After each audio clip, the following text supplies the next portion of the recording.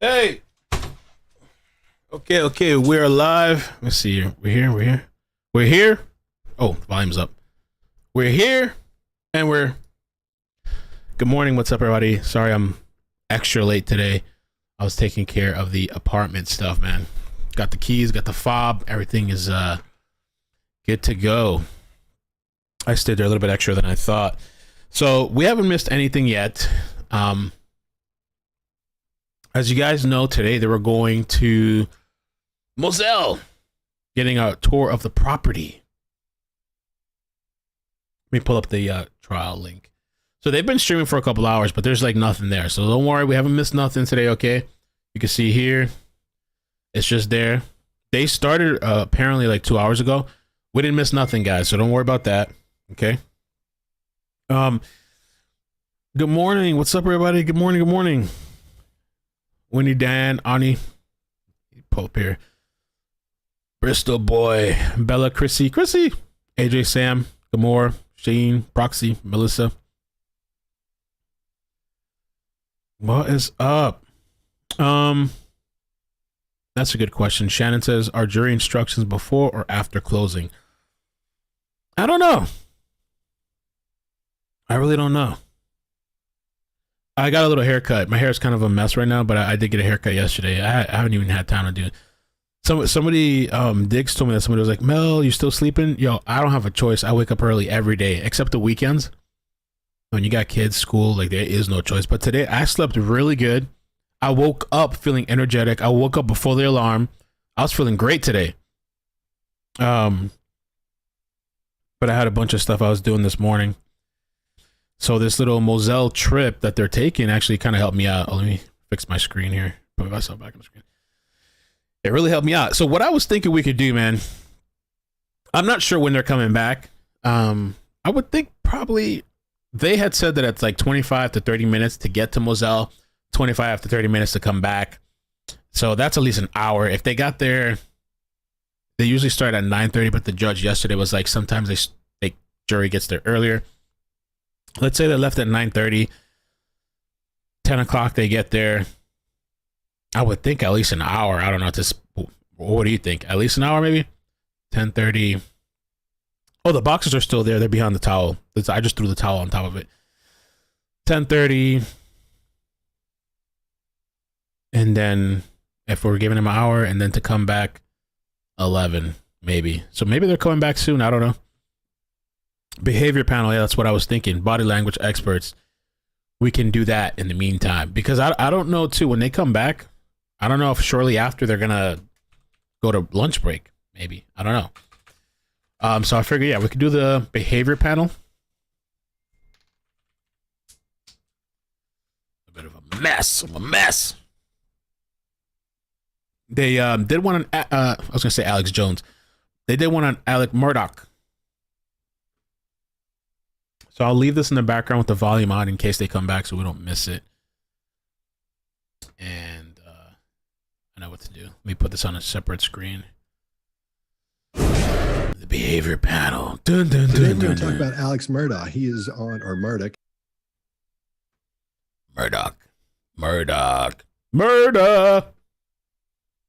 Murdaugh, she wrote.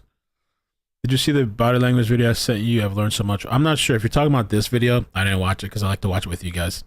So if it's this one, I haven't watched it.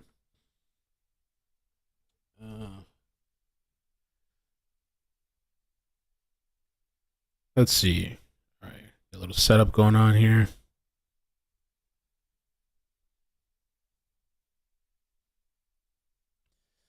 And while we listen to them, I'll put the links in the description. Guess we can do it like this.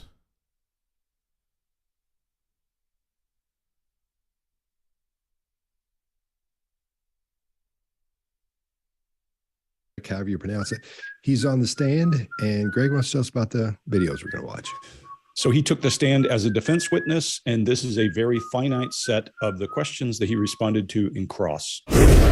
You're telling this jury that that's what happened, and you were back at the house at 8:49, and you lay down on the couch and doze for a second, and then you were up with more steps in a shorter What time up, what up, period what than up? you had done all day. Well, I mean, your number is 849. What I'm telling this jury is that I went down there, and when I took that chicken from Bubba, I would have said something to Mags. I got back on that golf cart, and I drove back to my house. After getting back to my house, I went inside, and in short order, I went to the couch. That's what I'm telling this jury. Did you go anywhere else in the house? Mr. Waters, I can't tell you specifically about that. I don't think so, but I may have. Did you have that tan blackout and a 12-gauge shotgun on that golf cart when you drove down there? No. You didn't? No. Did you see them when you were down there? No. No. So we got you back around 8:49 and you're leaving at 9:02, correct? And you didn't see any weapons down there. You just happened to be back there. You didn't hear anything at all. Did you hear anything at all, Mr. Murdaugh, during that time period? No, I did not. You didn't? Didn't you tell law enforcement that you thought you heard them pull up? Didn't you tell law enforcement that? I did think they had pulled up. All right, so that was that. You did think that? Yes. All right. So now you're saying there was a car pulling up? No. You didn't testify to that yesterday, did you, in your new version of events? No, I don't. Truck? Mr. Waters, I don't believe there was a car pulling up. Okay. But that's what you told law enforcement. I really want to. I didn't have time yesterday. I just did that quick video of Koberger, with all these women are all over him. Koberger. Well, not all these women, but I really want to. I thought yesterday's trial was so good, at least the first half, most of it. If I have time, I want to clip it at some point. The highlights, just the intense moment. I don't want to take everybody through the painful shit, but just the crazy moments. Didn't? No, I told law enforcement that I thought they had pulled up. Ooh, JB, thank you for the super chat. JB says not guilty. Team justice. I was gonna say Murdaugh, but maybe it'll be nicer. Let's say justice. All right. But you're saying you That's couldn't justice. I hear don't know. blackout shots, supposedly, but you could hear that, correct? I didn't say I couldn't hear blackout shots, but I'm saying that I thought when I got up from taking a nap, if I took a nap, but when I got up from laying down, as I was getting ready to go to my mom's, there was a point in time where I thought Maggie and Paul had come back. All right, Mark, what do you got? Yeah, so my understanding is he is part of an established family there in that area, established in the law. I don't know whether he or any of his members of the family have ever been mayor of the area. Scott, I can tell you this, he's definitely the mayor of Qualifier Town. Get your T-shirts in the store. He says, what I'm telling this jury, that's a qualifier. What I'm telling this jury doesn't mean it's necessarily the truth or a fact. What I'm saying, I would have, if I can't tell you specifically, and I don't believe. Lots and lots of qualifiers. I'm just giving you a few there. That is a signal there that there's not necessarily some accuracy or truth going on. What's the other signal left in there for me? When he's cornered about the idea of he couldn't hear anything, but surely he heard the police car, we see him reel back and he starts adapting on the microphone there. That is moving the microphone. He doesn't need to do that. And so I think that's a true adapter to the stress of being cornered. And also, I believe we're going to see this time and time and time again throughout this when he's put in a corner or under some stress and pressure. That's all I got on that one. Scott, what do you got? All right. I think this answers as prepared as it can be. He, of course, being a former prosecutor and being in that world, we're seeing a real prosecutor and a former prosecutor go head to head. So we're seeing a lot going on here. We're not seeing any huge cues of stress right now. His blink rate's pretty low, and there's not a lot of illustrating from the extremities, not a lot of moving around with his hands and arms. And some are going to see those nods when he was saying of yes when it should be no, are cues of deception. They aren't. Those are what I call confirmation nods. When he's saying no, but his head's going yes. Now, had they been small, if he said no, and his head had gone like this and kept going, that's a different story. We see a little bit of that, but that's not it doesn't mean he's lying or telling the truth. But if someone in another situation similar to this is saying no and their head goes like that, according to Paul Ekman, I remember that is one of the things you want to look for. because they have this thing everybody talks about. They call the fraudulent slip when you answer in a, I don't know what the proper thing. Fraudulent slip is like when you say they think you say what you did unconsciously.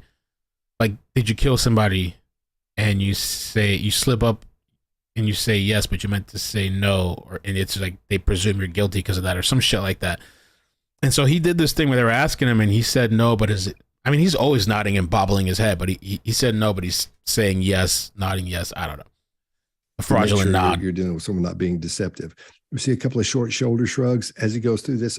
Obviously, he's not going to be as confident with what he's saying because he's on the spot. A lot of people are watching now. He's aware that everybody in the world's probably watching this, or so many people are. But I still think there's a questionable. Is there fraudulent nod here? Could that be a fraudulent slip? All right, that's Rosemary. Chase, what do you got? So I'm going to approach this by what's missing in a lot of these videos. So we'll just follow. I'll use this behavioral profiling template for the rest of the videos that are coming up, as well as this one. And there's something missing here, and it's a denial of circumstances is what we're seeing here. He's not denying anything else but circumstances. So his story is not about what happened, and he says it himself. It's not about what happened. His story is about what he's telling the jury. And one thing, Mark, you nailed it. He says, I would have said something to Mags. He didn't say that he did. And if this did happen, I would have said something to Mags. I don't think that's there. And when he's asked about the shotgun and the rifle being on the golf cart, this is strange and unusual head nodding, may very well be a confirmation nod. Let's keep taking a look and see what, where his nods are, where his head shakes are, because somebody to just say one thing means one thing, we may be looking at something else. We'll take a look at the next ones, though. But this is unusual for him based on his behavior in the police vehicle and a few other videos, but it doesn't. I don't think we're seeing that meaning deception by itself at all. So, Scott, I do agree with you. And people do it all the time. He doesn't. And as far as because now while we listen to this and watch, I'm also browsing, seeing what's been going on this morning. And one of the things that Avery Wilkes posted on Twitter, he says, I should note, I've been told that Judge Newman is known for holding juries. He's not going to let them off the hook too early if they struggle to reach a verdict. I will get very uncomfortable for everyone before the jury is declared to be hung. It will get very uncomfortable. It reminded me of that one case that I was a juror on a long time ago. I've mentioned this multiple times. James Leyritz, that baseball player or whatever. And I remember at first, because there was this one juror that kind of everybody was in agreement, but one person. And at one point, we just F it. We give up. Okay, And we went to say, no, we can't come to this, and the judge is like, keep trying, try again. Or I forgot his exact words, but he kind of wasn't letting up. He really wanted you guys need to sit down and figure this out. And eventually, she came over to the dark side, But it wasn't without, Very often. Greg? Yeah, so a couple of things. No. One is he's clearing up details for a reason, because he admitted that he had lied about not being at the house at the time of the murder. He was supposedly away. Now he's coming back, and his ploy, as in his testimony, was to tell you how pathetic he's been in the past for stealing from clients, including quadriplegic underage people and all that. And by the way, let me just touch on some of these notes. There's a lot of interesting shit that's gone on this morning, not stream wise, but just so apparently the jurors have already left. Let's see here. Where's this note? Per the Thadmore, the jurors left Moselle. This was 27 minutes ago. The jurors left Moselle after a tour of the grounds that lasted an hour and 15 minutes. So they should be getting there anytime. They should be back anytime soon now. Another thing, and this is Brian Enton. Can I see if I can show this real quick? We might have to. we'll play them whenever we have a chance. But let me just touch on some of the things that's happened this morning. Oh my God, who's that? Wendy, thank you so much. That's so kind of you. Jesus. Oh, some people get pissed off when I say Jesus. Thank you, Wendy says, Mel, this is for your new place and your baby girl. You deserve so much. And I can say every one of us support you in every way. Thank you. Thank you, Wendy. Appreciate that. Super kind of you. Somebody was upset yesterday saying I keep talking about the moving place, but I'm really excited. And people that have been with me on the journey, they're excited. And like things like when we were on News Nation or just little accomplishments throughout the channel, personal or social media wise, you know, people are happy. Not everybody, I guess, but Stephanie, thank you for the super chat or super sticker. Appreciate that. Murdaugh jury. Anytime I get a nice super chat, too, like, well, I don't know if nice is the right word, but like, you know, like a higher end super chat, I guess, canceled. I always think about that lady that somebody's like, I want a refund. Like, can you send me a personal check? All right, Brian Enton said Murdaugh jury just left the area near the dog kennels at Moselle. They are now in a wooded area on the opposite. This was 43 minutes ago. They're now in a wooded area on the opposite side of the street from Moselle. They went into the trees, unclear what they're looking at.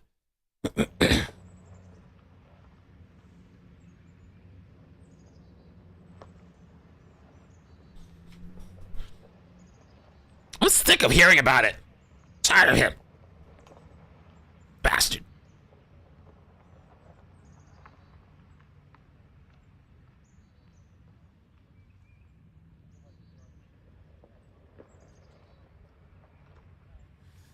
Maddie's room is gonna be interesting. Yeah, I have no idea what I'm doing for that. She has a whole wait till she hasn't seen it yet. I'm gonna take her tonight.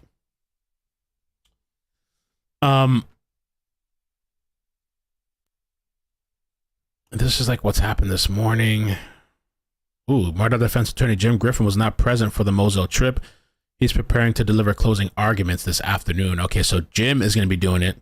I kind of wanted to see Dick. I want to see Dick do the closing, but it's going to be Jim. Okay. Ooh.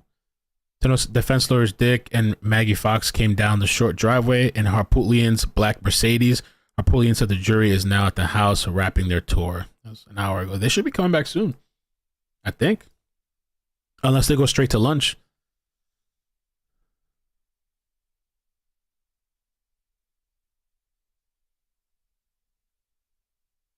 So they went to the kennels area too, I guess everywhere on the property. Oh, this is what was interesting too. I wanted to show you guys this. Last note from Court TV. This is a big one, so I guess they did a Q&A. Question, will the jury deliberate on the weekends? Answer, yes, they will deliberate through the weekend if necessary. Bruh. No.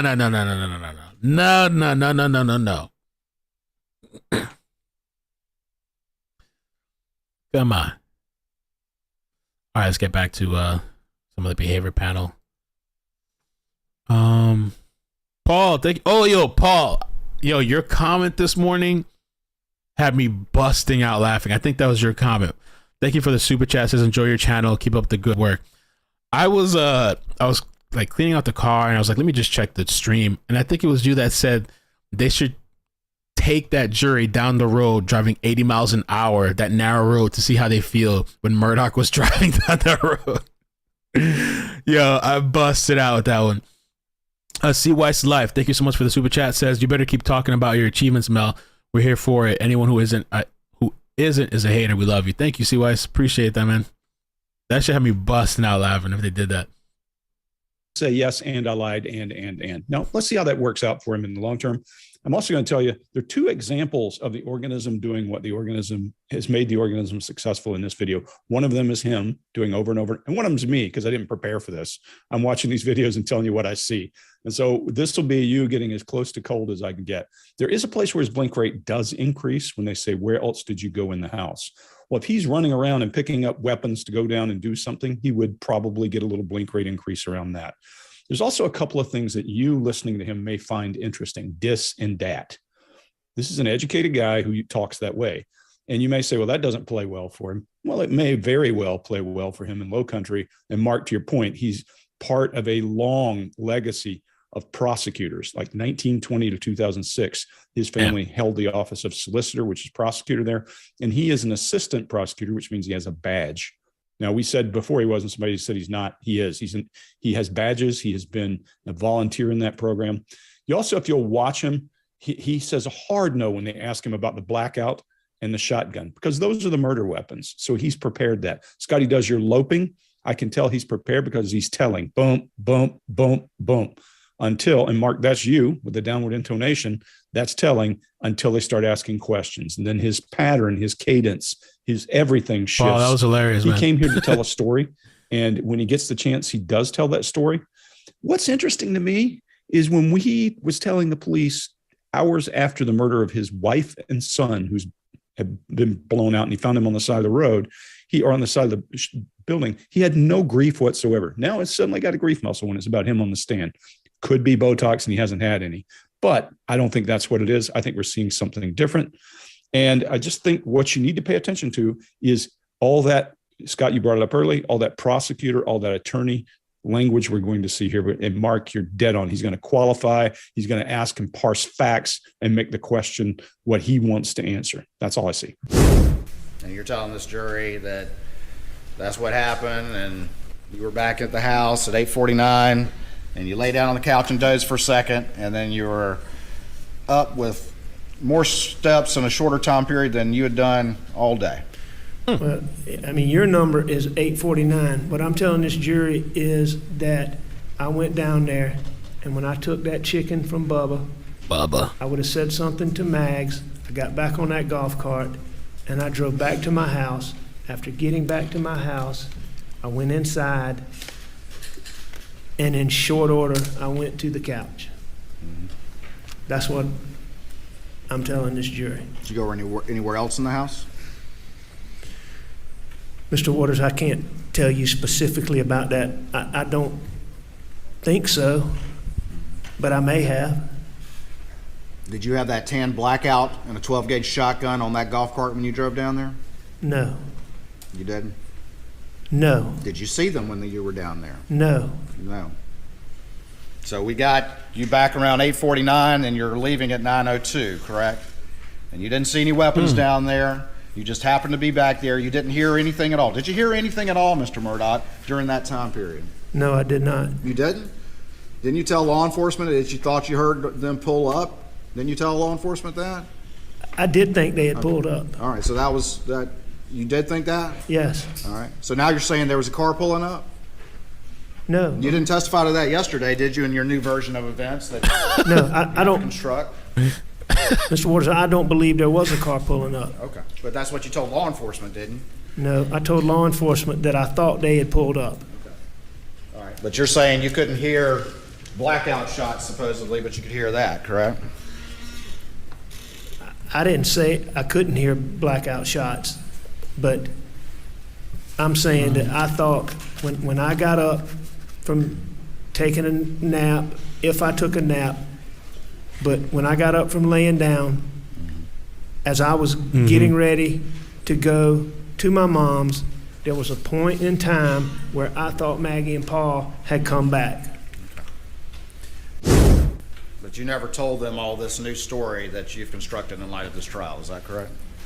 I did not tell them that I went to the kennel. I lied about that. And at the same time, you also looked at this jury and tried to tell them that you had been cooperative in this investigation. Other than lying to them about going to the kennel, I was cooperative in every aspect of this investigation. Very cooperative, except for maybe the most important fact of all, that you were at the murder scene with the victims just minutes before they died. Oh, Right? crime. I did not tell them that I went to the kennel.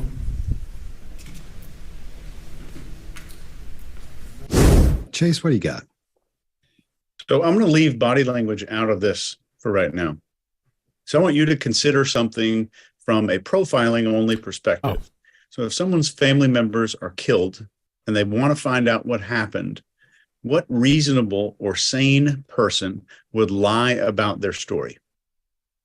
So what are the circumstances where immediately after a murder or an incident like this, a person decides to lie about their day?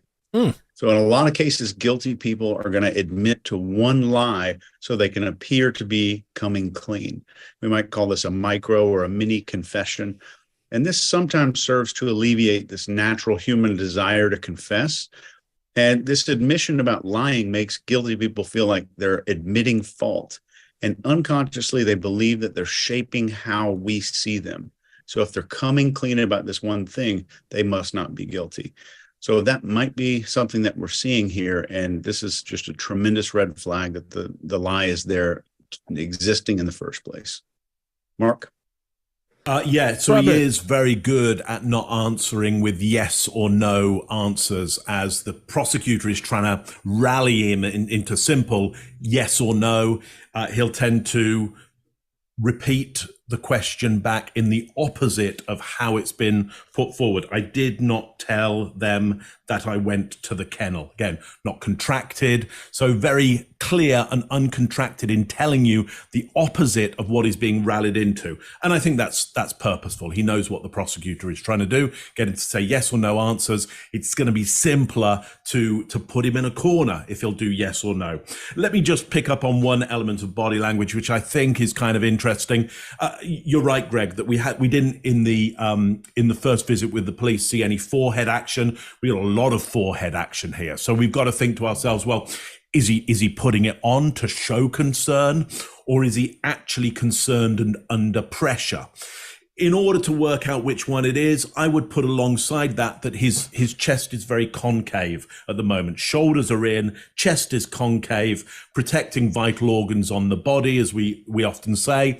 So I might bias towards the stress in the forehead is potentially real stress at this point, not a concern that he's putting on for the audience. Now, I could be wrong. It could be the opposite. But all I'm saying to you is, look, I'm trying to put information together to come to a best guess conclusion, and then always test my guesses about what else do I see? What else do I know? What do my friends around me think it is? What do other experts around me think it is? So at the moment, I would bias towards though he's used to this situation from not the side that he's on at the moment, but the other side, though he's used to that court, he's not used to being here. He could be under real stress and pressure here. Greg, what do you think? What do you got on this one? Yeah, let's start off by talking about. All right, let me catch up on the super chats. By the way, for the new people that are joining, they went to Moselle today, the jury. They took him on site to the property, which actually it's not even owned. It's by Murdaugh or whatever anymore. It was sold. And I hear the trees have grown a lot. It looks kind of different. It's a long time, but the jury has been out there. According to Twitter, they left already, so I guess they're on their way back. I don't know if they're just going to come straight back or if they're going to take a lunch break or what's really going to happen.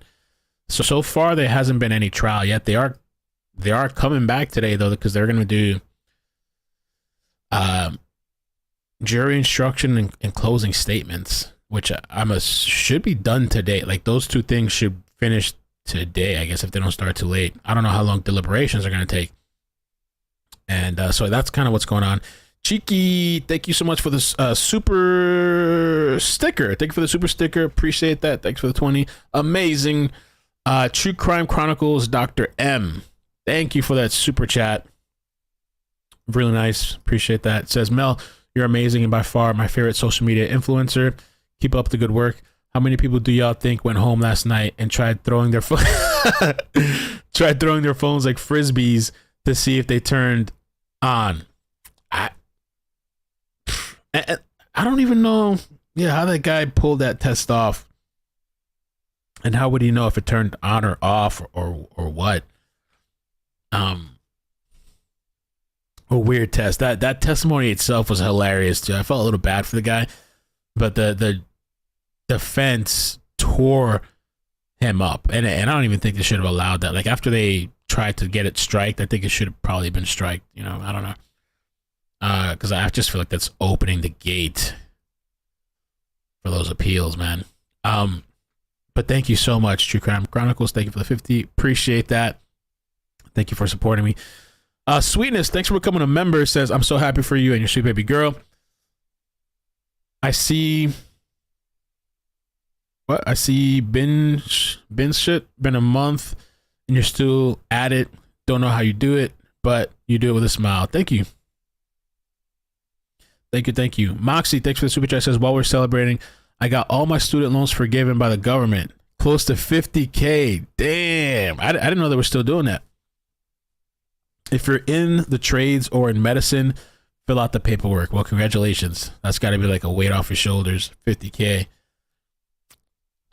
Is there a max to that? Do they max it out a certain amount, or is it just, or it depends? Nah, I didn't throw my phone. Hell no.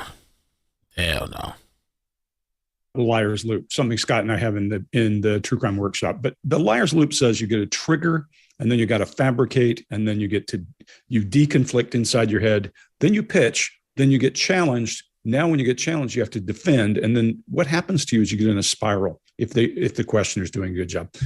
Well, he had time between the time he actually executed. Let's assume he killed her. He had time, or his family. He had time after he killed to fabricate for information while he was waiting for the police and 911. Now, we're going to hear a lot of really interesting details as we go. So he's deconflicted that stuff in his head. And Chase, what you're talking about, I think is kind of a paving stone. If I flip this paving stone over, you won't check the rest. We'll say there's where the problem is. And what he's doing, I always call that trading guilt. He'll throw out some guilt it's an ultimate redirect. Look, I lied. I'm sorry I lied. And you redirect to there. We'll find out later when he said he lied. And interestingly, for the four of us, we all saw it. When he was in the car, we knew something changed. All of us red flagged his baseline deviation, and he admits that's when he decided to lie. But interestingly, he's got all that grief muscle, the concern, all this stuff showing up in his head. We say grief muscle is the arch, but these muscles actually are part of that. And that grief muscle is a combination of 5 muscles. I want you to listen to the difference in the way he responds to the first 2 questions. One is telling, boom, boom, boom, and the other is halting and shifting as he goes through it. So something has changed in the way he is responding to 2 questions. He's got something there that he did before. That's good enough. I'll just leave it at that. And Scott, what do you got? I think right here, his story didn't work. So he's trying to he's coming with something else, and it's messed up his timeline. So he's having to go back and try to correct that. I think that's part of what's giving the stress here as well. But at the same time, he's so focused on that prosecutor because his blink rate is low. His eyes are a little bit wide compared to what they've been in what we've seen up to this point. And when he has that direct eye contact, when they lock, it lasts even longer. I mean, between blinks. So I think that was really interesting. He doesn't use any illustrators at all. He's really still. And that lets us know something's up here because he's really careful about what he's saying. He has to couch everything perfectly because this could be the question that sends him to the pokey for the rest of his life. That's what I got. But you never told them all this new story that you've constructed in light of this trial. Is that correct? I did not tell them that I went to the kennel. I lied about that. And at the same time, you also looked at this jury and tried to tell them that you had been cooperative in this investigation. Other than lying to them about going to the kennel, I was cooperative in every aspect of this investigation. Very cooperative, except for maybe the most important fact of all, that you were at the murder scene with the victims just minutes before they died. Right? I did not tell them that I went to the kennel.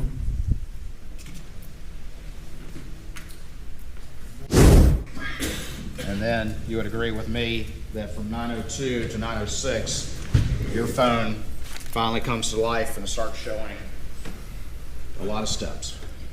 I do agree with that. What were you doing? I was getting ready to go to my mom's house. Getting ready to go? I thought you took a shower already. You were just laying down on the couch. What all you need to do to get ready to go to your mom's house? I mean, there wasn't anything to get ready in that aspect, but I was getting ready to go. I was preparing to leave. Doing what? Yeah. I don't know if I got up, went to the bathroom. I don't know. I can't tell you exactly what I was doing. Well, that's far more steps in a shorter time period than any time prior, as you've seen from the testimony in this case. So what were you so busy doing? That's Going to the bathroom? no, I don't think that I Did you get on a treadmill? went to the bathroom. No, I didn't get on the treadmill. Jogging place? Nope, I didn't jog in Jumping place. jacks? No, sir, I did not do jumping jacks. What were you doing, Mr. Murdaugh? I love this shit. There's some really funny parts. Mo sent me a clip last night. I think they're gonna get to it. There's been some really funny moments. Like I guess after this trial's over, or one of these days, I really would like to, if I have a chance, grab some of the funny moments. Where's this clip? Let me download this. I don't know why that did that, but I don't have a specific recollection of walking around. I don't know if I was hitting my phone like the guy showed or doing whatever that makes steps, but you know. So you were hitting your phone like that while you were making all these phone calls? What I'm saying, Mr. Williams, I don't know that. I'm just giving you an example. I don't have a specific recollection of walking around. I don't know if I was hitting my phone like the guy showed or doing whatever that makes steps, but you know. So you were hitting your phone like that while you were making all these phone calls? What I'm saying, wearing the same shirt. Whoa. I'm just giving you an example. all right, let's get back to the other one. Oh, they're coming back. They're coming back. They're back in court. So we should be starting soon. But we'll definitely listen to the rest of this at whenever. You know, maybe if they're still getting settled or whenever, we'll listen to it, or at the lunch break or after, whenever. Carmen, thank you so much. Thank you for the super chat. I'm gonna say super sticker, super chat. Mel, I think you have allergies. I'm an RN. I know what allergies look like and sound like. Try taking Zyrtec every morning. It shouldn't make you drowsy or anything. And thank you for all your hard work and always thinking of your followers. Thank you so much for that nice super chat. The 50. I'm over here. I know I have some type of, whoa, but I have two boxes popping up. Whoa. All right. Too much going on. I know I have some type of allergies. I know I was legitimately sick, but I do get allergies too. All right, let's listen to the behavior panel in the meantime. Thank you again, Carmen. Gracias. And thank you for being a member. Allergies, Zyrtec. I've taken, what am I taking? Claritin. You think Zyrtec's better than Claritin? Or does it matter? Or just like kind of like a trial and error type of thing? Whatever works best for you. 4 months. Preparing to leave for my mom's house. What? What does that mean? I mean, you're in the front room on that couch where you say you laid down. The Suburban's just right outside. What all are you doing? I don't know if I got up and went to my room, went to the gun room, went back in the... Doing what? You've been so clear in your new story about everything. What were you doing during these 4 minutes? I disagree with your assertion about every detail. I don't recall. I know that I was getting up and I was leaving. I was going to check on my mom. But specifically what I was doing, I don't know. Okay. I know what I wasn't doing, Mr. Waters, and what I wasn't doing is doing anything, as I believe you've implied, that I was cleaning off or washing off guns or putting guns in a raincoat, and I can promise you that I wasn't doing any of that. Okay. All right, That's Greg, true, what do you got? Glory. Yeah, there's a couple of things in this one that are interesting. Scott, you always point out, you know, does a single shoulder shrug and he raises his shoulder. He points his chin toward it when he says, didn't go to the bathroom. Well, I go clean out the traps in that bathroom and find what I found there. I don't know if they did that or not, but that's usually where you'll find evidence because people are not smart enough to unscrew the J trap and flush it out. So you'll find evidence in there. And then whether that's DNA from whatever's going on or whether you find blood. He has a grief muscle we see in the beginning of this, but he's got request for approval, his forehead up, and eye lock at all times. Very low blink, just really good eye lock, what we always refer to as a romancer. He's paying, well, there's nothing romantic about that stare. That's, I think you said, Mark, he looks like a predator following him around the room. When he talks about the treadmill, he has a lip compression. So there's some withheld information there. You got to wonder why. And then let me one last thing. Yeah, Mark, you pointed out he's hollow. This is in the South. If you look at old pictures of him, this is a big man. I think he's 6'4". And if I would have described him before all of this as corn-fed, to use Southernism, he's a big old boy. And he lost all that weight. And so his clothes are different and he sits different because he's accustomed to holding all that weight and holding it differently. I think it's part of why we see that posture shift. Scott, what do you got? I agree with you. He seems like one of those guys that would like sit around his house in a kimono and his underwear all the time, saying, you know, answering the phone and cooking and stuff like that. But he came over, he put his clothes on real quick. Thank you, Play. Anyway, so now 283 steps doesn't sound like a whole lot of steps, but if you try to walk that off in your house in about 4 minutes, that's a whole lot of steps happening right there. I mean, that actually is a lot. And what I think was happening, I know we're not supposed to say, here's what I think happened. I think he's walking around going, oh no, now what do I do? I got to make sure everything's covered. Oh, no, on the phone, calling people, all that stuff. Because he's got a couple of phone calls in there. So I think there's a lot going on there. I think he's walking around in a panic because he's just done all this stuff. So he's up and running around.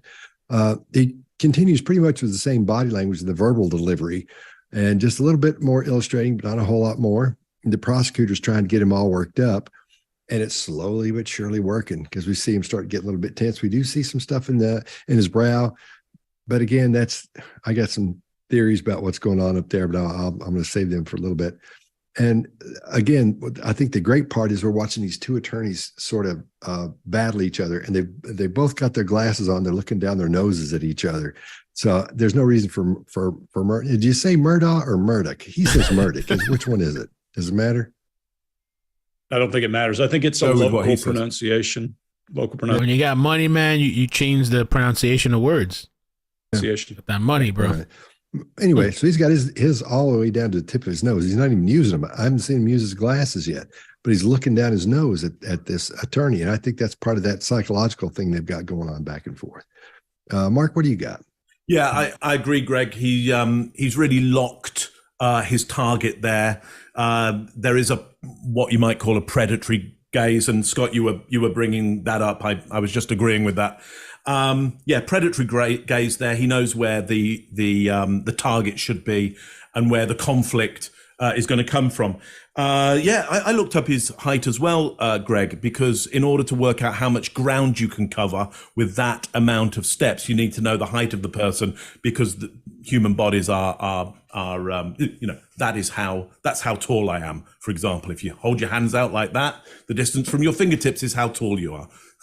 It doesn't work for you? Okay. No, I'm about 6'6" reach. Okay. Some people are slightly shorter in their legs or longer in their legs. It depends, but it kind of roughly works.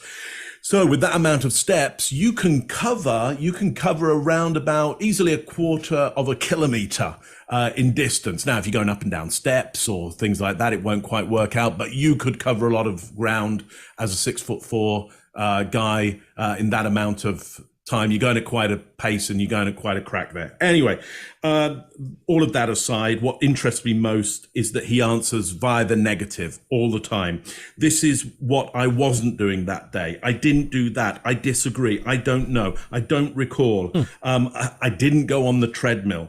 It's all via the negative. I can promise you what I wasn't doing that day rather than promising you what he was doing that day. And that's important for trying to convict somebody of something, because you can't convict people on the negative. You can't prove what isn't there. You can only prove what is there. So he really knows what he's doing, I think, in this situation. Now, whether it will pay off for him and whether people can see past that, it doesn't really matter whether jury can see past it. They need positive evidence of something, not the idea of something that wasn't happening, I would suggest. So no specifics at all, just themes, the themes of I was getting ready to visit my mum, I was going to check on my mum. That's a theme. And he says no specifics, and he rejects all implications that come. So all of that to say, he's tough to pin down. He's tough to pin down because he won't answer questions only in the negative. Chase, what do you got on this one? Yeah, I agree with you. One thing here, though, you listen to him talk in the beginning of this clip. First, he suggests he might have gone to the bathroom. Then when opposing counsel asks him about going to the bathroom, he says he probably didn't go. This is just weird. All the details here and the filling of gaps. Oh!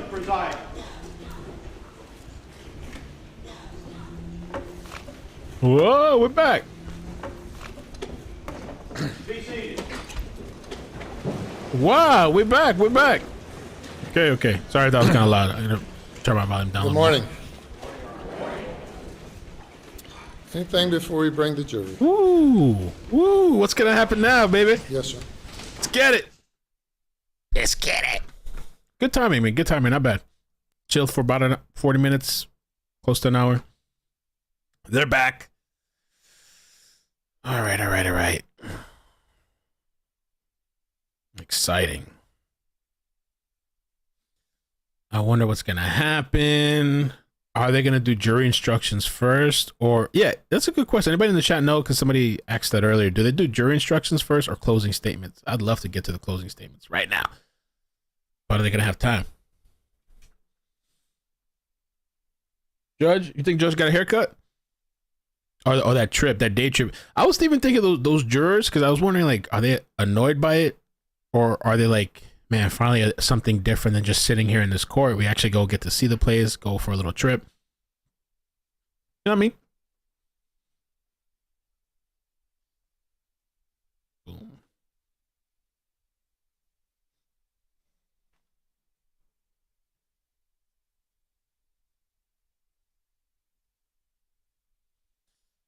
Closing, I believe. Ooh, okay. So hold on. Lobo says closing. After closing. Oh no, closing arguments first. We got to mix. Instructions after closing first. Oh Lord. Okay.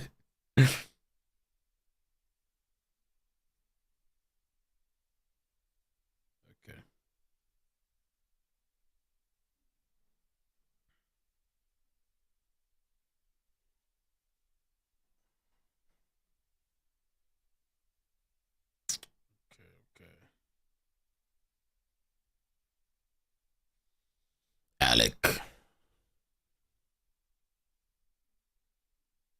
Most attorneys refer to jury instructions at closing. Yes. Hey, BL. Hey, Fresha. Leo. You guys, yeah, definitely if you guys could hit the like button. Thank you to the mods, too. Special thanks for you guys helping out, writing out. I know Diggs is out there somewhere, and whoever else is here. All right, let me set up the extra camera, too. Very exciting. Miss Mojo Horizon says closing first. And so they were saying on Twitter that Jim is going to do the actual closing for the defense. And who goes first? I guess the prosecution? I'm thinking that they have to have Waters for the prosecution, right? They got to be Waters. He's the main hitter. Let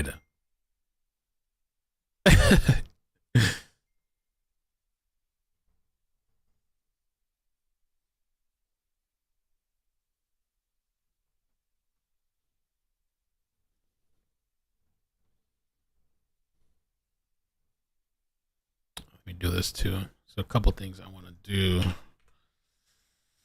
Couple things.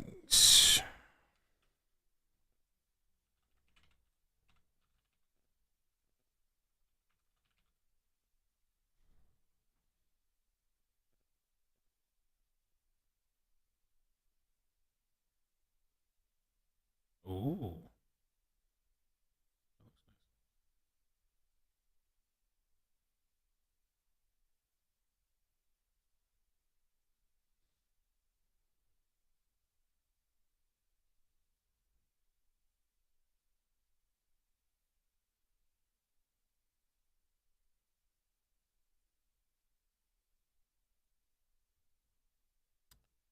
Okay. Monday, March 6th.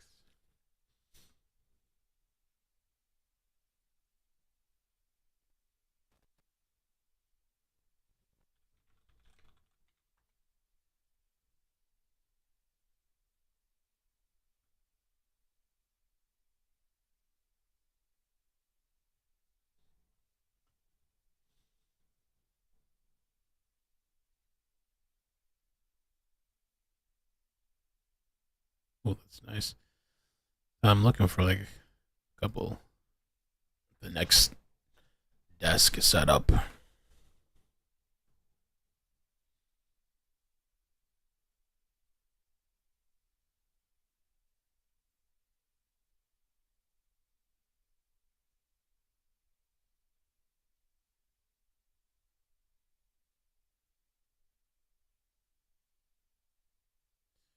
Murdaugh.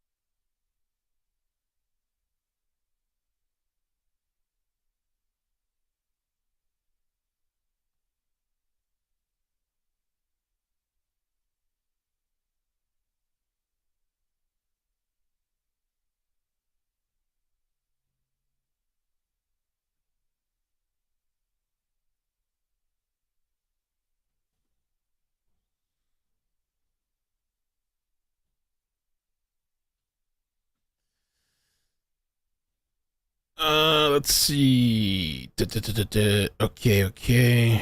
I missed some here. Sunshine and tan lines. Sounds good to me. Has become a member. Thank you for becoming a member. Thank you for all you do. Thank you, Mel, for all you do. Thank you. Appreciate the support. Thank you for signing up. Keith Dyke. Thanks for the super chat. Appreciate that, man. Thank you. Diggs. Thank you for the super chat. Says, do you think I sat through all of the financials and liar accusations to not be here until the end? You already know. Ride or dies. Ride or dies. LMAO. Thank you, Diggs. Yeah, that's like initiation. The financials. If you can sit through the financials, you know, you can make a shirt. I made it through financials or something like that. C Weiss Life. Thank you for the super chat. Says, might be a hot take, but I'm sick of Waters. Sick of him. Tired. My friend calls him Billy Goat. Billy Goat.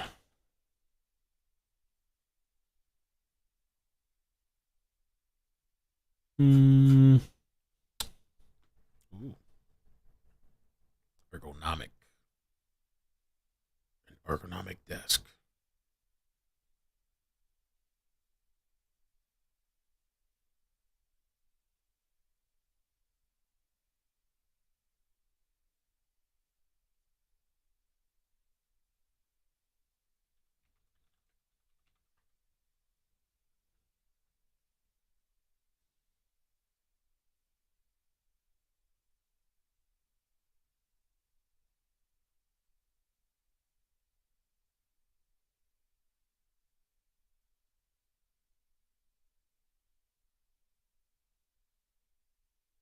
I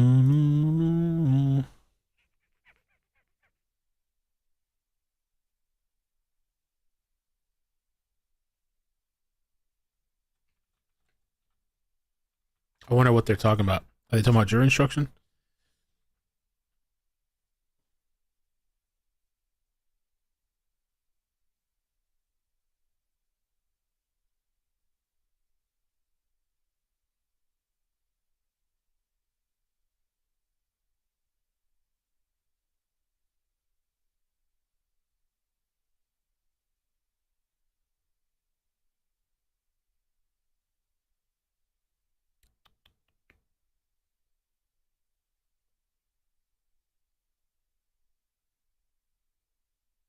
Oh.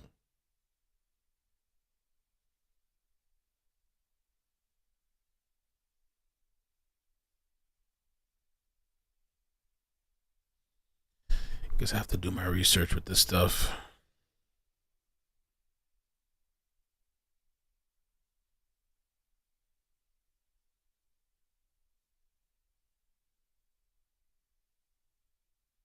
Dick.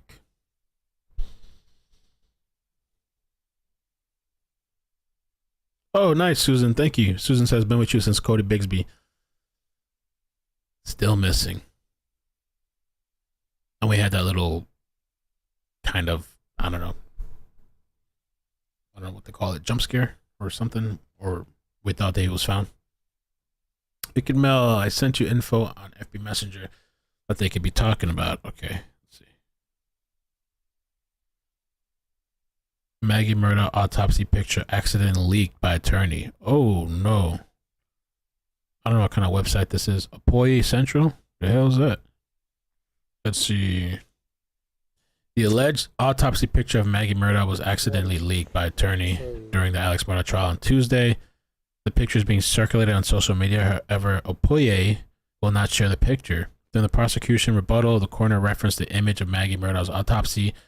Though the court redacted, it was presented to the public view. The photos were shown when the defense called forensic experts to dispute the gunshot evidence during the trial.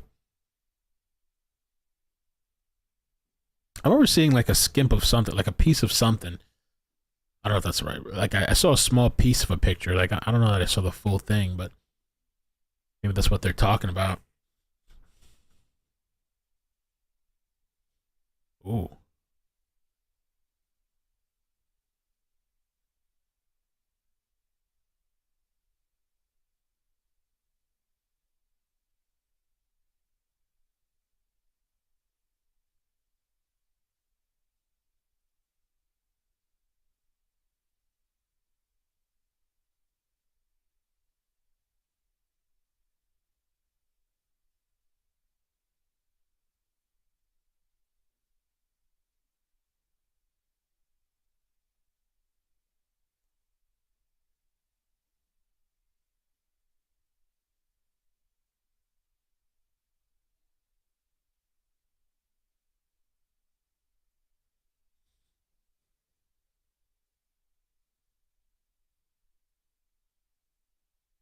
Oh, it's on Discord? Damn, I didn't even know.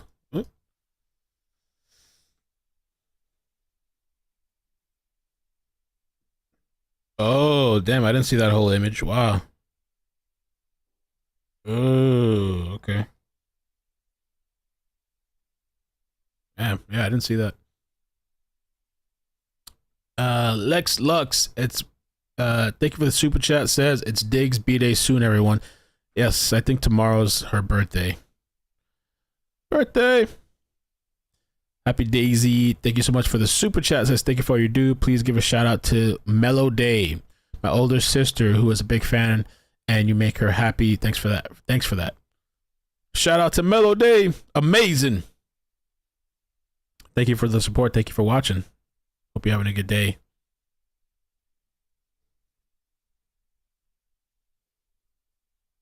It's leaked from the trial, apparently. Mellow Day. Special shout out to you. All right, you may bring the jury. All right, let's get it.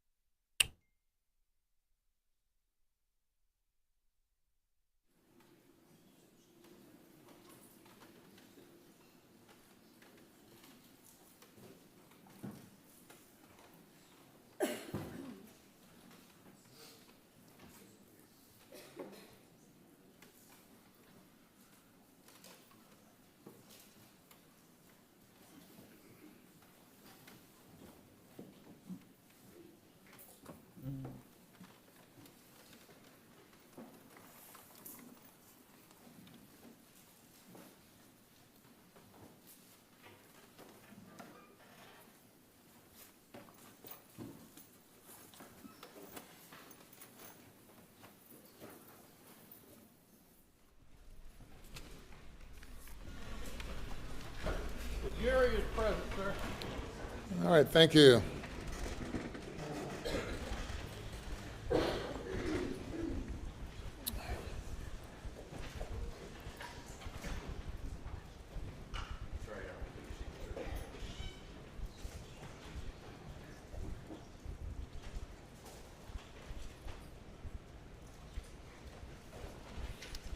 Let's wait till everyone gets settled.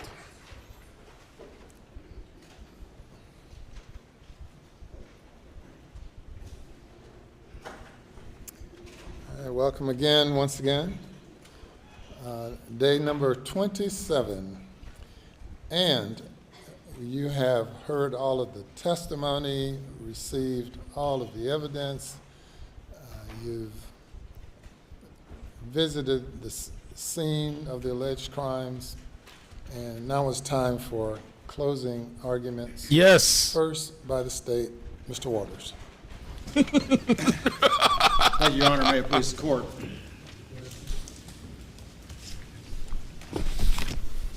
Good morning. It's been a long trial, hasn't it? Yeah, because you. On June 7th, 2021, at the Moselle property in Colleton County, Maggie Murdaugh and Paul Murdaugh were brutally and maliciously murdered at the kennels by Murdaugh.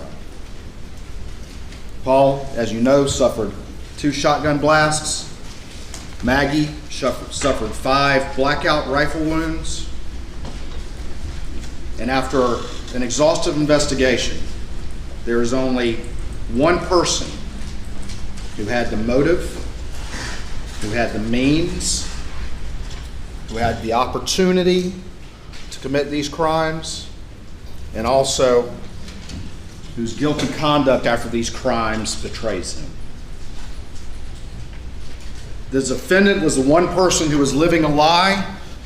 The defendant is the person on which a storm was descending, and the defendant is a person where his own storm would actually mean consequences for Maggie and Paul, and consequences for those who trusted him. And that person is the defendant, Richard Alexander Murdaugh. I know this has been a long trial because it's a complicated case. And I'm not going to talk forever, I promise. But I am going to try to distill this down for you. And the first thing I want to do is set the stage. And to set the stage, we have to understand a little bit about Murdaugh and who he was and who he is. He was a person of singular prominence and respect in this community. But he's also a person who's been able to avoid accountability for all of his life.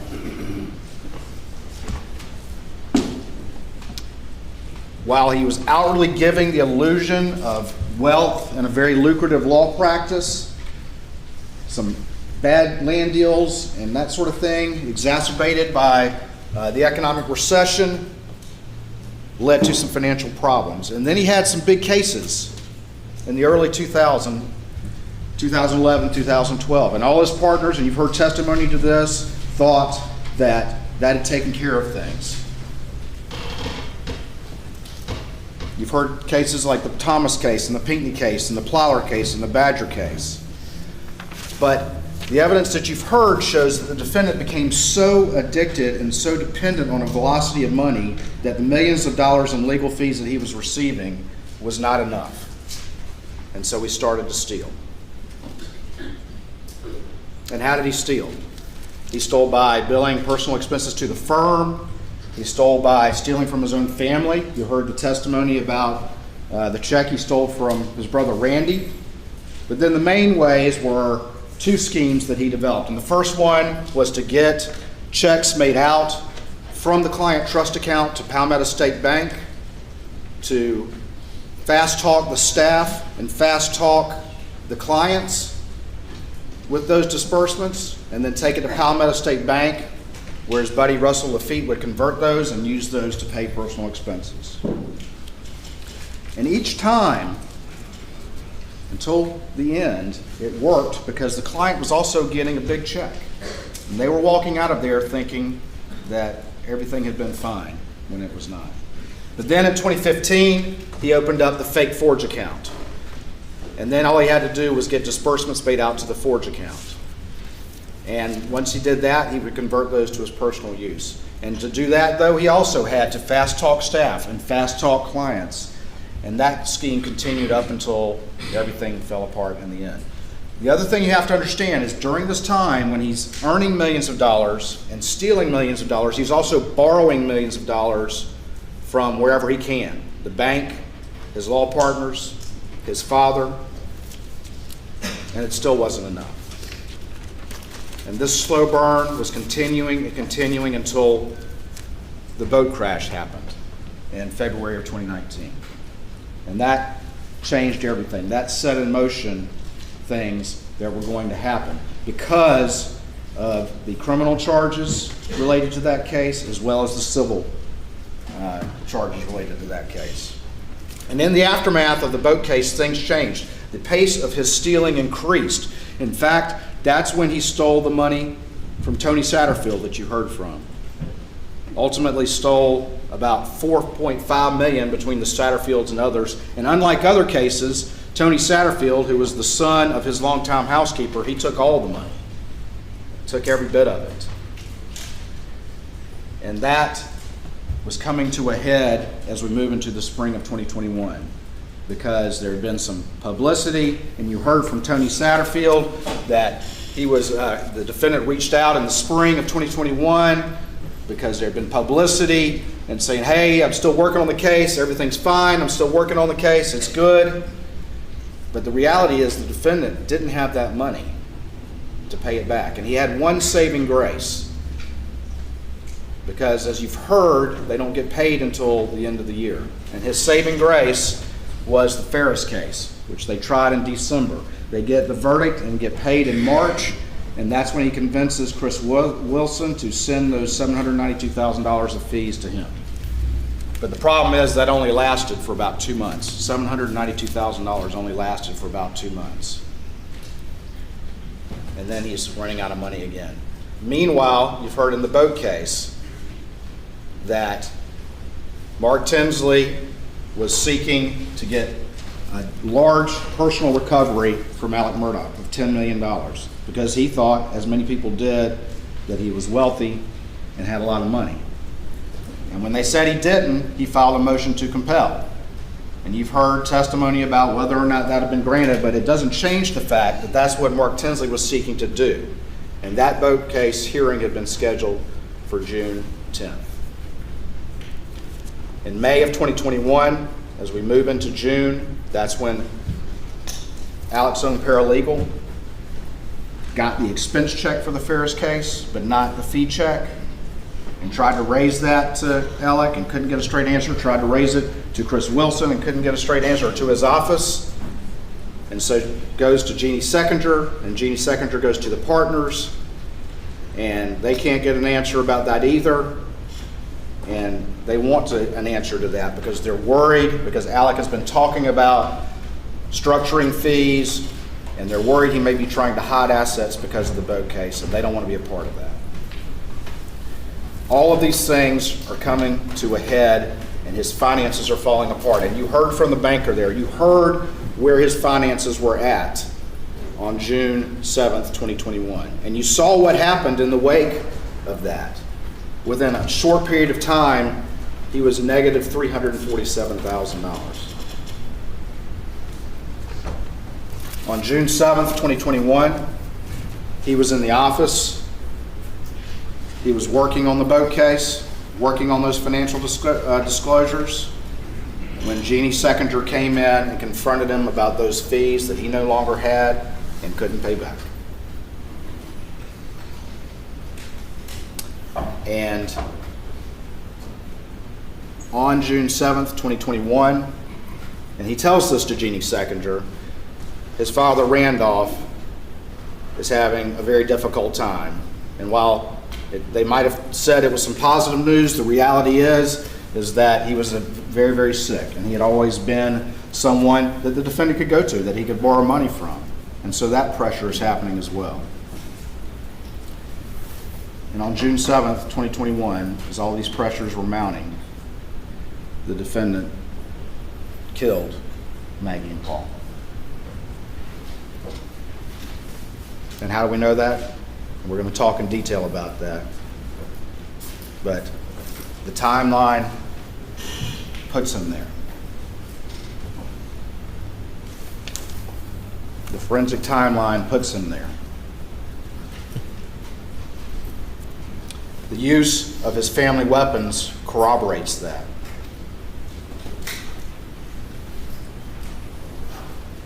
And his lies and guilty actions afterwards confirms it.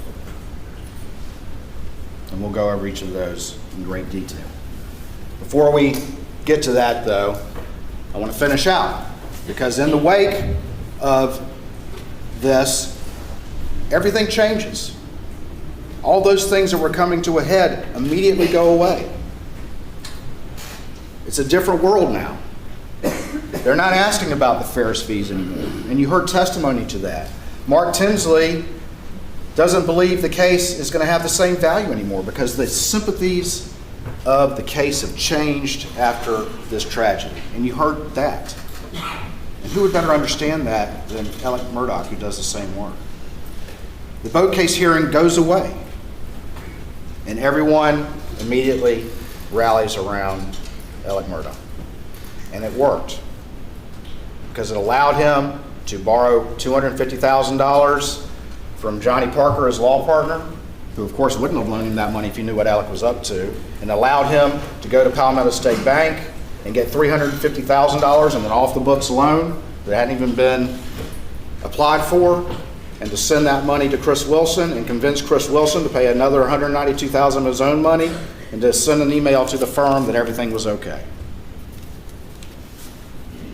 And that made it another month or so until Annette Griswold found that Ferris check in his office, and Jeannie Seconder looked up the forged accounts. And what happened in the wake of that? What was the reaction of Alec Murdaugh? Within a day of September 3rd of him being forced to resign, his buddy Chris Wilson is trying to see him, comes and sees him on September 4th and confronts him about what he's been doing. And then within 2 hours, the side of the road happens. And Alec is a victim again. When accountability was at his door, he was a victim again. And he told a extremely detailed lie and went so far as to draw a composite sketch with the police of this assailant. And the accountability that had arrived at his doorstep again, he tried again, tried to get it to go away, and it worked for a little while. People thought, oh my gosh, what's happened here? Should we be suspicious of Alec anymore? But this time it fell apart a little quicker, because his own brother figured out that he was trying to buy drugs, and the case fell apart very quickly. This is the setup for what we look at and what's going on. And it seems like a story that's far removed from most people's experience, because it is. It is a different story like has never been seen before, but the reason is that he is a different man than the kind of stories that we've seen before. This is a different set of circumstances than we've seen before, and it's certainly easy to understand when you have a middle-aged man who's outwardly successful, who has a strong family legacy, who has a prominence in the community and a reputation, but is living a lie. Is living a lie. And that leads to, and can lead to, those pressures being overwhelming and actions like this happening. Husbands have been killing wives, unfortunately, for years, and husbands killing sons goes back as far as King Herod, probably further. When those pressures mount and someone becomes a family annihilator.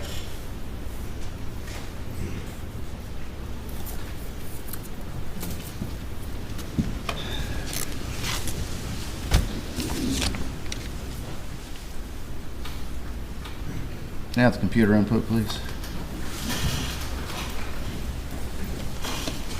What else they got? How do you think he's doing so far, Waters? What are you guys thinking? It's kind of seems like light work. Yes, I mean, we got to give him some time, but yeah, how do you think he's doing so far, Waters?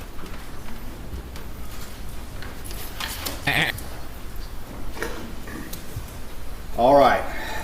He's built these. We got to do a little working his way. He's just getting started, I guess. I'm certainly not a professor, but we need to go through a few of the concepts here. And one of the most important concepts is the fundamental role, one of the fundamental roles while y'all are here. As the judge has told you, he's the judge of the law, but y'all are the judge of the facts. And what does judge of the facts mean? Well, a big part of that is that you determine credibility. You determine believability. You determine which witnesses you want to rely on or not rely on. You can rely on a part of a witness's testimony, all the witness's testimony, one against many, many against one. It's up to each one of you individually to make that determinations and decisions, and then to collectively discuss those into a group decision. But credibility is important. Is it believable? Is what somebody's telling you believable? And there's many things you can consider in credibility, but a few of those are the demeanor of the witness on the witness stand, whether the witness has a reason to be biased, whether the testimony of the witness was contradicted on one hand or supported or corroborated on another, whether the witness has been dishonest in the past. And again, you can believe witnesses all against one, one against others, and you can believe portions of a witness's testimony as you see fit. Same thing goes for experts. Expert is a legal determination that allows them to give an opinion. Just because someone's qualified as an expert doesn't mean that you have to accept their opinion. You can judge that based on your assessment of the credibility and the relevance and the believability of that testimony. There's nothing different about that when someone's an expert. Right. Beyond a reasonable doubt, I talked about this at the beginning of the case, and it's our burden. It's a burden we welcome. It's how this system works, that we have to prove the guilt beyond a reasonable doubt. And what is a reasonable doubt? A reasonable doubt is a doubt that makes a reasonable, honest, sincere juror hesitate to act. It's proof that a reasonable person would not hesitate to rely on in their affairs. But a reasonable doubt is not and leaves you firmly convinced of the guilt of the defendant, but it doesn't have to overcome every possible doubt. It doesn't have to overcome every possible doubt.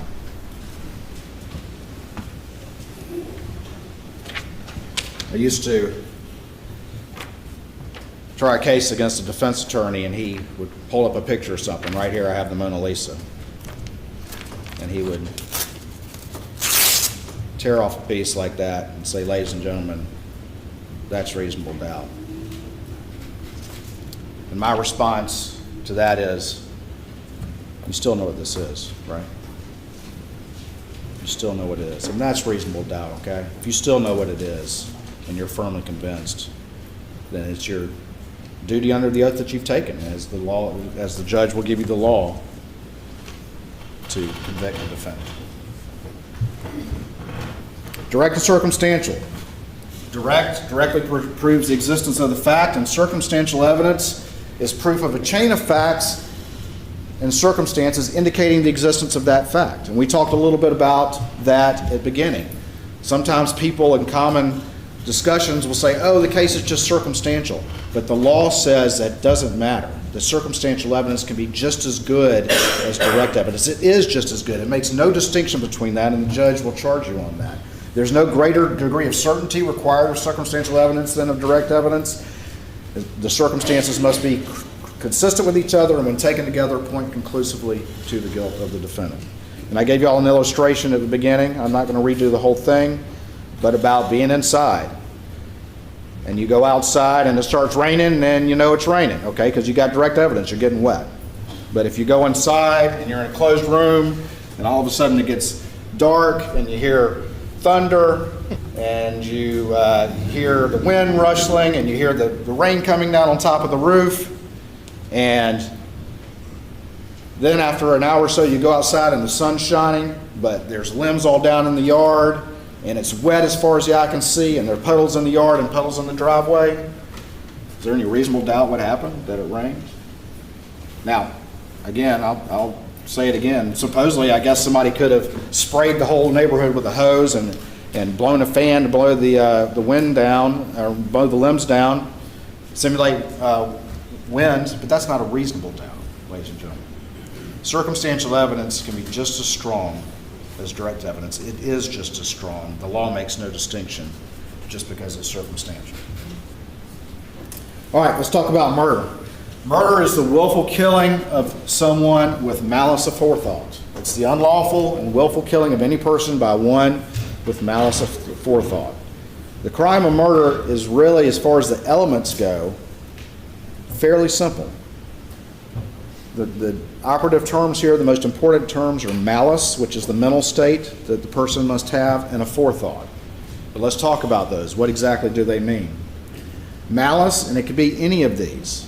It can be the hatred, ill will, or hostility towards another, but it also can be the intentional doing of a wrongful act with an intent to inflict an injury under the circumstances that the law would infer an evil intent. It could be a general malignant recklessness of the lives and safety of others. It could be a wicked or depraved spirit intent on doing wrong. It could be using firearms, shotgun in a blackout to blow somebody away. That can be malice, ladies and gentlemen, if that's what you decide. A forethought.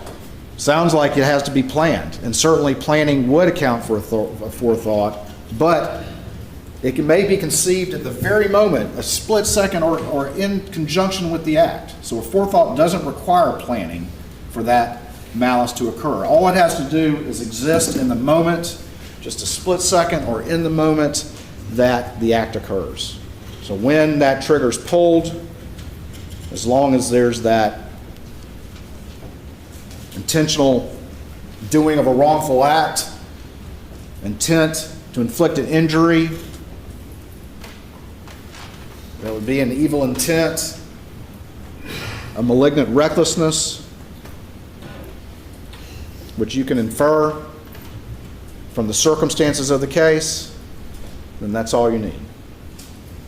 And how do you do that? I said infer, because people don't always yell out what their intentions are. You have to infer it from the circumstances of the case itself. Look at the crime scene, look at what happened, look at the backstory, look at all the circumstances that come together, and you can infer malice from those.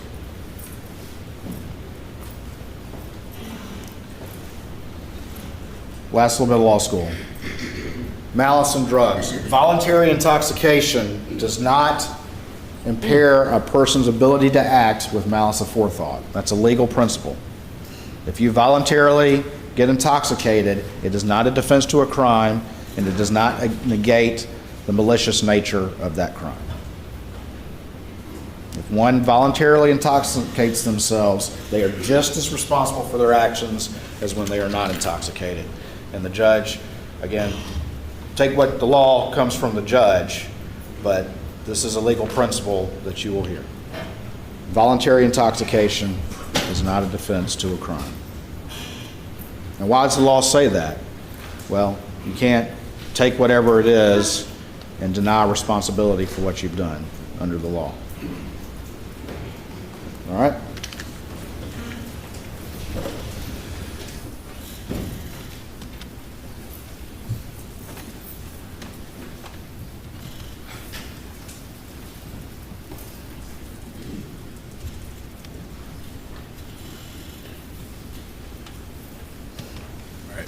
I'm listening. I'll move through this quickly because we've already talked about it. And just for scheduling, I'm going to have to stop my argument so that we can all eat. And that'll give you all a chance to get away from this for a little bit. But I'm going to go ahead and go through some of this that we just talked about, but very quickly. Gathering storm in Alex's life. We talked about the family legacy. You heard of how important that was to him and how important that was to this family and how it was in danger because of the boat case. The criminal charges as well as the civil charges. That legacy was in danger. And it was threatening also to expose him for who he really was, which would totally destroy his part of that legacy. Lose his career, lose his bar license, face consequences like he's never seen. He's also a successful lawyer and a part-time prosecutor. And as we go through and talk about the circumstances of this case and talk about the crime scene and the timeline and all the rest of it, think of it with that in mind. That this is an individual who is trained to understand how to put together cases, complex cases. He's been a prosecutor. He's done complex car wrecks. He understands the law. He's given closing arguments to juries before. So when you have a defendant like that, be thinking about whether or not this individual is constructing defenses and constructing alibis. Talked about his law practice. You've heard how lucrative it is. I had to struggle with him to get him to admit that he was wealthy, making more than $1 million a year. I'll let y'all decide whether or not that's wealthy, but he admitted ultimately that, you know, that was not uncommon for him to make that much money on top of stealing and borrowing on top of that. The important thing, though, to remember again, and I want to highlight this, is that they get, under the way that firm worked, they get their money at the end of the year. And then it's up to them to make it last. And that's the big problem that he had. That's why he had to get the Ferris fees. He can't, if he's out of money in May, he's not going to, unless he can borrow it or steal it, he's out of luck. And the hounds were at the gate. All right, we talked about this. He's got, you heard, I think, Jeannie describe him as having intentional chaos. We had the land deals. He's servicing this huge debt load.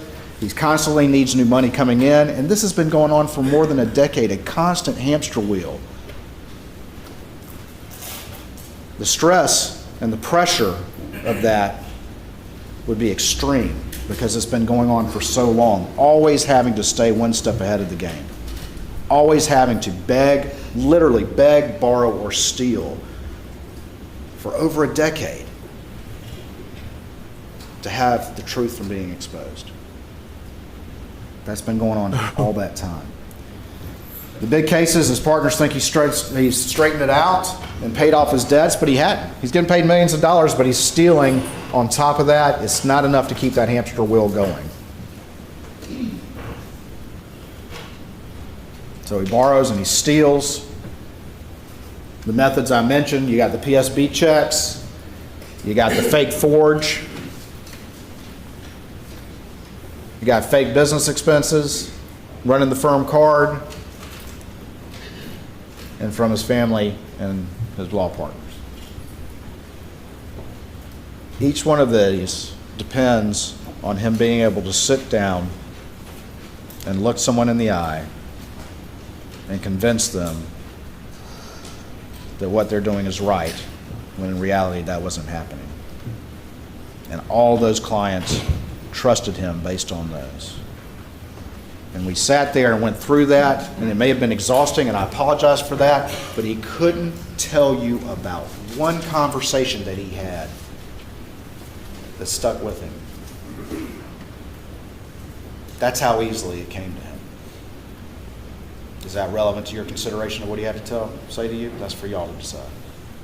Couldn't name one conversation. Just had that same answer that he had rehearsed. And didn't want to talk about any of those individuals who trusted him, as he looked you in the eye and asked you to do the same. Down to the bottom. It's not just the clients, too. It's his staff. They're doing the paperwork. They're filling all that out. He had to fast talk them as well.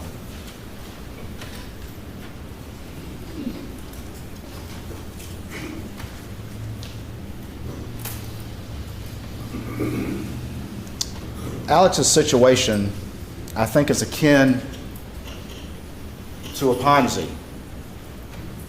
And a Ponzi's kind of like a pyramid scheme where it depends on new money coming in to pay old investors. And it works. It'll work for a long time as long as you can keep that money coming in. But the second you can't, the second that you're out of options, it crashes and burns. That's how every Ponzi crashes and burns. And that's the situation that fundamentally his finances were like. And that's the situation that was arriving in June of 2021, when he was at the scene with the victims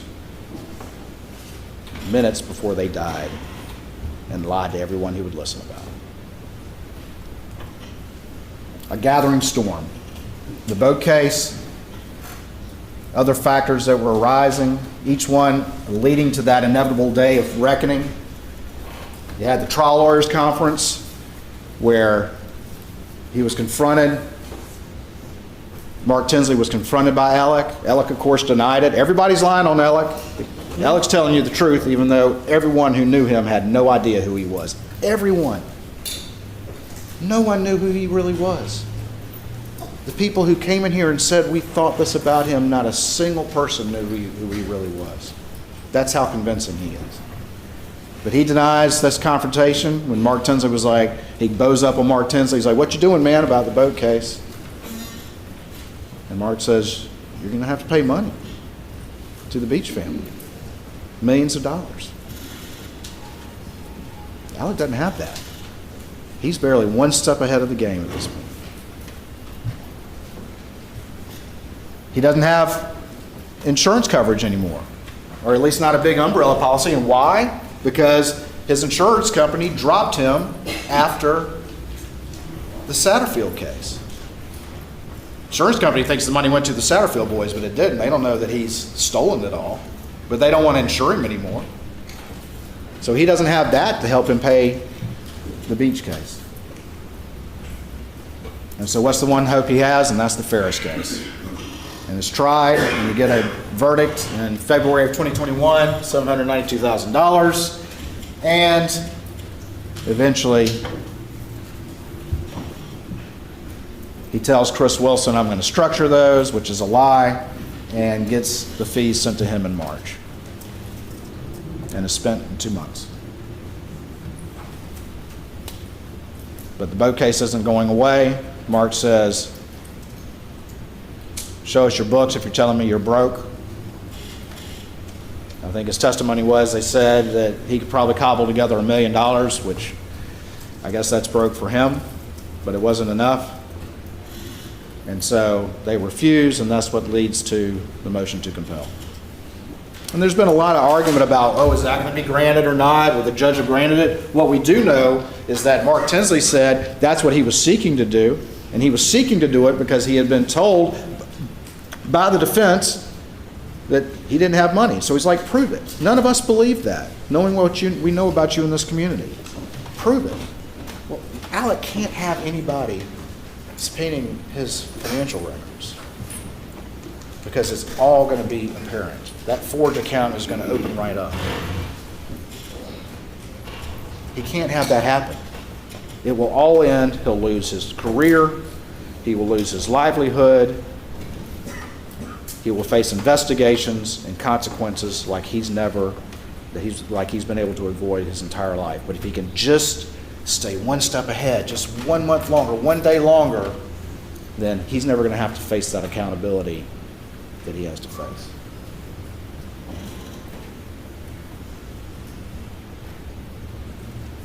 The hearing is scheduled for June 10th, 2021. And no one's here to argue to you that it's definitely going to be granted. All we're arguing to you is what the witnesses said they were intending to do. And as you've seen in court over the past 6 weeks, things happen and a process starts. And once that process starts, there's a conclusion to it. There's a conclusion to that.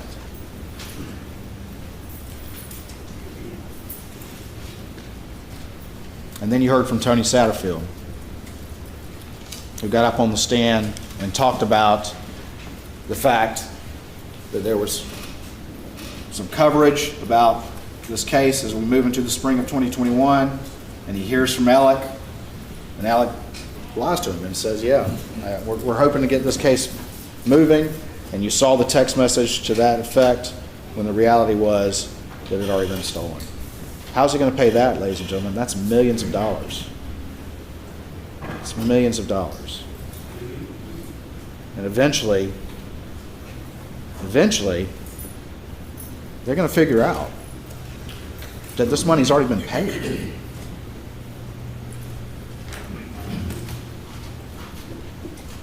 The insurance company thinks it's gone in the right place.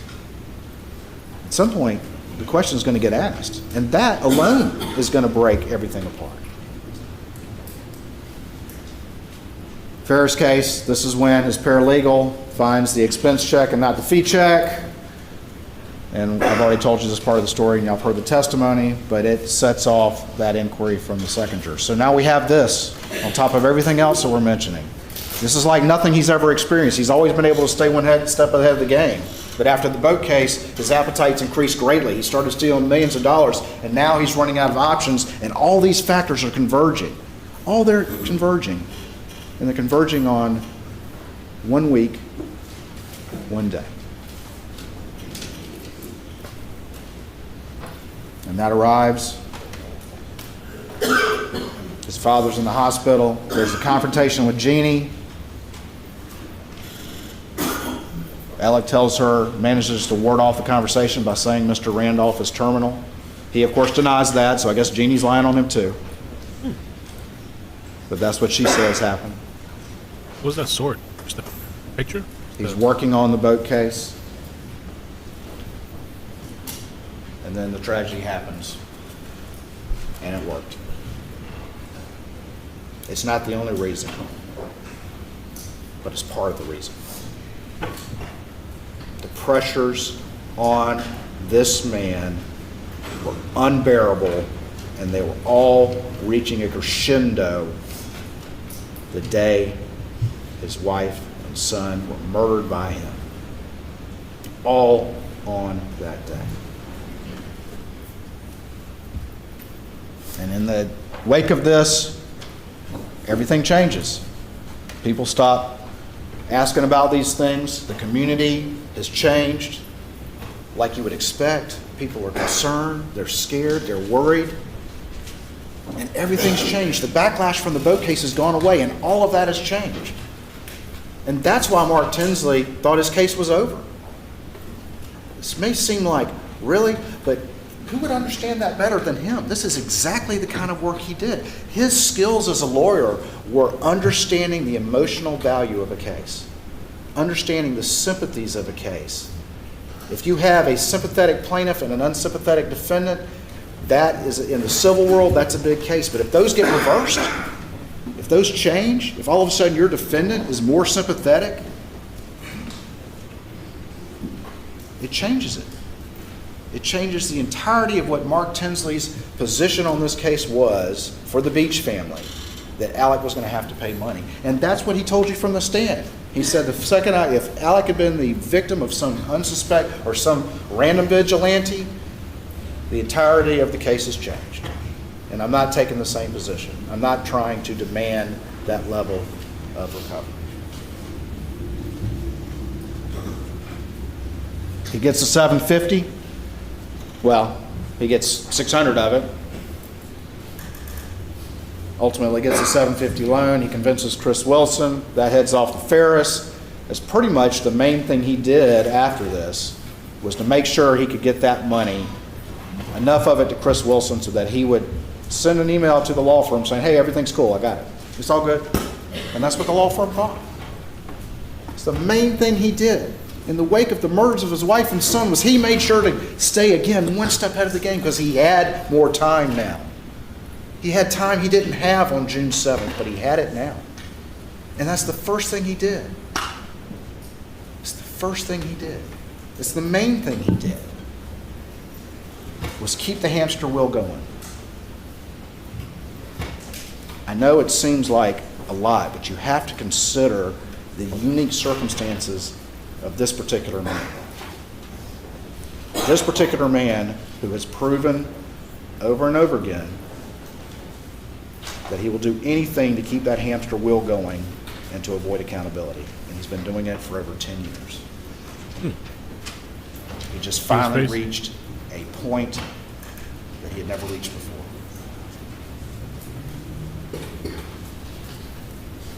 Of course, the hearing on the motion to compel gets canceled. Who would go forward with that in the wake of what's happened? That goes away. It doesn't, I think you heard from the testimony up there, it doesn't get rescheduled till long after everything crashes and burns in September. It doesn't even get rescheduled in the wake of this. You don't have to worry about that either, and the potential that had for exposing who he was, because the second somebody looks at his accounts, the second his own partner, Danny Henderson, looks at his accounts as in representing him and says, well, let me see him, he can't do that. He can't do that. He can't even show them to his own partner. Because what's going to happen? They're going to see it too. He can't let that happen, or everything falls apart. And he loses everything, including that legacy that you heard from individuals up there is so important to him, more important than anything. I'm not going to go through all of this, but this is the timeline. And you can see and I'll let y'all look at that, but you can see how this develops, how this hamster wheel continues, how he always has to be one step ahead of the game. You know, we've talked about the Redbeard and the Zero United. Those are the land deals that went bad. They get charged off, but you have Palmetto State Bank, still dealing with him. He then appoints Russell Lafitte a conservator and borrows up to $1 million from the Plyler girls' accounts without their knowledge. And then he has to steal money from the Badger case, where he's already making a huge amount of legal fees. He has to steal money from the Badger case to pay off the Plyler girls before they turn 18, and then there's an accounting for that. And then he opens up the Forge account, and it continues. $338,000 from Dion Martin. Johnny Bush, Manuel Sanders, and Richard, $225,000. He's maxing out a $1 million line of credit. The only way to stay afloat is to beg, borrow, and steal. He's maxing out a $1 million line of credit. He steals some more money, but he's right back to where he was. March of 2018, he's now maxed out not only a $1 million line of credit, but also a $600,000 line of credit. A line of credit, almost like a credit card, maxed out. Then the boat crash happens, and look what happens to the figures. 3.7 million, 1.1 million, $1 million.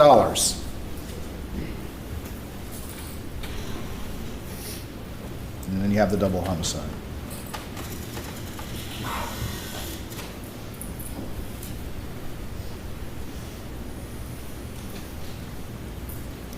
This is some of the exhibits.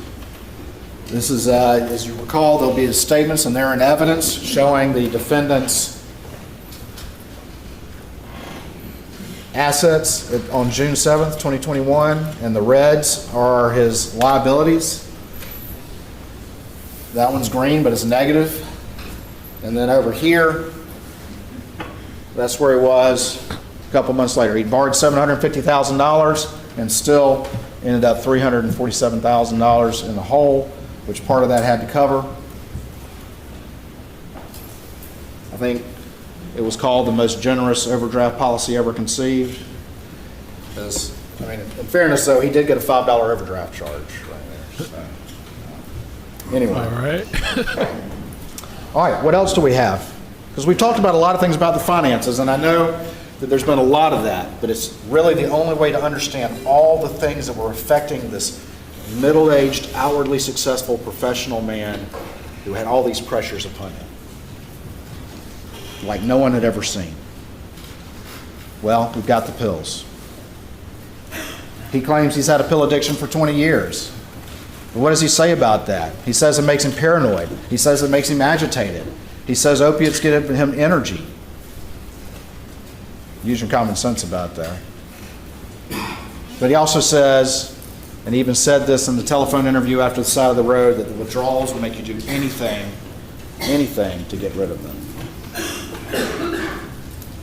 That's common sense as well. We know how powerful opiates can be and how the addiction of opiates can be extremely powerful.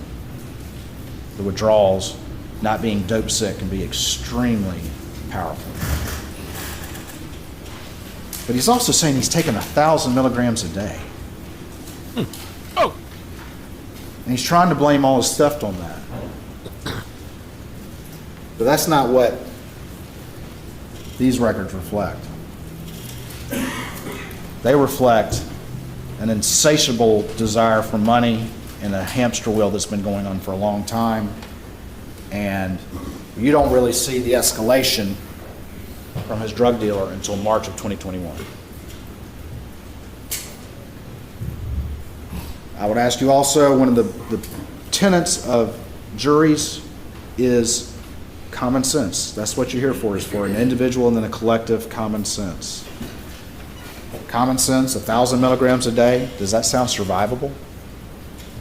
He sat there on that stand. Yeah, that's normal. And told you that's what he was taking. Yes, and as yes, we're going to go 1,000 through this milligrams of process, oxy. Yes. we're going to talk about what he said on the stand and It's how normal. many times on the fly that he looked you in your eyes and didn't tell you the truth. And I believe him. Very Yes. good at it. His own partner said that. Yes. Totally. Bro, I got Very, people that have very been good. thinking all kinds of shit, hit me up like, nah, bruh. Nah, bruh. Leave it to you to decide whether 1,000 milligrams a day Yes. is survivable with opiates. Yeah, it is. And if it was, that you could still engage in work, have a successful practice, and then on top of that, engage in these complex Yeah, I stand conspiracies with to Alex. steal and fool everyone and live a life and have people outwardly think that you're, who you profess to be in public. If you were taking 1,000 milligrams a day, does that make common So sense? fucking I submit to you, ladies and dumb, gentlemen, it yo. does. I have no doubt that he was taking opiate pills. But I think he looked you, and I would submit to you to decide whether or not he looked you in the eye and claimed them out. I It's just- yeah, I inconsistent can't with see that whatever yet. else we know about this Taking man. It's that really much. inconsistent with survivability. All right, man. Just anybody in general. matter of common sense. I'm just telling you. Tolerance. He can never function at the level he's been functioning, keeping up with these pressures, staying one step ahead for over a decade if he was taking that much dope. Or dope dog. Just one other said 2,000? lie that I would submit to you as a lie that he's trying to get you to believe, to feel Oh, you're right. sympathetic for him, No, it's let me see. as if the dope was the cause of the money and the cause of his issues, when the reality is it wasn't. This has been going on No, you're right. for a He was- long he said he was time, taking and the 2,000. finances You're prove right. differently. He actually said he was taking 2,000 milligrams. We're not talking about 1,000. He said two. But what else about this? I can't believe he let that slide. He should have put 2,000. You've seen the interviews. Slack in. We're going to play some clips Water of these slacking. interviews, but I'm not going to play them all for you again. You've watched them. But if you have any questions, go back and watch them. He talks about being paranoid. Listen, watch those interviews when he's with Dave Owen. I don't know if 1,000 you could get away with, but I He know doesn't look like 2,000. he's withdrawing from any drugs. His responses are appropriate. He's not in displaying any paranoia. He's smooth. He's focused on the events. He's focused on trying to get information about the case from law enforcement officers, which is interesting in its own right. Why is he so focused on that? And in Savannah, where supposedly he was detoxing, he sat down, as you've heard the testimony, with a composite sketch artist and went through the whole process to come out with this picture, which I swear is not me. How do you do that? How do you do that if you're on that much dope? So why did he tell you that, ladies and gentlemen? Why did he look you in the eye and tell you that as he sat there on that stand trying to 60 explain what was pills. going on? It's like 1,800 milligrams. It's Wait, he interesting said even more, also though. I forgot how much he said now. that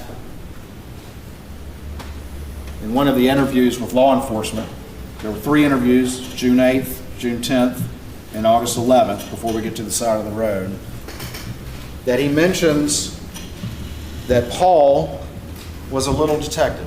That's very interesting for him to mention that, because you heard from Marion Proctor, Maggie's sister, that Maggie called Paul that, the little detective, specifically in reference to Paul paying attention and trying to keep Alec from taking pills.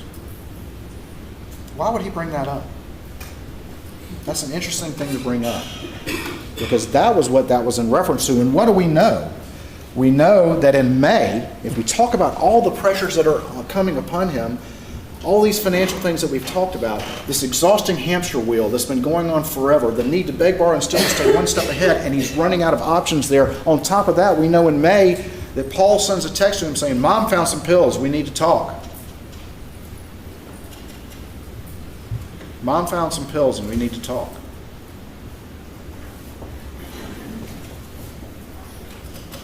Another pressure from Paul and Maggie on him.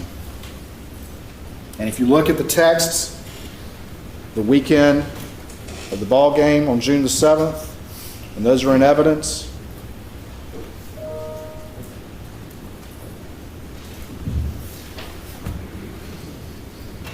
Alec is not at the game. And he's texting back and forth, and Maggie's like, don't come if you feel bad. And he's like, well, I think I can get a late check out. And then he's like, at 1 o'clock, they made me leave.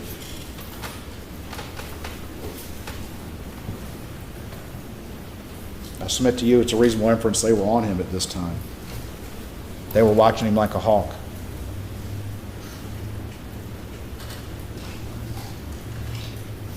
Opiates, the most powerful of withdrawals.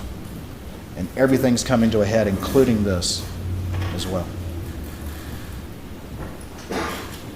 Run out of money, running out of options, doesn't get paid in any significant way until December, already stole the Ferris fees and spent that money in 2 months, has an expensive pill habit, and accountability and consequences will undo everything in his life, everything that is his self-identity, everything, the only things that he cares about. He doesn't care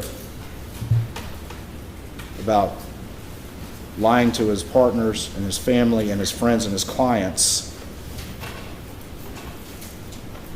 if it will delay accountability for him. He'll do it in a heartbeat. And all of that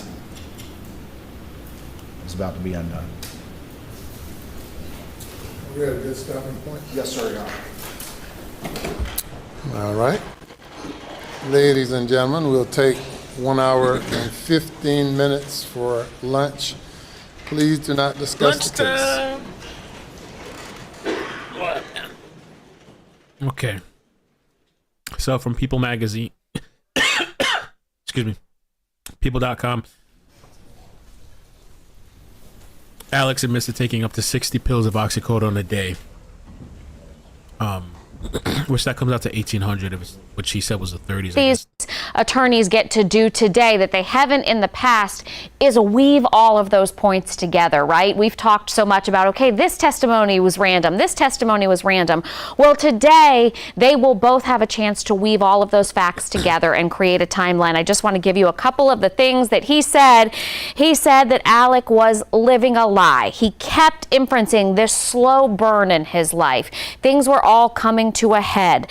He said that the boat crash in February of 2019, Alec was facing, his son was facing criminal charges. He was facing civil charges, many civil lawsuits coming. He got the Ferris fee, that $700,000 that he stole. He said that money had already been spent in 2 months. And then he said Mark Tinsley, who was the attorney representing Mallory Beach during the boat crash, that he was asking for $10 million.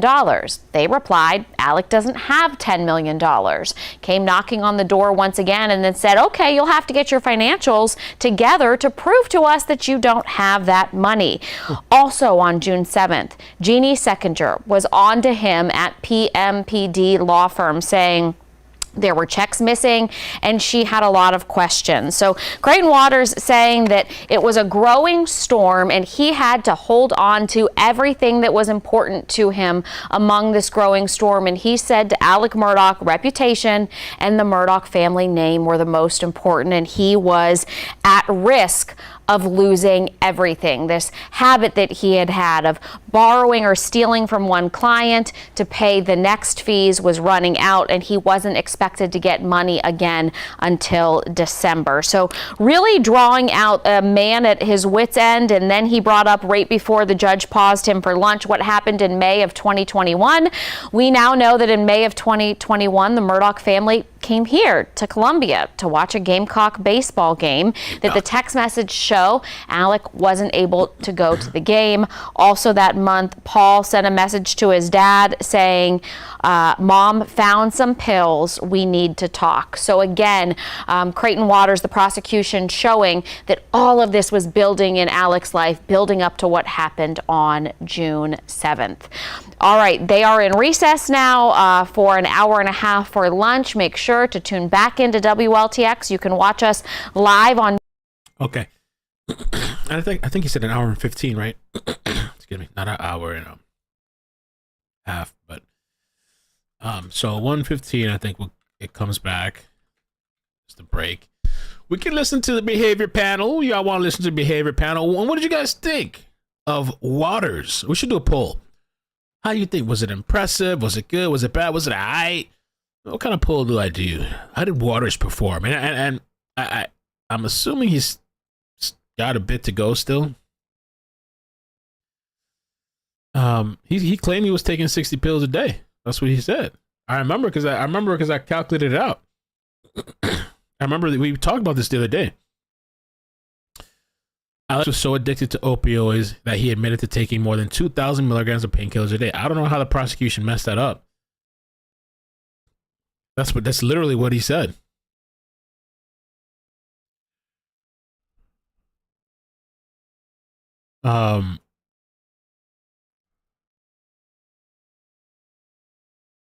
Murdaugh testified that he had gone to detox in 2018, but it actually came out to like 1,800, but but on May 6, 2021, a month before the murders, jurors learned that Paul sent his father a text saying he wanted to talk to him because mom found several bags of pills in your computer bag. When talking about his addiction on the stand, Murdaugh said he would take maybe 1,000 milligrams or 12,000 or 1,200 milligrams a day. I didn't take as much. He continued saying most days were more than that, and many days would be more than 2,000 milligrams a day. That's what he said. I mean, if they want to go pull up the whatever, I'm not going to waste my time pulling it up, but you can go pull it up. Because we've already talked about this multiple times. I mean, whether you believe it or not, you know, everybody has a different opinion, I guess. But that's literally what he said on the stand. And literally, yeah, and now that I'm reading this, I'm remembering the exchange even more. Murdaugh testified that he was taking 30 milligram pills, instant release. We talked all about this, oxycodone, which is delayed.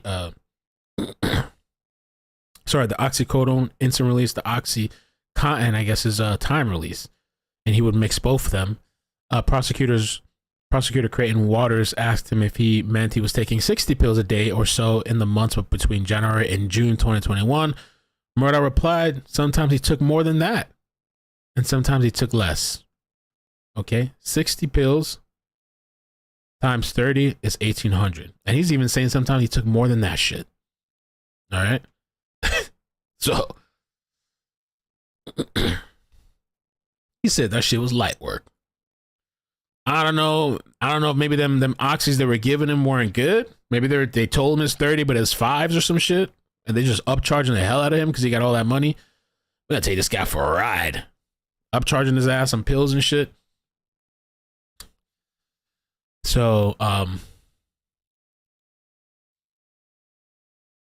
he said even more than that sometimes. Yeah. More than 2,000 milligrams a day. Sometimes even more. 60 times 30, that's at 1,800 milligrams. Okay.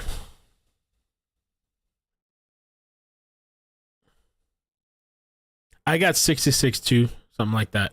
Pills or something like that.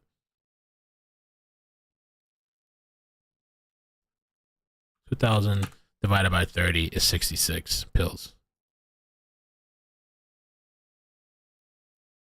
Let me get some of the super chat.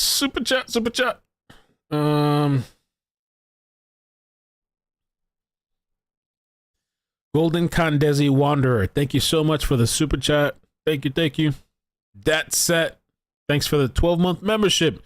Don't forget to hit that thumbs up. It's already been 12 months, huh? Time flies. Maven, I hope you're doing well. I wonder what your thoughts are. I don't know what's going on with me. My throat's all... Thank you, Maven, for hitting like on Facebook. Sabrina, thank you for the super chat. Says thank you, Mel, for all your hard work. Thank you. We're just chilling, cruising today. I'm excited. Everything's going good so far with the move. Albanian Anicia, thank you for the 8-month membership. Says not guilty. The verdict I'd render as a juror. Deadlock 7-5. Hung jury 100. Thanks, Anicia. South SW 4x4 explores. Did he put all those pills in a Tic Tac bottle and just pretend he was taking a mitt? Maybe. Maybe he can get away with popping all of them. Thank you, Mel, for covering the trial and making it fun. Thanks. On network, well, the moment we've all been waiting for, the closing arguments of the parties began this morning in South Carolina in that courtroom in Waterboro, where Creighton Waters, the attorney general, one of the attorney generals, and we saw his boss yesterday, started to tell the jury that Alec Murdaugh had the motive, means, and opportunity to kill his wife and son. He was measured and continued on his theme about the storm. Why don't we listen to a little bit of what just happened in that courtroom? It's up to you to decide whether or not he looked you in. We're ready to listen to all that shit. Okay. We can put on some of this. We can put on some of this. The rest of the behavior panel. Hope that did I close it out? Here it is. And he admitted Behavior panel. And maybe we should do a poll too. I think Waters did all right. I think he did all right. He's doing all right. I can kind of get like the motive as far as like the family legacy, the name of the family, everything's coming crashing down. And I guess you're high on pills and drugs and you're desperate. They're wanting to look into your financials. Everything's crumbling.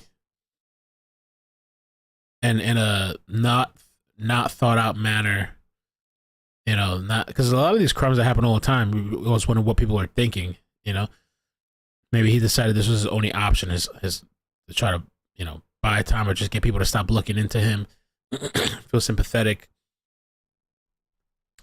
This Brian Enton 2 hours ago. But I just think like it's all right. He's not really so far. It's not really like, wow, okay, this is it. This is the wooded area the Murdaugh jurors walked into across the street from the Moselle property where the murders happened. Area that the jury stopped along the main road and walked into here. Bro, Chris Watts killed for less. Obviously. It's on the opposite side of the street from Moselle. Back in that area is where the dog kennels are. There's this cottage here. The deputies are still out here. But Rise Above said I think he's doing great. I think jury is sick of theatrics. And I think he's aware that people are probably kind of like over the financial stuff, so maybe that's why he didn't like choose to read every single point on the presentation and just kind of like summarized it. Dog kennels are right back there, and that's the wooded area over there where the jurors walked in. Oh.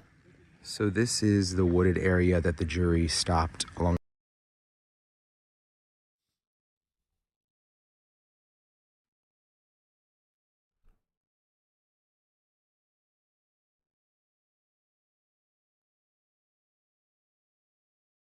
Maybe you're right, Carmen. Maybe it's just all allergies. They're causing postnasal drip. My doctor did tell me a long time ago I have postnasal drip. He gave me Flonase, but I didn't like Flonase because you spray that stuff in your nose. And it drips down and all this stuff, and you got like this taste stuff dripping down your throat. Pause. All right, let's do this. I guess this.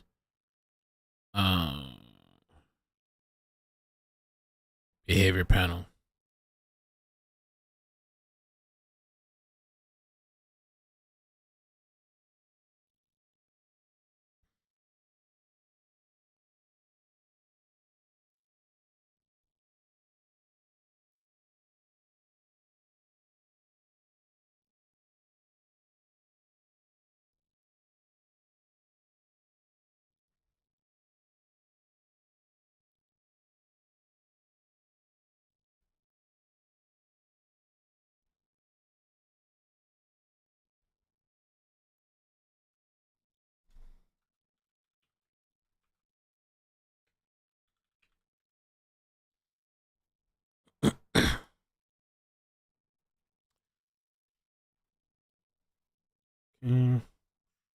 admits that's when he decided to lie. But interestingly, he's got all that grief muscle, the concern, all this stuff showing up in his head. We say grief muscle is the arch, but these muscles actually are part of that. And that grief muscle is a combination of 5 muscles. I want you to listen to the difference in the way he responds to the first 2 questions. One is telling, boom, boom, boom, and the other is halting and shifting as he goes through it. So something has changed in the way he is responding to 2 questions. He's got something there that he did before. That's good enough. I'll just leave it at that. And Scott, what do you got? I think right here, his story didn't work. So he's trying to he's coming with something else, and it's messed up his timeline. So he's having to go back and try to correct that. I think that's part of what's giving the stress here as well. But at the same time, he's so focused on that prosecutor because his blink rate is low. His eyes are a little bit wide compared to what they've been in what we've seen up to this point. And when he has that direct eye contact, when they lock, it lasts even longer. I mean, between blinks. So I think that was really interesting. He doesn't use any illustrators at all. He's really still, and that lets us know something's up here because he's really careful about what he's saying. He has to couch everything perfectly because this could be the question that sends him to the pokey for the rest of his life. That's what I got. But you never told them all this new story that you've constructed in light of this trial. Is that correct? I did not tell them that I went to the kennel. I lied about that. And at the same time, you also looked at this jury and tried to tell them that you had been cooperative in this investigation. Other than lying to them about going to the kennel, I was cooperative in every aspect of this investigation. Very cooperative, except for maybe the most important fact of all, that you were at the murder scene with the victims just minutes before they died. Right? I did not tell them that I went to the kennel. And then you would agree with me that from 9:02 to 9:06, your phone finally comes to life and starts showing a lot of steps. I do agree with that. What were you doing? I was getting ready to go to my mom's house. Getting ready to go? I thought you took a shower already. You were just laying down on the couch. What all you need to do to get ready to go to your mom's house? I mean, there wasn't anything to get ready in that aspect, but I was getting ready to go. I was preparing to leave. Doing what? I don't know if I got up, went to the bathroom. I don't know. I can't tell you exactly what I was doing. And that's far more steps in a shorter time period than any time prior, as you've seen from the testimony in this case. So what were you so busy doing? Going to the bathroom? No, I don't think that I get on a treadmill? Went to the bathroom. No, I didn't get on a treadmill. Why? And then quite work out questions of defeat. I thought you took a shower already. You were just laying down on the couch. What all you need to do to get ready to go to your mom's house? I mean, there wasn't anything to get ready in that aspect, but I was getting ready to go. I was preparing to leave. Doing what? I don't know if I got up, went to the bathroom. I don't know. I can't tell you exactly what I was doing. And that's far more steps in a shorter time period than any time prior, as you've seen from the testimony in this case. So what were you so busy doing? Going to the bathroom? No, I don't think that I get on a treadmill? Went to the bathroom. No, I didn't get on a treadmill. Jog in place? No, I didn't jog in place. Jacks? No, sir, I did not do jumping jacks. What were you doing, Mr. Murdaugh, for those 4 minutes? Preparing to leave for my mom's house. What? What does that mean? I mean, you're in the front room on that couch where you say you laid down. The Suburban's just right outside. What all are you doing? I don't know if I got up and went to my room, went to the gun room, went back in the... Doing what? You've been so clear in your new story about everything. What were you doing during these 4 minutes? I disagree with your assertion about every detail. I don't recall. I know that I was getting up and I was leaving. I was going to check on my mom. But specifically what I was doing, I don't know. Okay. I know what I wasn't doing, Mr. Waters, and what I wasn't doing is doing anything, as I believe you've implied, that I was cleaning off or washing off guns or putting guns in a raincoat, and I can promise you that I wasn't doing any of that. Okay. Do you know why so many phone calls were missing from the log around this relevant time period when law enforcement downloaded your phone on June 10th? From my phone? Yeah. No, I don't. Did you delete them, Mr. Murdaugh? Not intentionally. Just around the time of June 7th, all these calls were missing, but you had nothing to do with that between June 7th and June 10th. No, sir, I did not. And I did not delete phone calls from my phone. Mr. Waters, one of the most important things in this whole thing for me has been getting this data that I believe would exist. Phone calls and phone records would be part of that. Dentures. I've been in enough civil cases and 100,000 dentists and specialists. used phone records Call to enough talk to us times to today. know We'll get you that covered. you Because when delete a it phone comes to call getting from dental your insurance, phone, it it doesn't disappear. So I can tell you, this jury, and everybody who's listening, that I did not intentionally delete phone calls from my phone. Yeah, because you started talking about you're a former prosecutor, correct? And former lawyer doing civil cases. We went through that yesterday. And boy, you're busy bee on that phone and right out of the gate at 9:02, right? Objections overruled. Am I a busy bee? Yeah. I am using my telephone at, I think I call at 9:05, I start and call my dad, and I agree that I made other phone calls. And one of the first things you start talking about with law enforcement is these calls that you made to Maggie, correct? You recall that from your first statement to law enforcement? One of the first things that I said to law enforcement? Yeah, that's one of the things you talk about. I'm talking about with your interview with Special Agent Dave Owen. I don't remember that being the first thing we talked about, but First things. if Mr. Owens asked me about it, then I, No, you brought Sure. it up, didn't you? I did. You don't recall? No, I don't recall. Yep. All right, Chase, what do you got? This is just a sea of what we call. I put the link. I wonder what these people are doing. This looks interesting. They're actually pulling up to the kennels. I put the link to the behavior panel in the description if you want to watch the rest. I don't want to play it in its entirety because I just realized that I guess they didn't put the licensing on that video, so I don't want to just play it and not be here because I was going to step away. All right, not give commentary. But they just pull. This is another stream right here. They pull up on the property. This looks interesting. Hold on a second. I actually want to. Hold on. Let me change the screen. I actually want to put it. Let me just put it full screen. Hold on. It looks like they're at the kennels. Switch it around.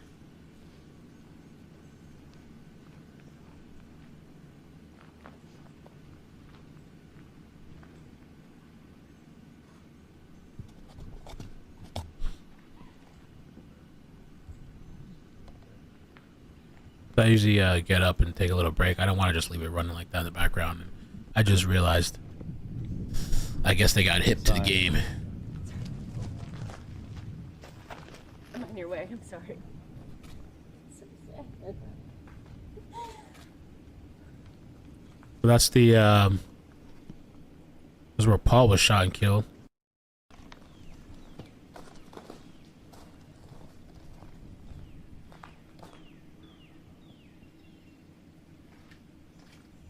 I can make it a little smaller so we can see. These are the kennels. Ginger, thank you so much for the super chat. Mel, appreciate all your coverage on this case. Amazing. Oh, they stopped? Damn. Why would they do that?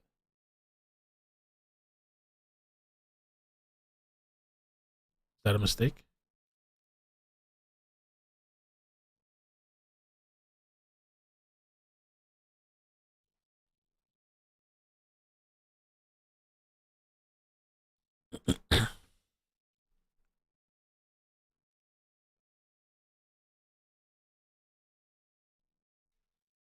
Let's see when they first arrived on scene.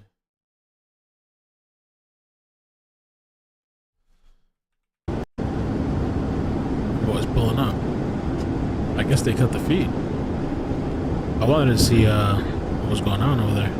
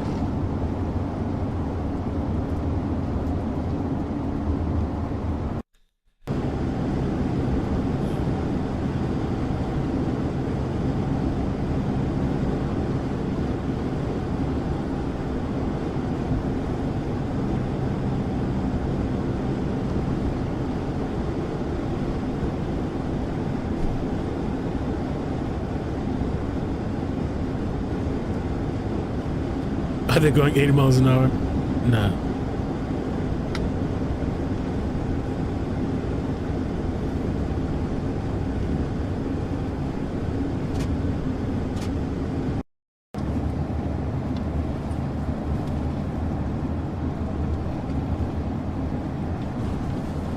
Here we go. Pulling up on the left here.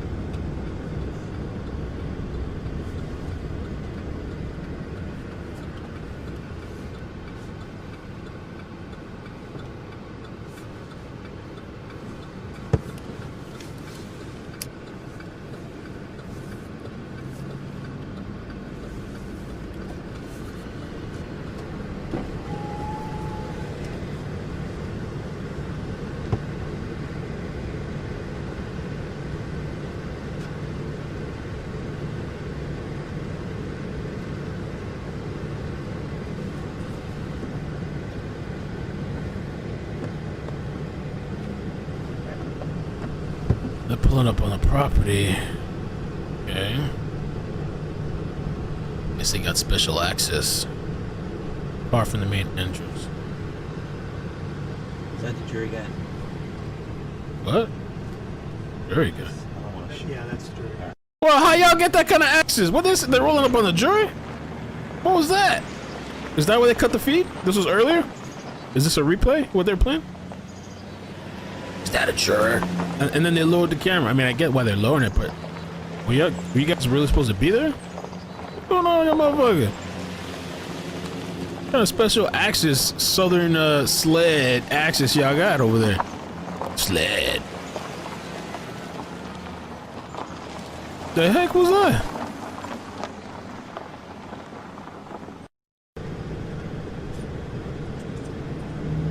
And they're replaying it too. Look at that.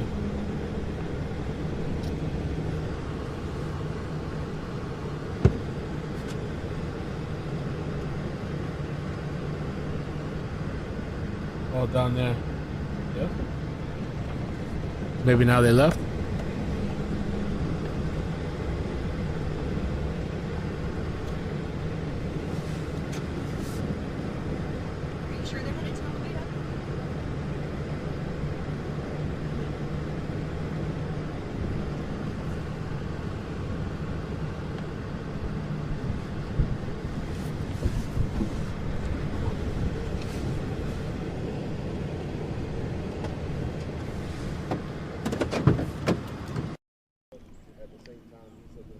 Yeah, it's just like edited, I guess. They're just showing some of the. Yeah, it's eerie to see it now, right? Little doghouse, the feeding. Was that that little closet? Was that the feed area or something? The kennels. Sled. Probably bought a sled badge from Walmart. Thank you. Sled.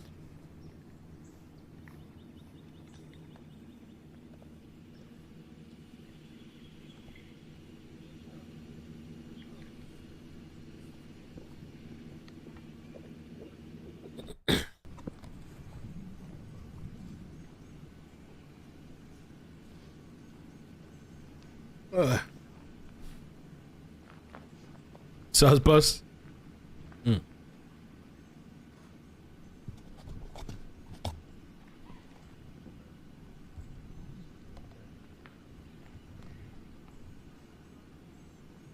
Damn, it's a close up too. Okay.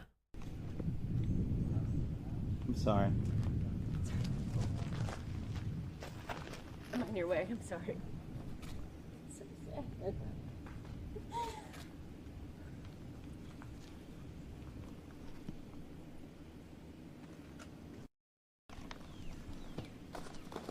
Get closer.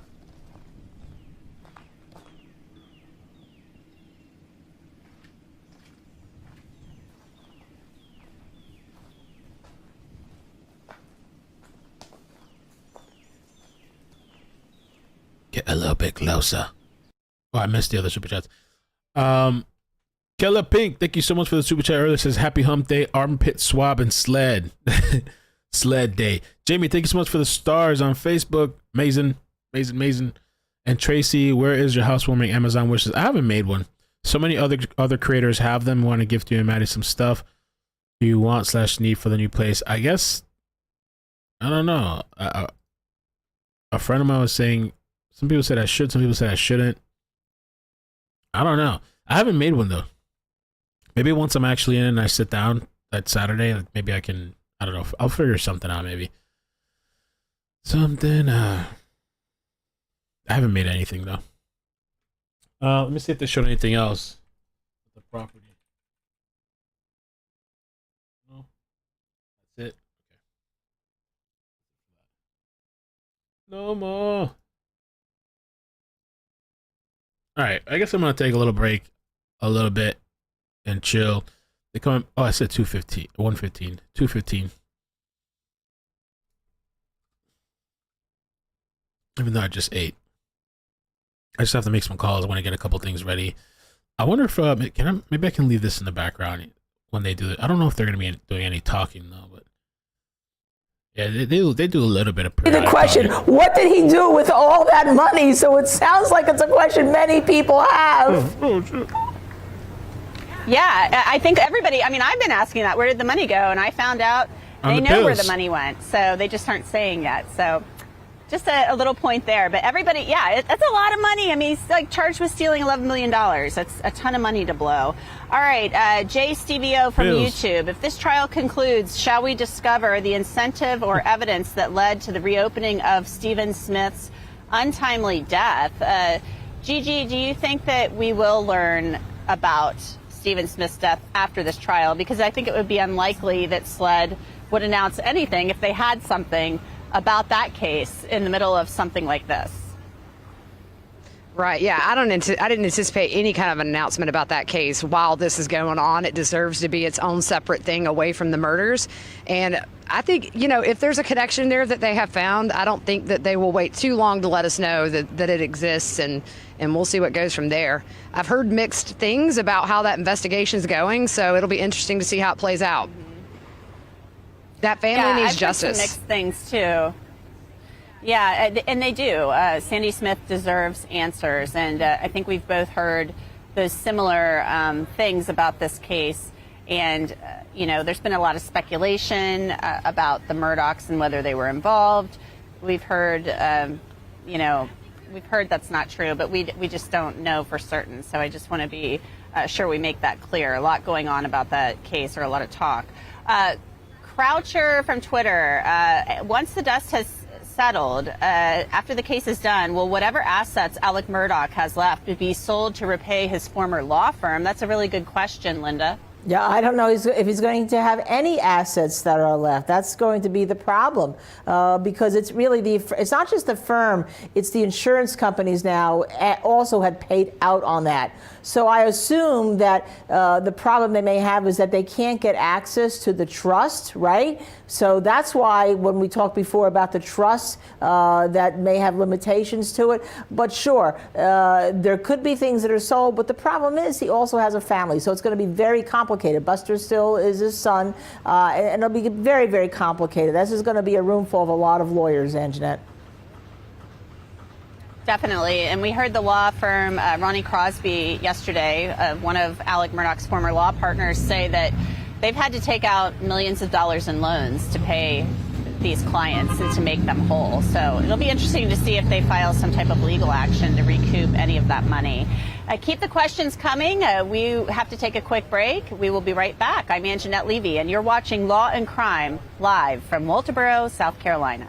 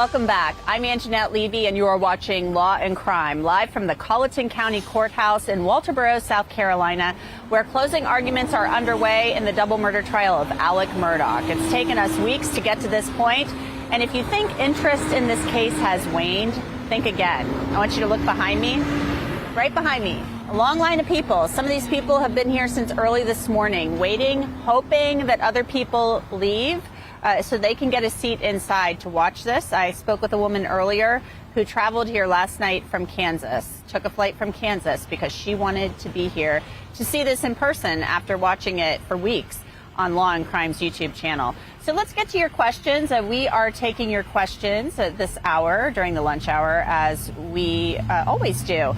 Arctos from YouTube, Gigi McKelvey, did Alec go to Moselle with the jury and judge? Not that I know of. I think he came in, he was here a little bit before the jury got back from that jury view. We never heard that he was going. I don't even know that did the defense go? Did we ever hear that? That was my question. But I don't think Alec did. Yeah, they did. Yeah, wow. Jim Griffin apparently didn't go, but Maggie Fox and Dick Harpootlian went, as did the judge, of course. Alec Murdaugh did not go, and, you know, it sounds like the jurors were there. They weren't there very long. They looked at the feed room door, they looked at that area, and then were taken up to the main house. Another question. Let's get to this one. Why couldn't they have waited until Maggie's walked back to the house, or at least partly back, shot Paul and then shot Maggie on her way back to the kennels to investigate why the shots were fired? That's Happy Robot from YouTube. Linda, you know, I don't know. Why couldn't he have waited until Maggie walked back to the house, or at least partly back, and shot Paul and then shot Maggie? I don't know the answer to that question. No, I don't know. He obviously had a plan, and this was his plan. And, you know, I've always said that one of the things, you know, Anjanette, we talk about the little things. You know, Maggie had just come, if you recall, from a pedicure. I don't think Maggie was walking in the mud, as it turns out, you know, to that house at that time. I mean, even the jurors today had to be aware of, I understand, snakes, Anjanette? Yeah, there was a warning, apparently, Linda. Can you believe this? You know, we've heard so much about the hog hunting that goes on out there at Moselle and other places. The hogs are a nuisance. We got a tutorial on that yesterday. And now today, the jury was warned, and everybody was warned, like, hey, the weather causes the snakes to come out, so watch where you step. Snakes and then hogs. So that was really something else. And murder, yes. Terrible, terrible thing. But in the dogs, you know, people were asking me if the dogs were going to be out there as to kind of make the scene look the same. I don't think so, because those dogs are with other people now, Bubba and Grady and the others. Renea Bloomer O'Brien from Facebook. Why does law enforcement allow a family member to clean the crime scene? Was it even processed thoroughly? Linda, I'm going to throw that one to you. Okay. You're a defense attorney. Why didn't they execute that search warrant? They didn't execute the warrant on June 8th. They had the warrant and they didn't do it. And they let Blanca come in and clean up the house. Well, that was a big mistake, obviously. But I think they were paying deference. You know, when we say that Alec Murdaugh was jumped on by the police, by law enforcement immediately as a suspect, he wasn't. They were treated with kid gloves. Who doesn't execute a search warrant? Who lets the family members walk in and business partners walk in? That crime scene should have been locked down with one tape so that only the crime scene processors goes into the one area. The second tape should have been for, like, you know, the big shots or the news media that comes along and could watch. But that scene should have been locked out. The family should have been moved. There was great deference played. With regard to cleaning the crime scene, though, once the crime scene is released, it is the family's duty to, the police don't do that. The family has to clean a crime scene, and there's a lot of companies that do it for families. So that's not unusual once the scene is released. But it sounds like, you know, from what we heard, it sounded like Blanca was asked to do that morning, the June 8th. And then John Marvin testified that, you know, Katie McAllister, one of the SLED agents, wanted to look around the house, and she took off her badge and her gun and just said, hey, you want to walk around the house with me? And they walked around the house, even though she had the search warrant. So ridiculous. I was stunned by that. Yeah, ridiculous deference to I'm just the like, Murdaugh family. Ridiculous. I mean, like, why not just say, I'm really sorry. I know this is a horrible thing, but guys, we got to execute this search warrant. We've got to do it, and we need you to leave. Let's get to our next question. This one's for you, Gigi. Jack Nicholson from YouTube. I don't know if it's the Jack Nicholson, but wouldn't that be something if it was? Did Maggie really not know about the financial crimes? Any evidence that she did? I don't think we've seen any evidence that she knew, and it could just be that she was living a comfortable life and trusted that it was coming in an honest way. But I've heard nothing, and I've been here every day, that indicated she knew anything about the financials, although it was clarified the drug issues she did know about, which we weren't sure before trial, but now we know. So I just don't see it, that she knew that he was stealing all this money. Yeah, I don't think she knew about the stealing, but she did apparently tell Blanca. I remember Blanca testifying that Maggie was very concerned about the boat case and what it could do to them financially. And she pulled her into the gun room that one day, she said, and said, I don't think Alec always tells me everything. Maybe, I don't know, maybe she was getting a little suspicious. Who knows? So I do recall that. So Manic from YouTube, how long do you think it'll take the jury to decide? Linda, do you have any thoughts on that? Oh, no tea leaves on that one. Obviously, if they all go in, take a straw vote and say, oh, they're not guilty, they'll be out fast before Friday. But I don't see that. I think they're going to take the better part of next week. I think they're going to be talking a lot about this case. But, you know, you haven't asked me for my prediction yet. But I think Tuesday, Wednesday next week will be finished. Really? Yeah, I'm trying to remember, Linda. Did you get it right? Did your prediction win in the Depp trial in the law and crime jury pool? Were you right on that about that verdict day? I think you were, if I recall correctly. Yeah, it depends on when they go out on. It depends on when they. It depends on whether they're wrong. Look, obviously the judge is going to charge Thursday. They're going to deliberate Friday. You know, could they come back Monday? Sure, absolutely, because they've been there a long time. So usually when juries have been in a trial for a long time, they know what they want to do, and it's a lot faster. To get a hung jury, you have to have at least a day per week of trial. The general rule is. So if it goes a real long time, then it could be a hung jury. And we've been led to believe that they will not deliberate over the weekend. I was told yesterday, you know, maybe that could happen, but more than likely not. I was told everybody needs a break. So it's been a long trial. Let's get to another question. Katie Cat 17 from YouTube. How much stock do you believe the jury will take in the fact that when faced with bad news on 9/4, Alec's reaction was a shooting, and on 6/7 he received bad news and there was a shooting? Gigi, do you think that they're going to see a nexus there? Because Creighton Waters says that's what this guy does. Yeah, I mean, it's a valid conclusion to come to, because it is how it went down, really. And, you know, the other thing, too, I think that Creighton Waters really made a good point, which is everybody else is a liar, but not him.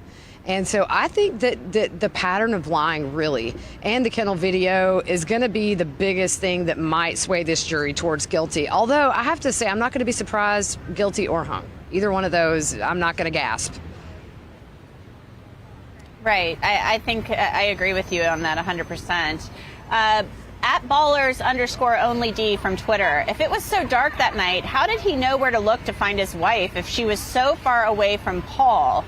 I don't think she was that far away from Paul, but Linda, you know, we have the OnStar data showing he pulled up and there was about 17 to 20 seconds before the 911 call. Right. They weren't that far away. That's one of the reasons why the defense wants the scene view, for the spatial reason. But I don't think that really helps him, you know, whether he can see or not see. I mean, you know, it's still a dark area. 17 seconds, it's about 17 seconds, you're absolutely right. And he gets back on and he said they've been shot badly. Come help. So, you know, that's an awful lot to do in a dark space just with your headlines on in that 17 seconds. Yeah, and I'm not sure it does help them, because I don't think they were that far away. And something you mentioned a little bit ago, Linda, you didn't think that Maggie was running through mud that night. I'm just going to mention, I remembered we saw her flip-flops as evidence, and they looked pretty clean. Right. So I don't think she was, you know, trudging through anything that night. She wasn't getting that dirty. All right, let's take a quick, we need to ask some more questions. Barb Setti from YouTube.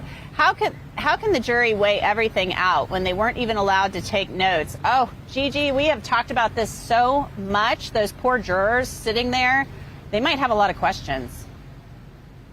Yeah, I mean, look, I've got a blister literally on my finger from writing for the past, 27 days, and they have no notes. I think that the timeline is going to be really where they're going to have to rely on the evidence to look over. But there have been times I've had pages of notes and I get so confused and I have to go back to the hotel and re-watch testimony, which they cannot do.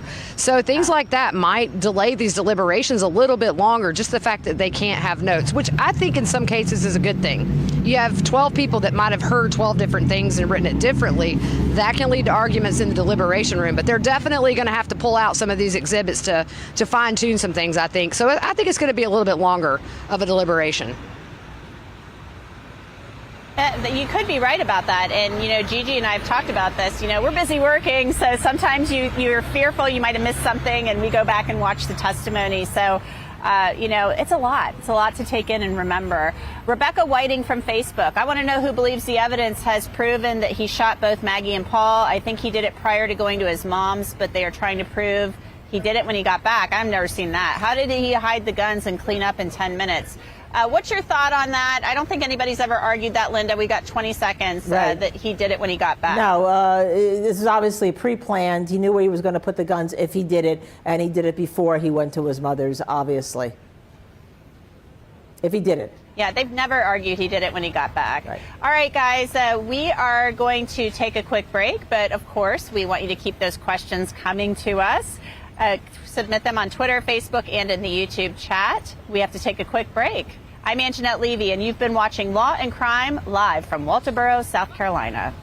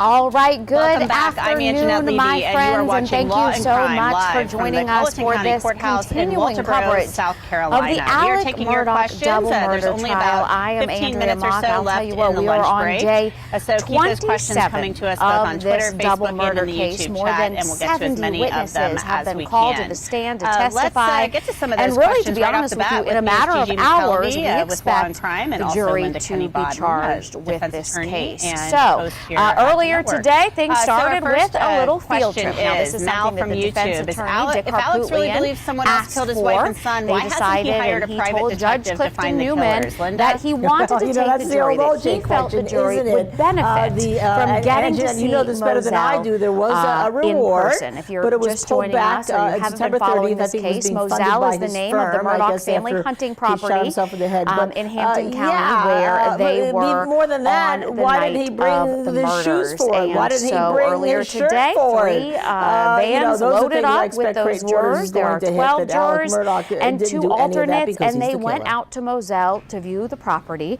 We're told Dick I found it odd Harpootlian too, did go the along with expiration them, date, and along I with think it was like a Alan date that Wilson. didn't even exist. I think Something it was very maybe interesting September to me. 31st Somebody or who went something, along and there's with only 30 Alan days Wilson in was September. That was a an odd name thing that you too. might recognize, Colleton I've never, County Sheriff's milk Deputy expires. Green, I've never who seen we an have expiration seen his date on a body reward for camera a from the night homicide. of If the anything, it murders. He increases. went with that So group let's get that to our went next to question. Moselle Mallory this Jackson from morning. YouTube. So Where let's do you take a think look he back, and I spent the think money if we if can not play, on the let's play some drugs? video What from do you this think, morning Gigi? when You've Creighton watched the whole Waters trial. was speaking to the jury. He was able to start. Well, I his mean, if you go closing back and look at their arguments social this media morning. pages before And it we really got expected this big, to I be mean, a they were very taking private jets, powerful, very courtside seats dramatic, at Gamecock basketball games. presentation You live in beyond court, your means. and it certainly Then- was. Now, here's the one thing, and you might have heard this over the last several days. How many times did you hear, objection, counsel is testifying?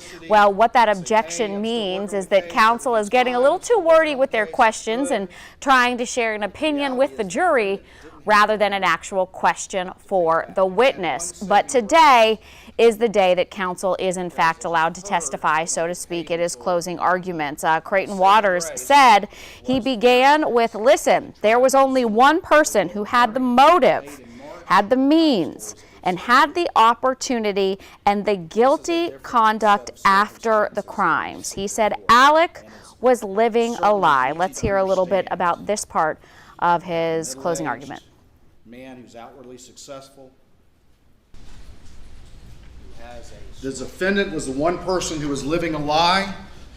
The defendant is the person on which a storm was descending. And the defendant is a person where his own storm would actually mean consequences for Maggie and Paul and consequences for those who trusted him. And that person is the defendant, Richard Alexander Murdaugh. Yeah, really powerful. Something else that he said was, when accountability is at his door, Alec Murdaugh becomes a victim. And so basically he went through and he wanted to go in a chronological order to once again try to connect all of those little points and those witnesses and the testimony and just weave it all together for one story. And his main point here is that he called it a slow burn and a growing storm. And he said that the biggest factor in his life was the boat crash in 2019. And there are a lot of reasons for that, but he said it was the boat crash that was basically the beginning to the end of all of those problems. Now, after the boat crash, we know that Mark Tinsley was representing the victim who died in that boat crash, Mallory Beach. Mark Tinsley had already said he was seeking $10 million for his client. And Alec Murdaugh responded through his own attorney that he didn't have $10 million. So Mark Tinsley pushed ahead. There was a hearing that was scheduled for June 10th, and that was what was called a motion to compel. Now that means if the person who is involved in that civil lawsuit, it means that they have to turn up their financials. So that means they have to go through all of their documents and their assets and their insurances and show what money that specific victim could get. Now, something today that actually Creighton Waters started talking about right before he wrapped, and I'm not sure everybody quite understood this during the testimony, was that Alec was actually out of options because that umbrella policy that he had had on his house, it was gone. and that was because it was used in the Gloria Satterfield death. So his insurance company had dropped him. Now, as we know, that insurance company gave a massive payout to Tony Satterfield. Alec is accused of stealing that money never going to Tony Satterfield and his brother. So the umbrella policy was no longer an option because Alec was dropped from his insurance policy after the Gloria Satterfield death. So that was something that we heard for the first time today when Creighton Waters was talking. We want to talk a little bit more about this boat crash. So let's go ahead and bring in our reporter. News 19 Sam Perez has been down in Walterboro since this trial began, on and off, covering this. And basically, Sam, I appreciated that Creighton Waters was starting, chronologically and just trying to tell a story of how the events of the boat crash changed the reality for Alec Murdaugh. Tell us a little bit about that. Yeah, absolutely, Andrea. So like you said, Creighton Waters is mentioning this boat crash as really the catalyst for all of what has led us to now, to June 7th, 2021, to the murders of Maggie and Paul. So he says that this boat crash was significant because while Waters says that Alec Murdaugh was stealing money for years, this boat crash and that motion to compel that you mentioned was really a big moment for him. So let's listen to Waters and what he says. And in the aftermath of the boat case, things changed. The pace of his stealing increased.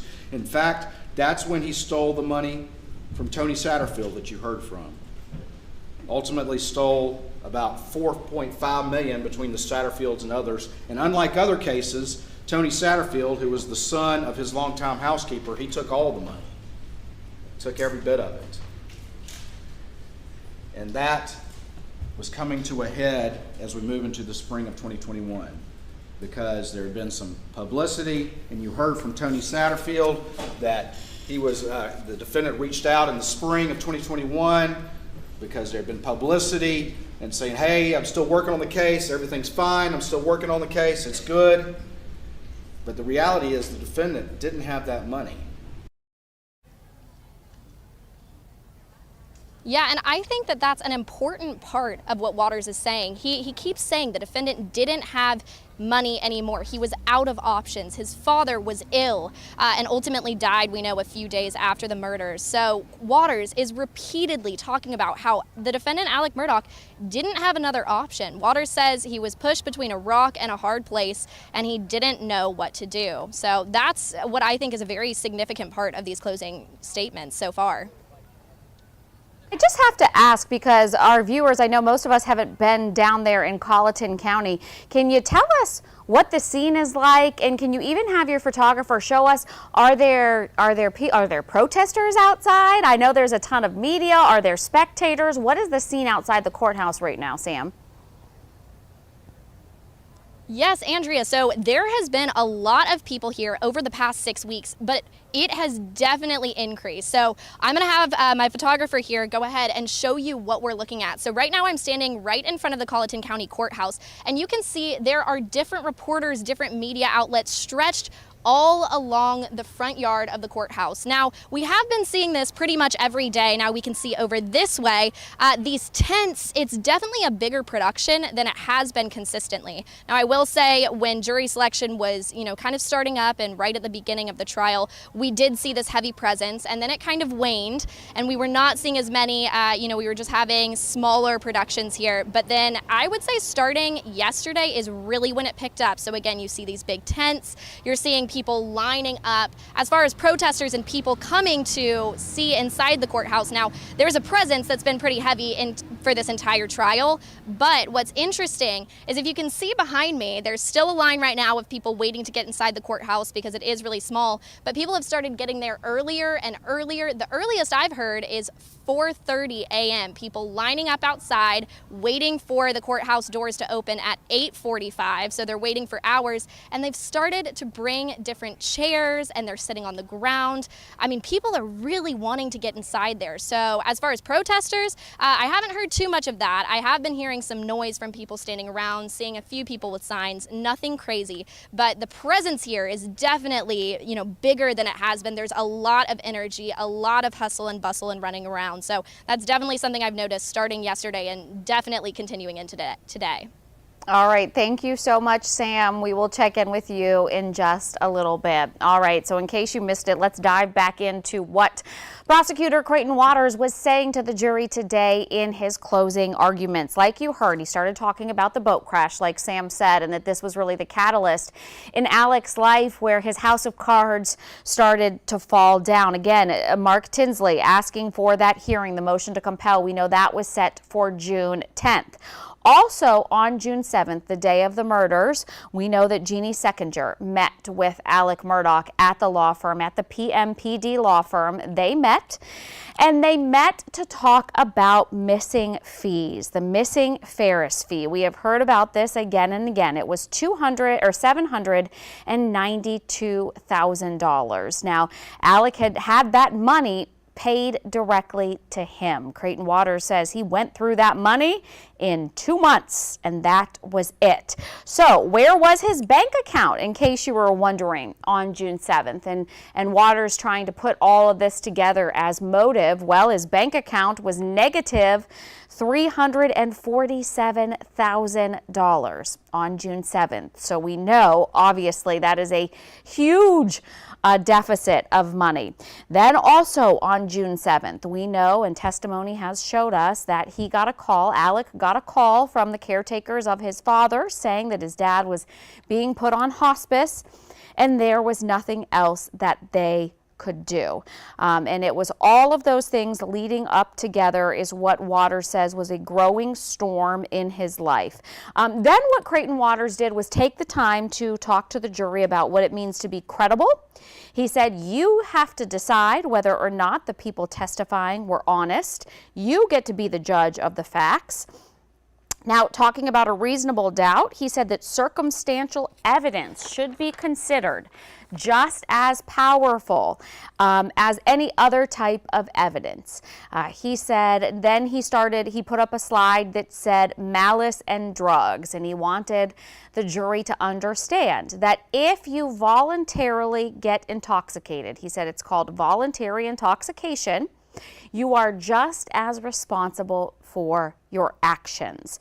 And of course, we know that Alec has testified to having a drug problem. He said he was taking as much as 1,000 milligrams of opiates a day. So Waters wanting the jury to understand that being high on opiates or intoxication is not an excuse, and that under the law, you are just as responsible for your actions if you have voluntary intoxication. So then he went on to keep talking about this gathering storm. He said that all that meant anything to Alec was his family's prominence in the community. He also talked about all of the evidence shows that Alec is guilty. We're going to let you listen to some sound as Prosecutor Creighton Waters talks about why all the evidence shows that Alec is guilty. The timeline puts him there. The forensic timeline puts him there. The use of his family weapons corroborates that.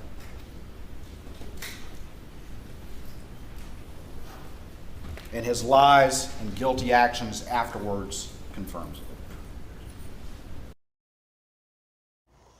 You know, he's talking about the timeline putting him there, as we know that video, that phone video that wasn't even found until a year after the murders. It was Secret Service, actually, that had to unlock Paul's cell phone and be able to find that Snapchat video that now I'm sure you've seen. We've all seen it from the kennels. And in that Snapchat video, everybody had testified that there were 3 voices, including Paul's own, or Alec's own son, Buster, said that was his dad on the tape. His sister-in-law, Marion, said that was Alec, her brother-in-law, on the tape. So he could no longer say that he never went down to the kennels. And it should be said that that is a lie that he maintained for about a year and a half, saying that he was never at the kennels. But, you know, he was just basically getting into that timeline and talking about the fact that Alec says he got up, he took a golf cart during his testimony, and he said he went down to the kennels. He said he was there for about 2 or 3 minutes, just enough time to take a chicken or a guinea out of the mouth of the dog that they call Bubba. And then he says he went right back to the house. Well, here's the thing. The testimony has shown that both Paul and Maggie's phones locked at 8:48. Of course, we know Maggie's phone had some more steps after that, and Maggie's phone was eventually moved and found right off the property. But if Alec is saying that he was at, we know now from the tape that he was with his family, they are expecting saying that murder time was around 8:48 p.m., Alec being with them literally just minutes before the murders. Now, let's talk about the family weapons. You heard Creighton Waters just talk about the family weapons. That is something that they brought up again on their rebuttal witnesses yesterday. Dr. Kenneth Kinsley took the stand, and Dr. Kinsley is an expert. He's a crime scene expert. He works for the Orangeburg County Sheriff's Department, but he is also a crime scene professor. He has a PhD in criminal justice, including studying crime scenes. And he said, again, that 300 blackout rifle that killed Maggie, the shells that they found, he said every gun, when it expunges a bullet, puts some type of inarguable marker on that casing, and that those casings that were found around Maggie Murdaugh's body matched older casings that were found on the Murdaugh property. The casings were a bit rusted, but he said they were expired from the same gun, meaning his testimony, his feeling as being an expert witness for many years was that the gun that killed Maggie was a Murdaugh family gun. Now, as you know, or you might not know, the murder weapons were never found. The 2 actual murder weapons, the 300 blackout rifle and then the 12 gauge that Paul was shot with. All of those guns that were recovered from the house, and there was a lot of them, all of those guns were tested to see if they would be exact matches for those shell casings, the casings that were found, the 12 gauge casings that killed Paul Murdaugh and the 300 blackout rifle casings that killed Maggie. None of those weapons, neither of those weapons was actually found. They are both still missing. All right, let's play a little bit more sound for you from Creighton Waters. I want to play you what he had to say about Murdaugh playing the victim and what happens to Alec Murdaugh when he suddenly is backed against the corner. Why does he flip a switch and play the victim? Listen to this. Within a day of September 3rd of him being forced to resign, his buddy Chris Wilson is trying to see him, comes and sees him on September 4th and confronts him about what he's been doing. And then within 2 hours, the side of the road happens. And Alec is a victim again. All right, I want to talk about something else since we brought up Dr. Ked's testimony yesterday, very powerful. And if we could bring back in reporter Sam Perez, who is down now outside of the courthouse in Walterboro. And Sam, for me yesterday, and I want to hear what you think about this, for me the most powerful moment in saying that the expert witness that they put up that said that Paul had been shot execution style in the back of the head, and of course that's not what Dr. Ellen Reamer testified to, that's not what Dr. Kenneth Kinsey says, and they reenacted it with Alan Wilson and in that doorway. What did you think about that reenactment and just showing the jury how physically awkward it would be for the shooter to walk past Paul in the feed room and then shoot him execution style? What did you think of that recreation? Yeah, Andrea, that was definitely a notable moment in yesterday's testimony. And I think that it honestly fit pretty well considering when the defense's expert, Mike Sutton, testified about the multiple shooter theory and how he thinks that that may have gone. He was able to show the jury this diagram that he had created. He was able to kind of digitize this model where it showed the shooters and where they may have been positioned. It showed green lines, which showed what he thought was the trajectory of the bullets going straight based on the bullets that he found when he went back to Moselle, the crime scene, about 16 months after the murders. And so the jury had that visual example to kind of base their thoughts on. But then yesterday when Kenneth Kinsey came up to the stand, he was able to actually, like you said, stand in that doorway, use the Attorney General as a model or as an example, and demonstrate with a gun to the jury how awkward it would have been to be in that feed room. Now, this is a narrow feed room, and actually the jury was able to see it in person today when they went and visited Moselle. So they were able to see the mechanics of, what that would have looked like if it were in fact true that maybe the shooter had been inside of the feed room. They were able to see the logistics and really, I think, get an idea of what that looked like, because being able to see, evidence on the projector that they've been using, being able to see physical documents is helpful. Seeing those pictures is certainly helpful, but actually seeing people moving in front of you, getting to show what might have happened, I think is just better for the jury to be able to just, see that and really help them understand, since this is such a complicated part of what's happened. I totally agree with you, Sam. We'll get back to you. Hold that thought for just a moment. I want to keep talking about this moment yesterday in the courtroom. And so if you're asking yourself, well, why does it matter? Why does it matter if he did or didn't get shot in the back of the head? Of course, the woman who performed the autopsy, Dr. Ellen Reamer, she's done more than 5,500 autopsies. This was an independent autopsy. She was asked by the Colleton County coroner to do it. She says that Paul was shot through the arm, the bullets traveling through his neck, through his head, and blowing out the back of his skull. The defense put on a witness that said, no, that's not what happened. The first shot was in the chest, and then the shooter got behind Paul and shot him again at point-blank range.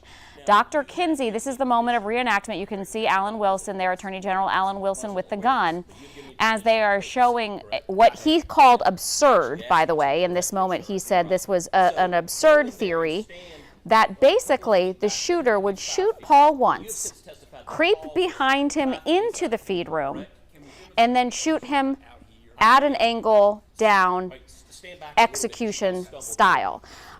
Why does this matter, if you're asking?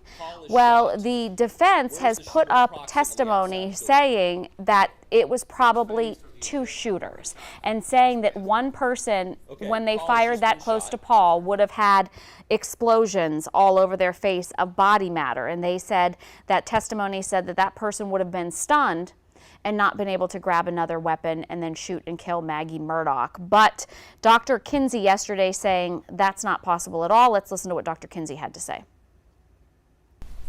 How do pellets get embedded into the door frame up here? How is that possible? I think it's impossible myself.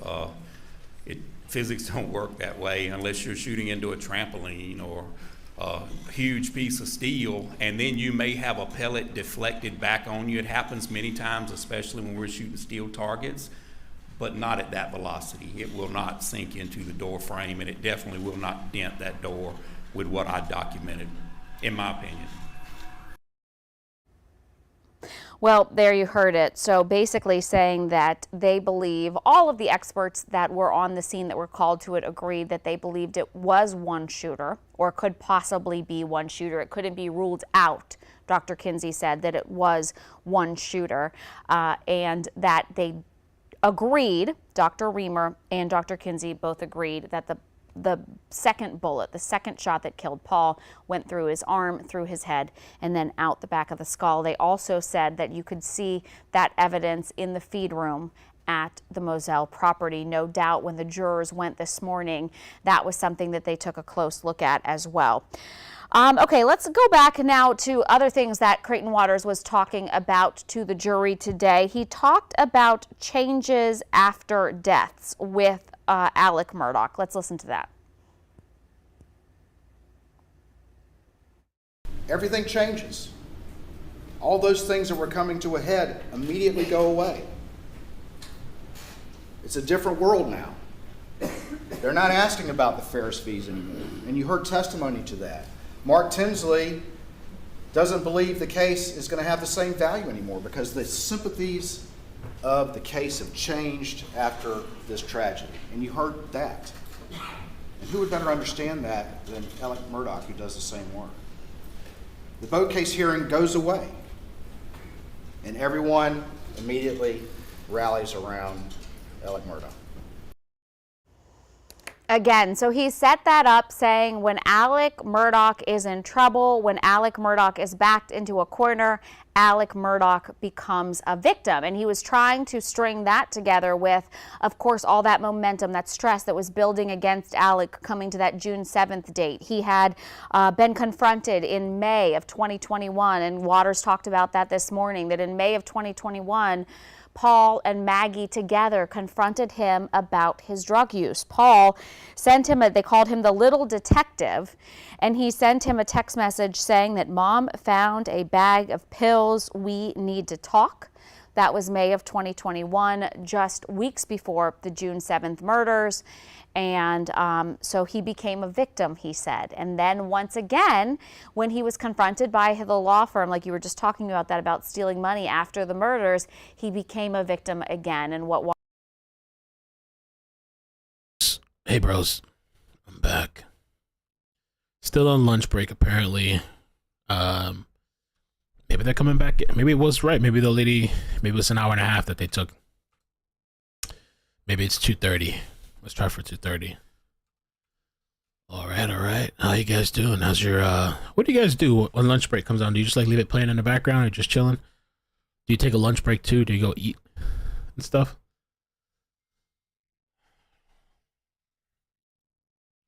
What? All aboard! What? All right, all aboard! Are you guys ready? You excited? Back to the timeline prosecution about finance crimes. Should be exhilarating. I'm so excited for this. We get to recap all the finance shit again. I think he's actually moving past it. The last thing that they were talking about was the pill thing. Pillgate. I think. Pillgate. Billgate. Pillgate. Pepkins. I can't anymore with this trial. Like, I'm here. We're here because we got to write it out. But, like, even the lunch breaks, I'm like, I'll be back. You know what I mean? Be back.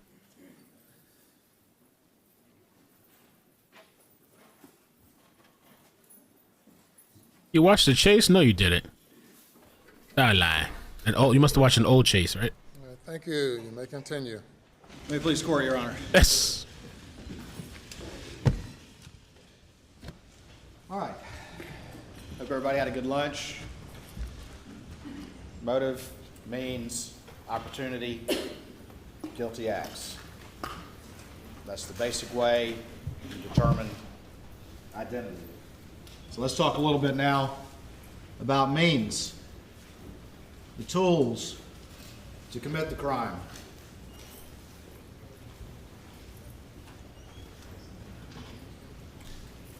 All right, let's see. What else we got? Waters.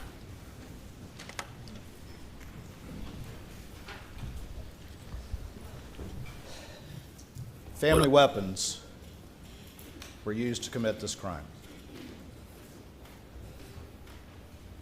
And this is forensic evidence that was presented to you.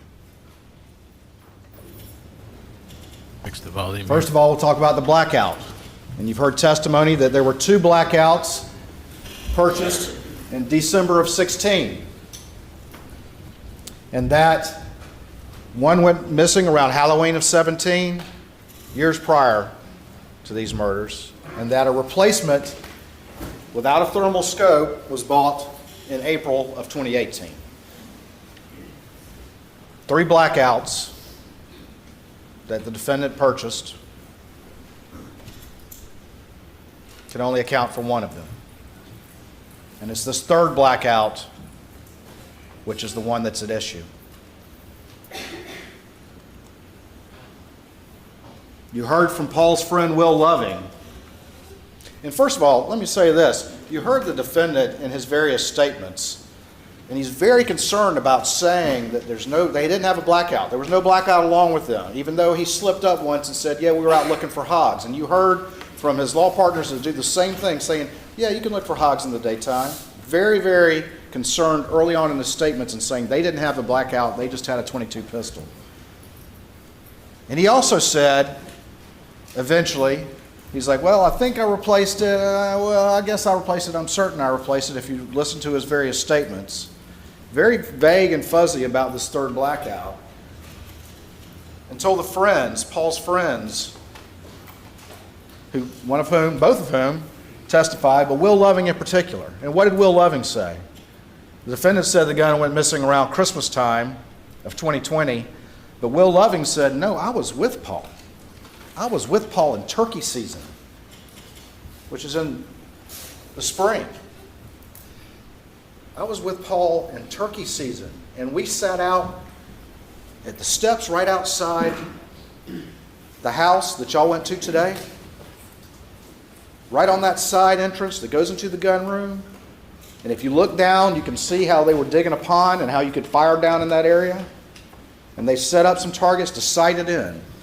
And we were shooting that other gun. We were shooting that other gun, that replacement gun. And it had a red dot sight on it. Not a thermal scope, but a red dot. A red dot, which is not good at shooting at night. But they were shooting it and sighting it in with the red dot, the tan gun. He was with Paul while they were shooting that gun right there. And what did Jeff Croft, who testified before you, find right there? Weathered cases, or casings. Weathered cases, right where Will said he and Paul were shooting that gun just a couple months prior to the murders.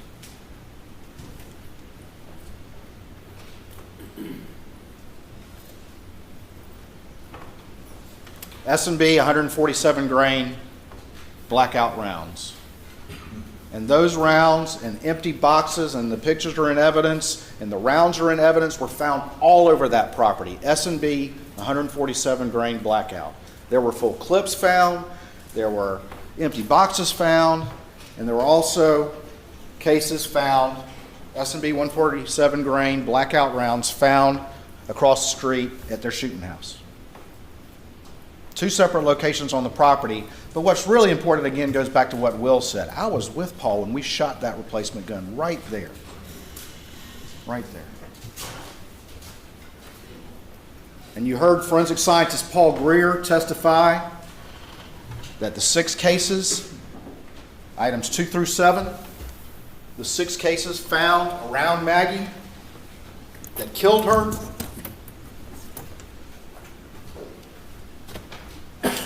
were loaded into, extracted, and ejected through the same firearm that fired those weathered cases right outside the door where y'all went to today and at the shooting range across the street.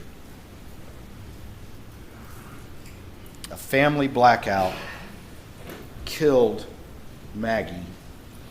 It was present just a couple months prior to the murders, and it's gone now. It's gone now.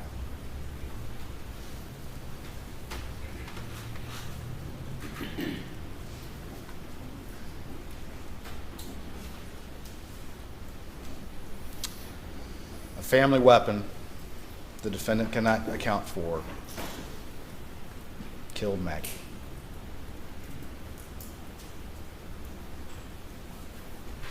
But what about the shotgun?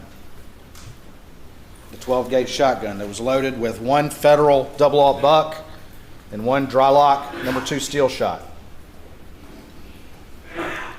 Well, first of all, you heard that the 2 weapons that Paul often favored and often carried were this shotgun right here and the blackout.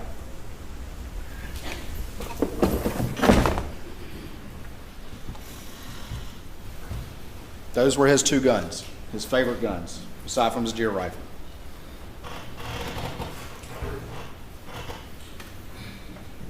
The defendant had that gun with him when Daniel Green, the first deputy on the scene, showed up. And shotguns, as you heard, are a little bit different than rifles. And the conclusion there was that The two fired shells that were inside the feed room that killed Paul had class characteristics similar with that Benelli, Super Black Eagle 3, but insufficient individual identifying marks to either match or exclude it. That shotgun right there. But what else did you hear about the shotguns? Paul had this Benelli Super Black Eagle 3. That was his gun. Camo print, camo strap. Nolan Tootin, Nathan Tootin, Will Loving, Rogan, all identified that as Paul's gun. It's the one that Alec had. It's got Maggie's DNA and blood on the receiver. You heard from the DNA expert. And it was loaded with 12 gauge and a 16 gauge misloaded round. What else did you hear? You also heard about the Super Black Eagle 2.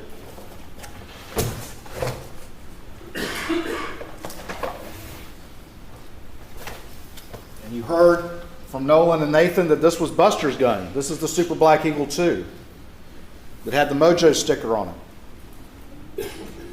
And that was recovered during SLED's search of the residence the next day.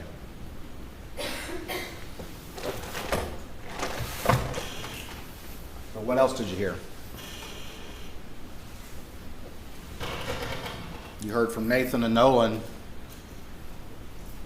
that the defendant's favorite gun was a Super Black Eagle 1. Remember Nathan going through each one of these guns and how knowledgeable he was as to the differences between them? SLED search Moselle for every 12 gauge. No Super Black Eagle 1. Family weapons. Family weapons killed these victims. And on top of that, just like the S&B 147, well, not as much, but they're in evidence, Federal double-aught buck and the Winchester dry-lock steel 2-shot rounds were recovered at various locations on the property.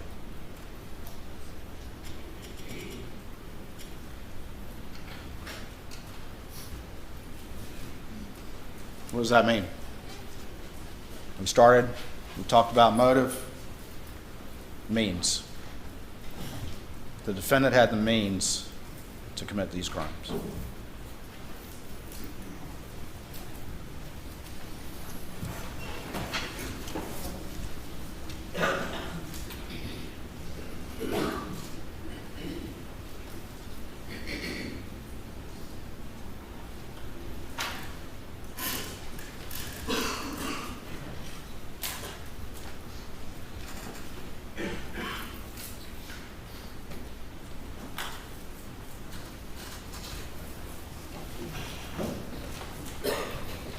At the beginning of the case, I talked to you about some of the evidence that you would hear, and I held up my cell phone.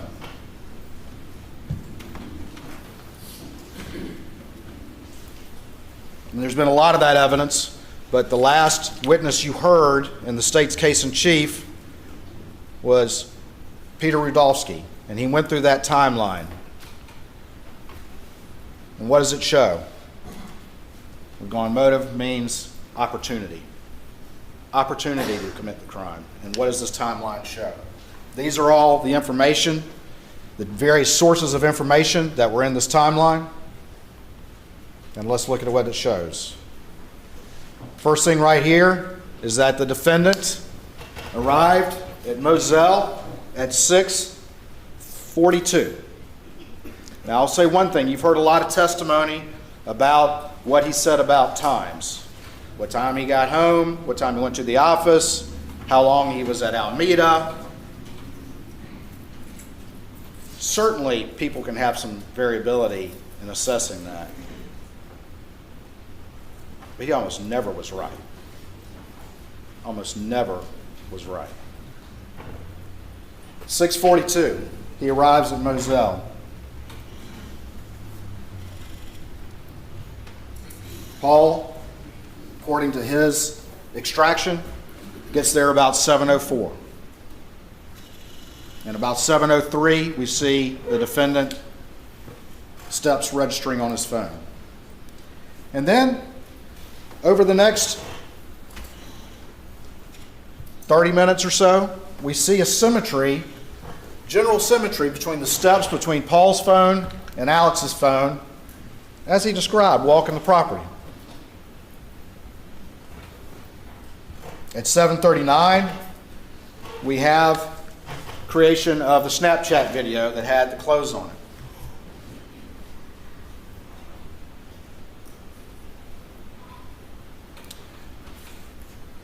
When that ultimately was recovered and you saw the interview, it was shown to the defendant, who had provided his clothes that night.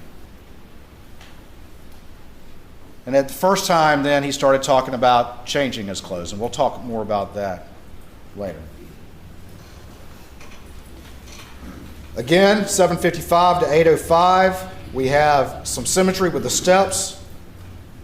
We have Paul Murdaugh's battery life, and you heard from the experts that have reviewed Paul's usage, that like many kids his age, he's constantly flirting with it being low, but that doesn't stop him from using it, and you see that in the evidence in this case as well.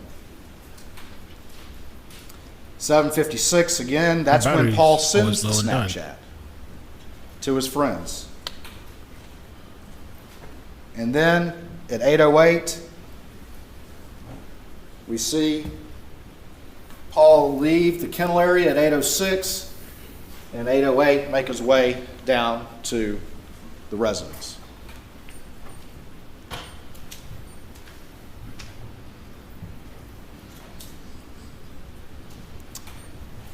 (8:05 to 8:09). Around that time that Paul is getting there at 8:08, that's the last step activity on Alex's phone. And it's the last step activity until 9:02, which we'll talk about in a minute. Alex's phone pretty much goes with no activity for that time period. And also he has no cell activity from 6:52 to 9:04, which is right in that time period we'll talk about in a little bit. So, eating dinner. You heard the defendant talk about eating dinner. Paul is at that residence, if you look right here, from 8:14 down to 8:35. And again, that timeline exhibit, there's a big one and then there's a condensed one. And all of this is in there in evidence for y'all to look at. He's at that residence from 8:14 to 8:35. Now, the defendant, again, despite having a photographic memory, a new photographic memory about things that he told y'all that people are hearing for the first time, still can't remember specific things about Maggie's activities, as to when Maggie arrived, as to what they talked about. He can remember dropping his phone down in the console, but he can't remember things like that. He wants to remember things that help him try to explain to you why he never told the truth about maybe the most important thing he could tell law enforcement. But he can remember very specific details. He still gets this wrong. But she arrives at 8:17 in Moselle. They're already there. How do we know that? Because her cell phone disconnects from her Mercedes at 8:17, and that's when she starts showing steps. And Paul, what's he doing? He's still using his phone like always. We see the battery life, but he's still sending snaps. He's receiving snaps, bless you. He's sending to his friends, all these friends right here. He's receiving these snaps all during that time from 8:17 to 8:30, continuing to communicate with his friends, using his phone like always. And then what happens? About 8:30, Maggie's phone registers some steps. And consistent with that, consistent with her and Paul going down to the kennels, riding down to the kennels, we see Paul's Murdaugh phone start showing steps. And then down here at 8:38, he's in that kennel area where those dots are. And if you look at that particular slide from 8:38 to 8:44. That's going to be the last GPS reading on Paul's phone, 8:44. You heard from Rogan. And you've heard from Rogan as it references this timeline. And Rogan tells you and told you from that witness stand that he was having a conversation with Paul about cash and the dog's tail. They were having an active conversation about that. Paul calls Rogan at 8:40 and they're talking about it. And Rogan says, send me a FaceTime, but if it doesn't work, send me a video. At 8:44, 4 minutes and 14 seconds, we have right here the FaceTime, but it only lasts 11 seconds. And then at 8:44:55, that's when the kennel video was recorded, that lasts 50 seconds. At the beginning of this investigation, as you'll recall the testimony, they didn't have Paul's password and couldn't get in. And you heard in the defendant's August 11th statement that when he was asked about Rogan saying he may have heard Alec on the phone during this time, he said, well, I'd be surprised if that were the case. Because law enforcement didn't have this kennel video. They didn't have this kennel video until April of 2022, when Paul's phone was finally unlocked. And that changed everything. Why did it change everything? Opportunity. Being at the scene of the crime when the murders occurred.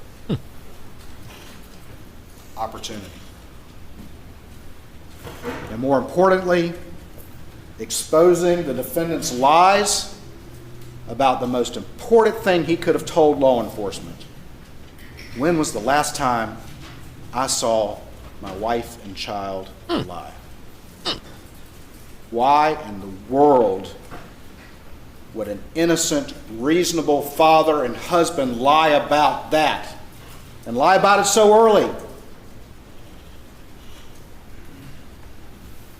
If he didn't know that was there. Alec. And he could always say, well, Rogan must be mistaken. I'm surprised. Not if my times are right, was what he said. Rogan told you, I was expecting that video right there. That was supposed to be the next thing that happened. Send me the video, because we were worried about Cash the dog's tail. He talked about how his girlfriend was going to call a veterinarian, or she had some association with one. It was an active conversation going on right then and right there. And what's going on still? Paul's still also texting his friends. You might recall that in opening statement, the defense counsel said, oh, he was texting after that video for 10 minutes. It's not for 10 minutes. It's for barely a minute.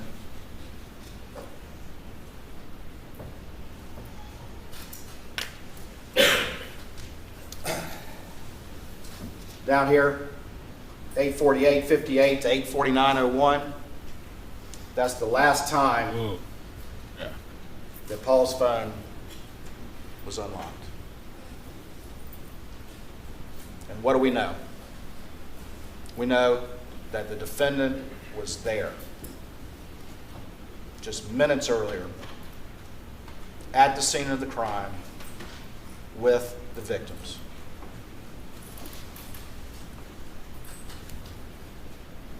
At 8:49:01, Paul's phone locks. He never sends that video to Rogan. You heard Rogan say that when he watched that video. You heard him say, that's the video I was supposed to receive. That is the video that my friend was supposed to send to me. And he never did.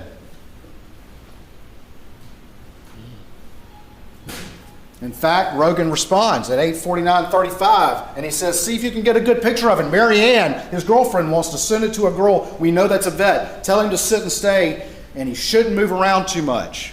Even though this is an active conversation with Paul, who you heard from multiple friends, was one to respond and use his cell phone. Paul never reads it. I guess it's a coincidence. He just happened to leave the minute he got killed. What happens at 8:49:31? We're 8:49:01 for Paul, 8:49:31. Maggie reads Lynn's response to the group thread about Mr. Randolph, and then her phone locks forever. It is never unlocked again until it's recovered the next day. I think the armpit method is more reliable, personally. Down here.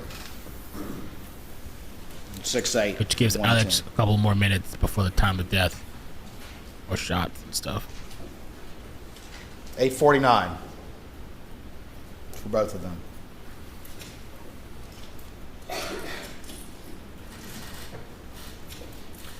The defendant, after hearing multiple individuals of his family and friends and law partners get on the stand and listen to that video and say, that's him on that video, got on the stand for the first time and said, okay, I was there. You have a choice, though. Forced into doing what he does all the time, and that's coming up with a new lie when he's confronted with evidence he can no longer deny. And the only reason he did that, is because all those witnesses at that witness stand said, yeah, that's him. He's there. Why would he lie about that, ladies and gentlemen? Why would he even think to lie about that if he were an innocent man? It was the oxys. Maybe that's why would he even think about that? But he got on the stand and he's told you a story, and we're going to talk more about that story in a minute. But his story was that he didn't want to go down there, and then he went down there, and he went down there really quick and got carried the chicken and went straight back, and he can't remember anything about what he talked about with Maggie. He can't remember their conversation at dinner, but he's dadgum sure about the fact that he went down there and went straight back. But even if you give him the benefit of the doubt, his story doesn't make sense, because that kennel video is 50 seconds. It's over at 8:45:45. Even if you give him the benefit of the doubt that he could take care of the chicken and maybe the fastest dog and chicken chase ever, and put that chicken up and not say a word to Maggie and Paul and get on that golf cart and drive all the way back to the house, where does that put you? It puts you right at 8:49. At which point he claims he went inside and he managed to doze for a second. Yeah, he slept. Then he's up at 9:02. Yeah. Perhaps the quickest nap ever. It doesn't make sense, ladies and gentlemen. It's a new story to fit facts he can no longer deny. From a person who not a single person who was close to him knew who he really was. Not a single person close to him hadn't been lied to by this man. And I would submit to you that this one is the most blatant one yet. And we'll talk more about that in a second.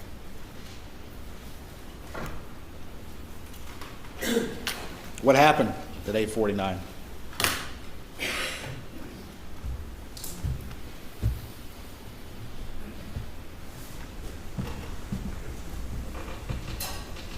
Y'all been to the scene.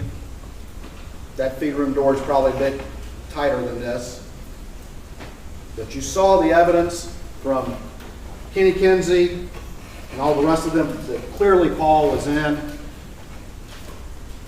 the middle of that feed room. It's a kill zone. Nobody in there with him. He's in that room. No defensive wounds at all. His hands are down.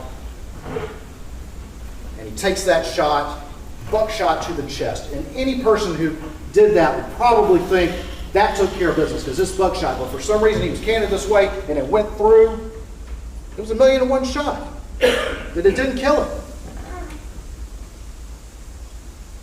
Alec thought it did.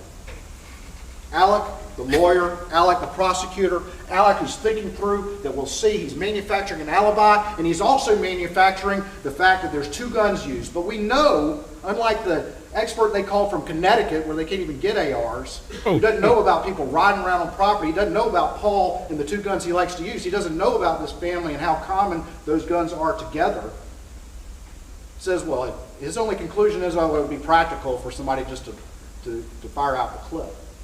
But this is him. This is Alec, the prosecutor, the lawyer, and he's thinking through this. He's thought through this. He's going to use 2 guns because it's going to confuse people that perhaps there were 2 shooters. But again, it doesn't make sense. 2 family weapons? But he thinks Paul's shot. And you heard the testimony that Paul appears in the feed room doorway. Is Alex putting down that shotgun to pick up the blackout and is startled by Paul? And that's why the angle's like that? And catches Paul like that? And goes up into the ceiling, as you've heard the testimony from Kinsey, and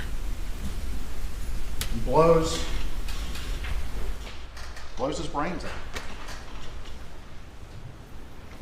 And what happens with Maggie right here? We see activity on Maggie's phone. You heard about sandal prints. You heard from Kenny Kinsey about the mark on her leg from the Polaris over there by the overhang next to the feed room. You've seen the diagrams and the crime scene photos that all those cases are in that area between the doorway to the feed room and where Maggie was found. You heard that Maggie had no defensive wounds. You also heard Paul had stippling from that first shot, a close range shot, with no indication that he detected a threat from the person who fired that weapon. And why? Because it was him. Same with Maggie, because Maggie sees what happens and she comes running over there, running to her baby. Probably the last thing on her mind, thinking that it was him who had done this, she's running to her baby while he's picked up the blackout and opens fire at close range, again with no defensive wounds. And she takes those 2 shots that you heard Dr. Reamer say were parallel, and it crumples her over. In those cases, you can see them move around. And takes that shot that goes through here, and she goes down flat. And then there's the shot in the back of the head.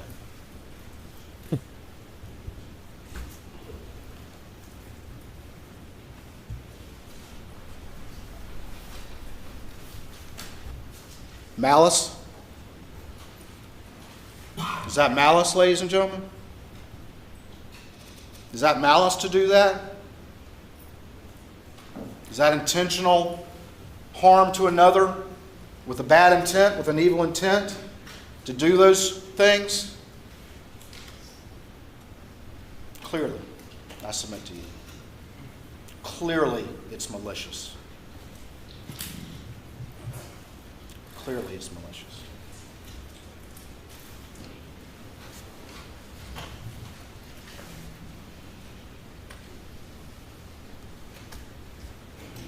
She was running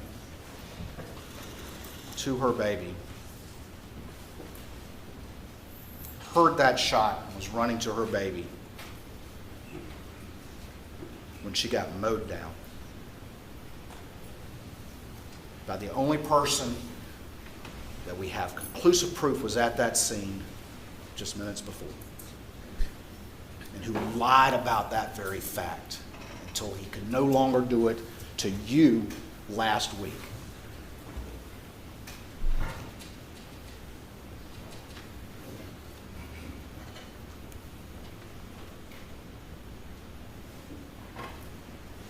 Alec told you he went down there in the golf cart. We'll talk about this a little bit, but they had their expert come up here with the 5'2" people and all the rest of it. be sitting in a golf cart. But he comes up in the golf cart. But what we don't see, as I said before, is any activity on his phone until 9:02. That the crime occurred around 8:49 to 8:53. Down there at the feed room, State's Exhibit 516.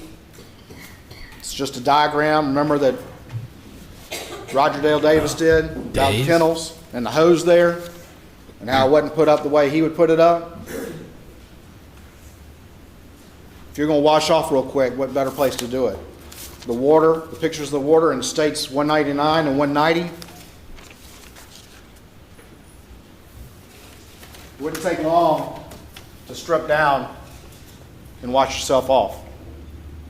Get in that cart and head back to the house. Oh. And then at 9:02, the defendant over there, ooh, look at his face. He wouldn't even admit until forced to that he was even at the scene. All of a sudden, he is as busy as he has ever been. 9:02 to 9:06, 283 steps. Scrambling. 9:03, we see the system start up on the car, and that could mean that he's close by the car. Has he returned with Maggie's phone and placed it in that car? And then what do we see from 9:02 to 9:06? Not only is he 283 steps in that 4-minute period, but he is making calls like crazy. Damn. And I asked him, I said, what were you doing? What were you doing? And even though he has a photographic memory about things that he thinks will convince you, he could not answer what he's doing during this 4-minute period that is so illustrating of what we're talking about here. That for 4 minutes, he is not only going 283 steps, this is a defense exhibit, defense 156.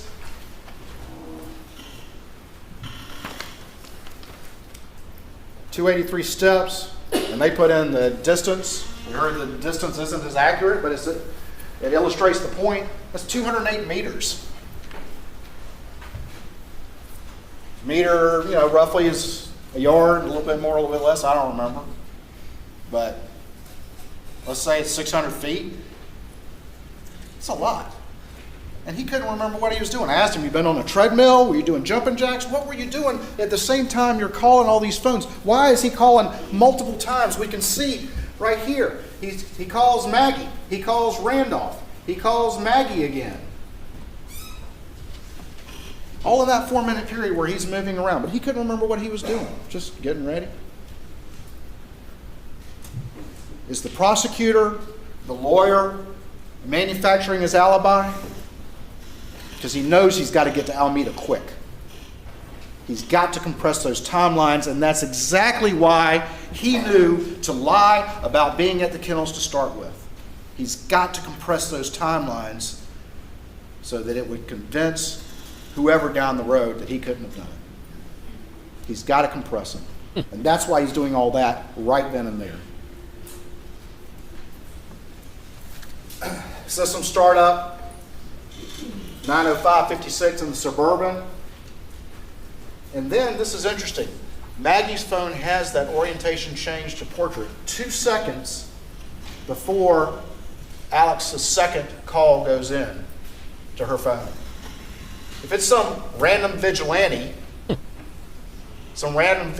who knew to hide out there and counted on Family Guns being there, did he have ESP?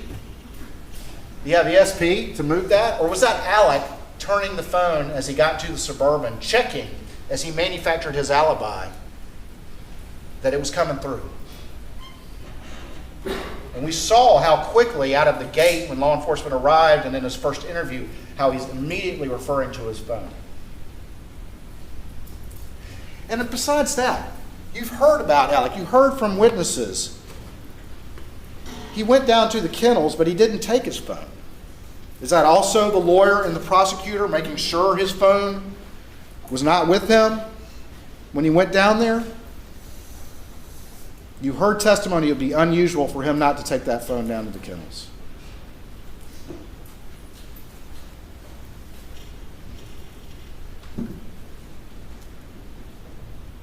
And then he gets underway. With this call right here too. All those calls, all those steps, when his phone finally goes active, just minutes after he was at the scene with the victims and he lied about it and he's so busy. But let's take him at his word again. Why in the world, if he's calling her so much, if he's so busy and so concerned to call her as many times as that in a 4-minute period, why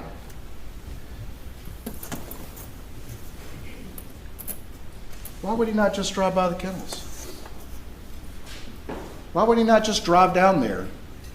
Just say, hey Max, I'm going to Alameda. What you guys doing? Hey Paul, you want to go? Why is he so busy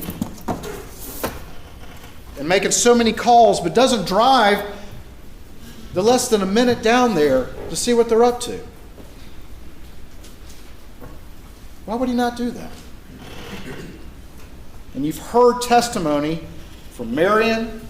You even heard it from the defendant's own mouth about whether or not Maggie was going to go with him to Alameda, that Alec had actually asked her to come home that night,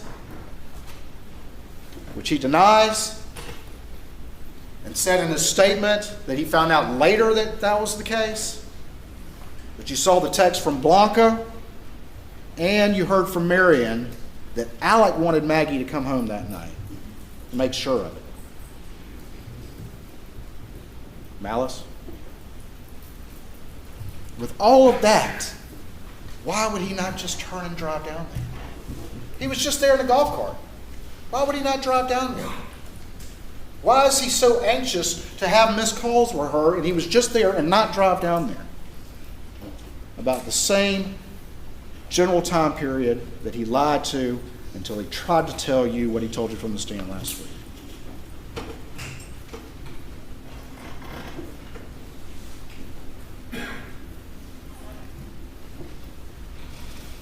Right here,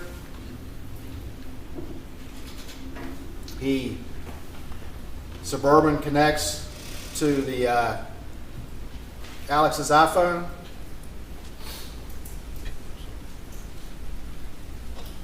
He calls Maggie at 9:06:52, and he's getting in the Suburban right at that time.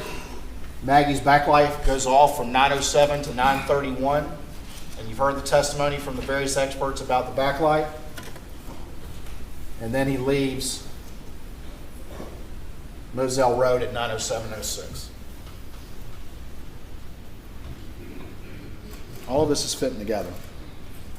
He's on the move. At 9:08:36, he's right here doing 42 miles an hour, and there's Maggie's phone location. And at 9:08:42, he's just past it. And at 9:08:58, just 20 seconds after he's almost at that location, he texts Maggie's phone and says, going to check on him, be right back. That text was unread. Now,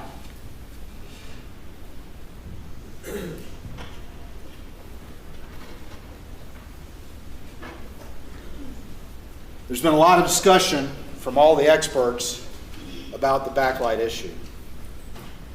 And every single one of them said that there's a lot of variables about that light coming on. Every single one of them said it's not going to record an orientation change unless that light is on.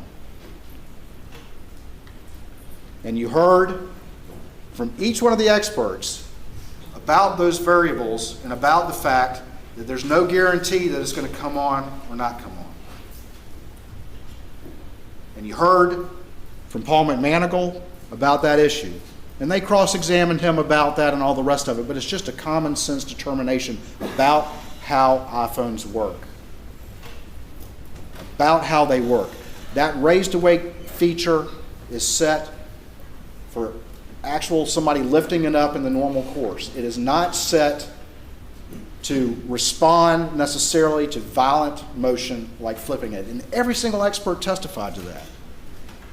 Every single one of them did. And then, besides that, you'd have to accept the fact that Alec is driving by just moments prior to that time. All of these circumstances would have to go the other way of the reasonable inferences in this case. Paul McManigal got up there and testified as to these issues and as to the fact that there's no guarantee, in fact, more likely than not, that if the phone is violently thrown or flipped or frisbeed or whatever, it's not going to light up. And that's consistent with what every other expert said.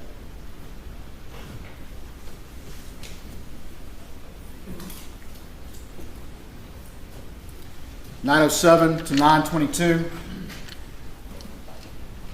The defendant's on the way to Alameda, and you heard testimony from Mr. Rudofsky about this, from Agent Rudofsky. He's hitting 74 miles an hour at night on that particular route. What's he in a hurry about? That's faster than he drove to work. Why is he in a hurry? Because he knows he has to compress that timeline. And then along the way, he's manufacturing the alibi by making these short calls. 60 seconds. He calls Chris Wilson.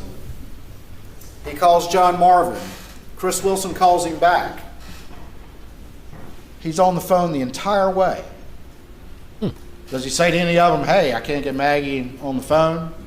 Say anything like that? They're very short. He doesn't talk about much. And then we get down here at 9:20, there's a 131-second call, which means that call is over at 9:22:45, and that's also when we see the vehicle go into park.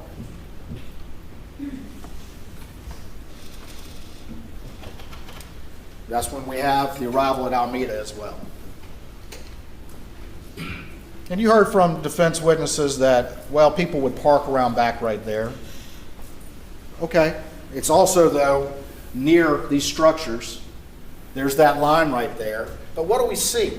From 9:22 to 9:32, we've got 195 steps taken. We have him calling Libby Murdaugh, which would be calling the house 2 minutes later. And then from there, we have at 9:31 and 9:32, we have system startups on the Suburban, which you've heard from the experts could be from having that remote key in your pocket and walking near the car.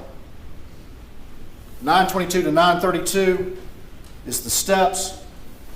And 9:31, you've got two system startups. And what did you hear from Shelley? That he called, but it still took a number of minutes before he came in. And that's about 6 minutes right there. What were you doing? Meanwhile, what's he so busy right there? Oh. Meanwhile, Rogan It took forever to check Alameda, trying though. to call his friend. Sled. Messed up. Tries to message Maggie. Tell Paul to call me.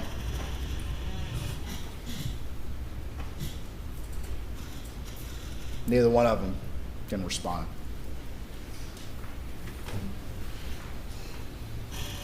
Still a busy guy at Alameda. 9:35 to 9:45, we've got 60 steps. We also got another at 9:36, around the beginning of that time period, another hit on the system startup. 9:36 to 9:41.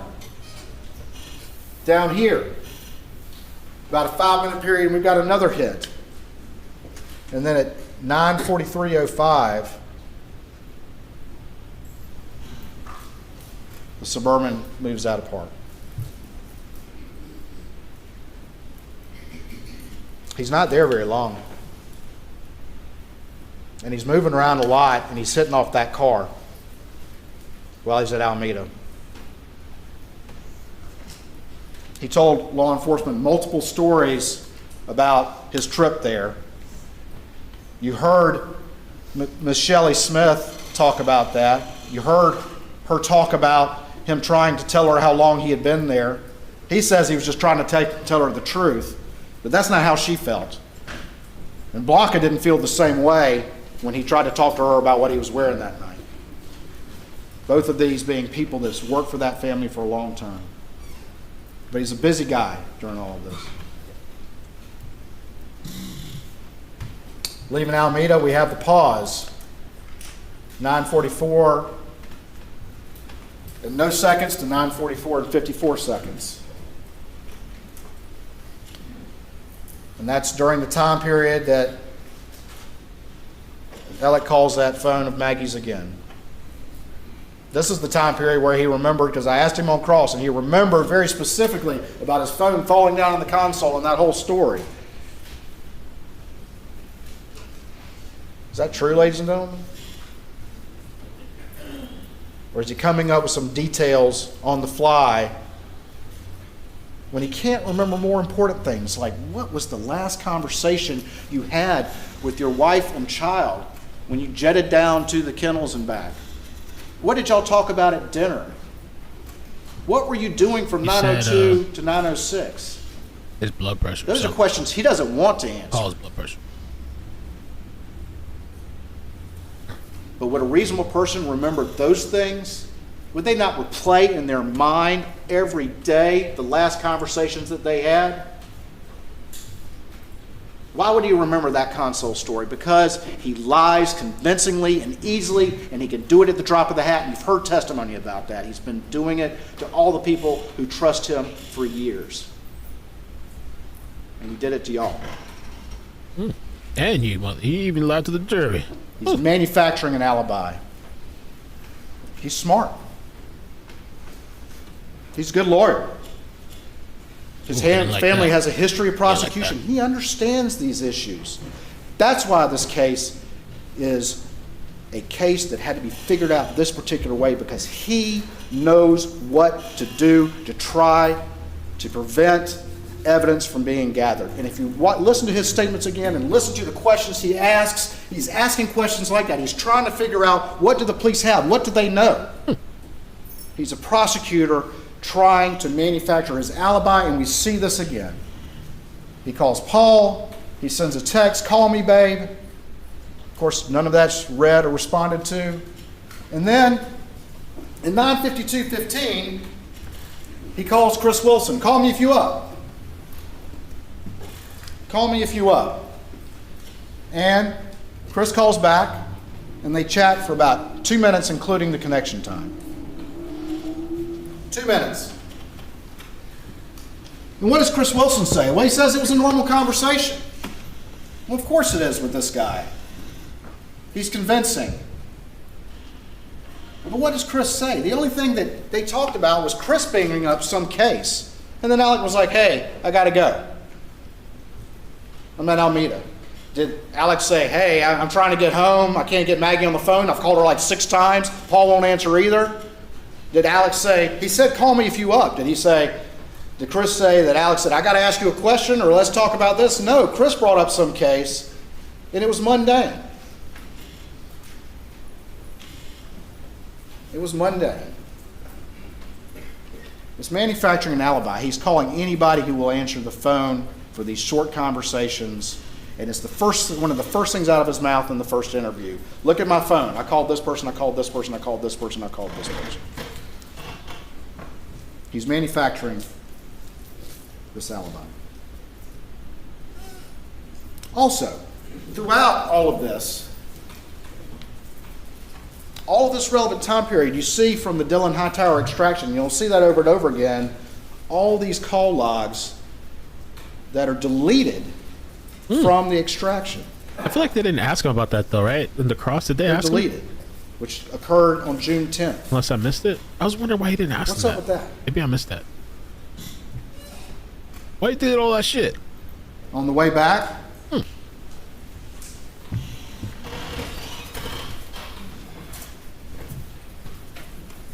These are defense exhibits 141 and 142.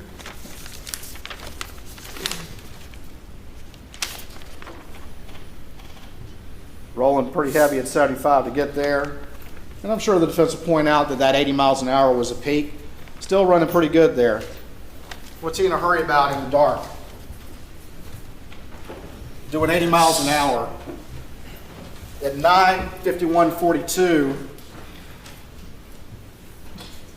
rolling 80 when he texts Chris, call me if you're up. His peak speed when he's texting me. 10:01, he arrives at Alameda, and this is going to be important. Rogan, of course, is trying to call Paul, and he texts Paul, yo, which is unread, but hits Paul's phone. Oh. And then he gets to... Those are accident messages. Or says Alameda. Sorry about that. That's obviously back at Moselle. He gets there. He's shifting in and out of park from 2200, which is 10 o'clock, to 10:01:43. He's calling Maggie at 10:03:58. Sled deleted.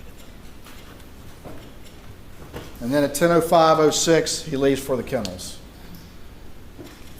At 10:05:57, he arrives at the kennels about a minute later.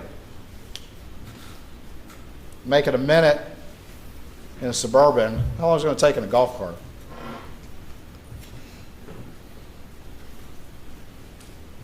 At 10:05:57, he arrives at the kennels. And 10:06:14 is the 911 call. Now, there's a lot of back and forth with him about that, but in his statements, with what he told his law partners that he went in great detail over about his activities that night, including lying to them about ever going to the kennels, he was very clear that he got out of the car and went and checked Paul and Maggie. One time he said to see if they're breathing, another time to say to check a pulse. You've seen the horrific injuries they'd suffered. 19 seconds. Is that enough time for a surprised human being to come across that scene, process what they are seeing? Get out of the car. Go over there. Check both those bodies and then call 911. He's changed the story now yet again because he's confronted with this evidence. The reason why it's so quick is because he knew exactly what scene he was going to find. 19 seconds.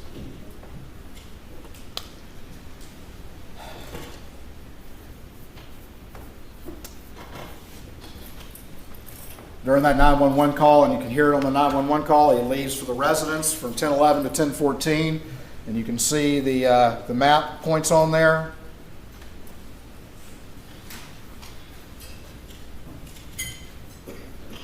And those are the speeds on the Suburban on those trips. Took just under a minute, doing 35 and 30 miles an hour. So think about that when you go back to his story about a casual trip down to the kennels in the golf cart, and you look at his times that he's trying to convince you of.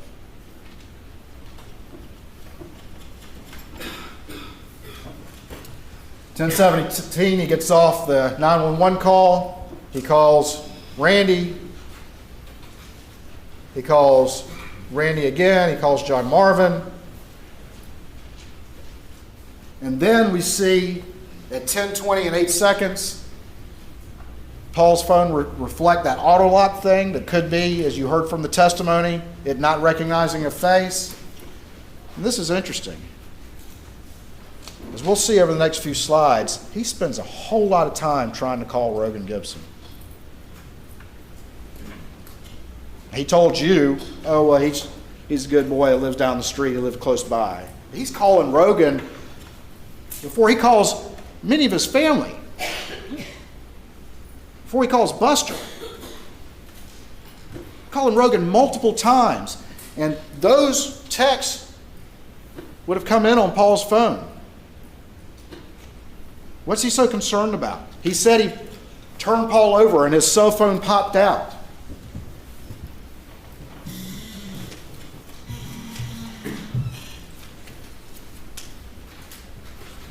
This is a sealed exhibit. I'm not going to name it. Popped out. Manufacturing an alibi, concerned about the evidence. Worried about what Rogan may have known or may have heard. I'll put it down. Can I have this back, please?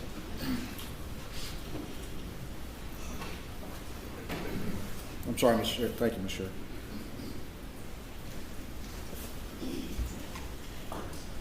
There, 1024. iMessages, call me, 1025. 1029, 1025, the first deputy's on scene. 1029, calling Randy. 1030, Rogan again. And then finally at 1034 is when Paul's phone powers off.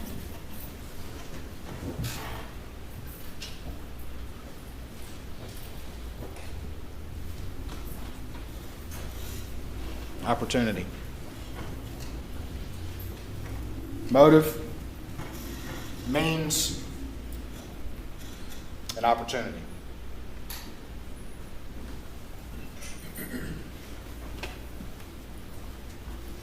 Guilty conscience.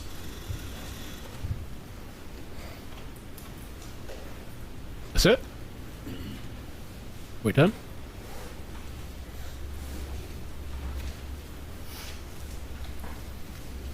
Alec, not buying it. Alex. I've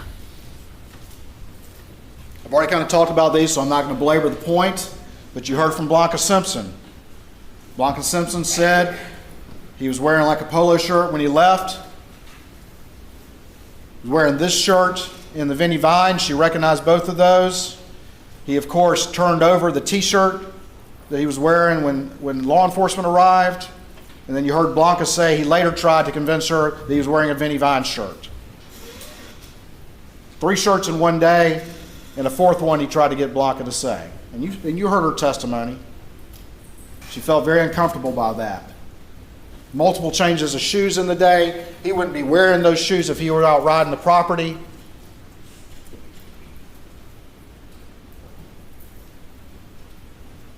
I've already mentioned the text from Maggie that Alec wants me to come home, but he can't even be clear about that point because that doesn't fit with his narrative. Marion Proctor says the same thing, but he can't admit that because that doesn't fit with his narrative. She was surprised that Maggie didn't go along to Alameda. And then she said, Alec made an interesting comment, one of many, some of which came from that stand that we'll talk about in a little bit.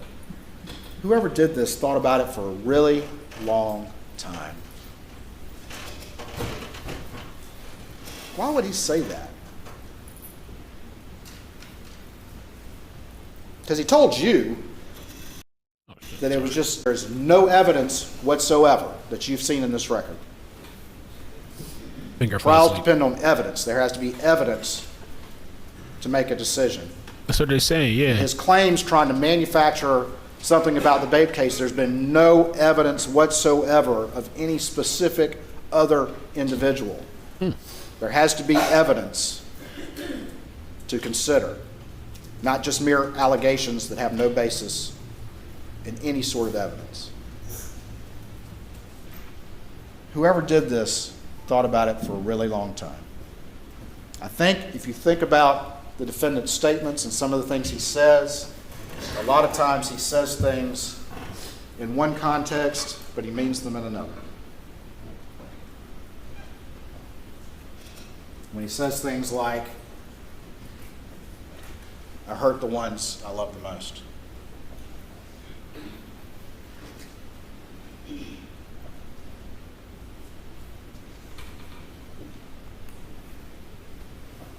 We talked about Shelley.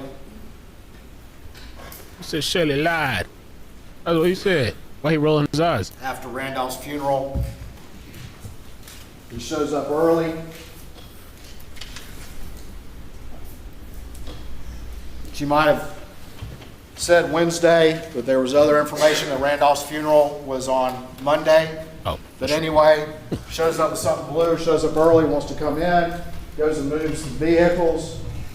And then there's that raincoat. Huge raincoat. She calls it a tarp, but it's a huge raincoat. Tarp gate. And it's got a ton of GSR on the inside. And it's found in a closet upstairs.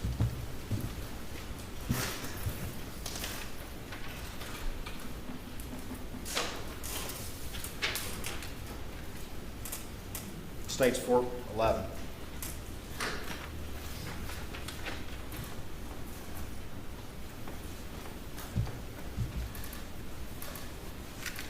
He was a busy guy at Alameda, as we just saw.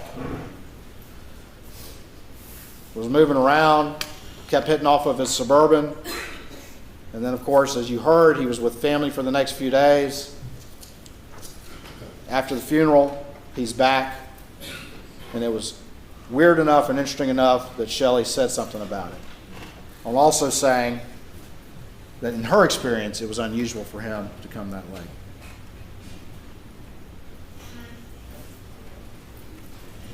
Then we have the defendant and his many statements.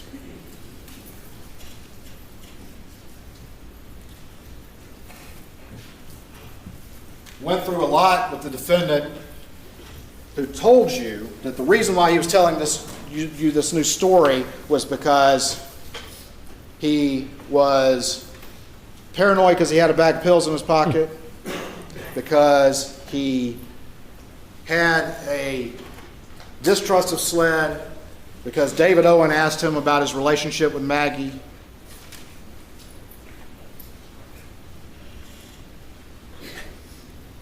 And his law partners told him that he should have an attorney present, which one is in here, one of his law partners sitting in the back.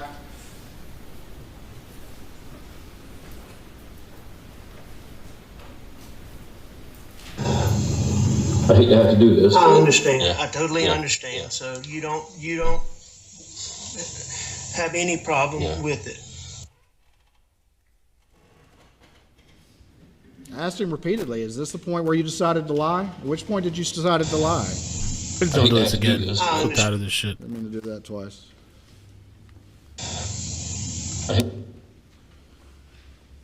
Or was it this point, when he first says, I was at the house? I was at the house. Or was this the point?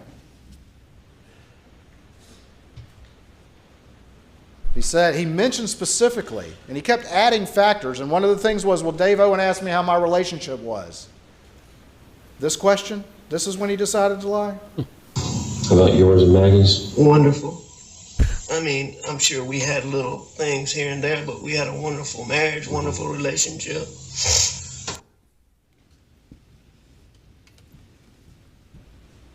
But he digs in on the point.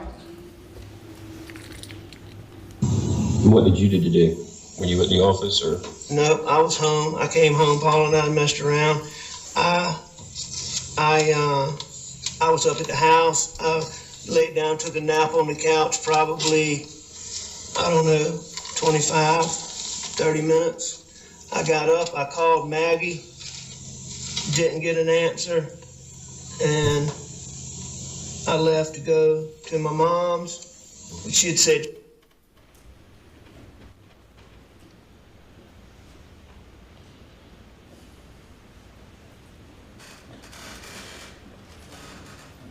This is June 8th at 1:21 in the morning. Boy, lying. And he's admitted to you that he's lying right there. Skeezer. Look how easily he did it. About such a crucial thing. Skeezer.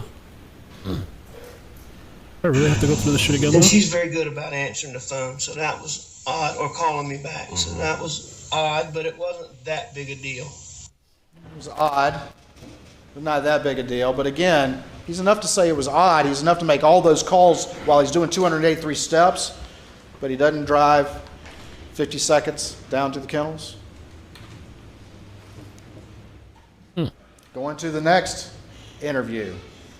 Again, what's the tone of this interview? How is he being treated? Pretty traumatic. That's okay. Yeah, I know so, you yeah. need to ask me. You ask me what you need to. So, Is that an aggressive interview? Is that something to make somebody paranoid? I'm a defendant in a civil case involving my son. I told you about the boat wreck. yes, sir. And there were some motions coming up in that on Thursday, and I was mostly just getting ready for those things, and then other junk. Boat wreck. Mentions the boat case. Paul left. And I'm assuming, Paul left because of, Gotcha. what happened. I mean, I'm assuming Paul went to the kennels. Okay. And what did you do once Maggie and Paul left? I stayed in the house. Okay. And I was watching TV, looking at my phone, and I actually fell asleep on the couch. Okay. And what time did you? I don't know wake up? exactly what time I woke up, but when y'all get my phone, I think one of the first things I did when I got up was call Maggie because I was going to my mom's.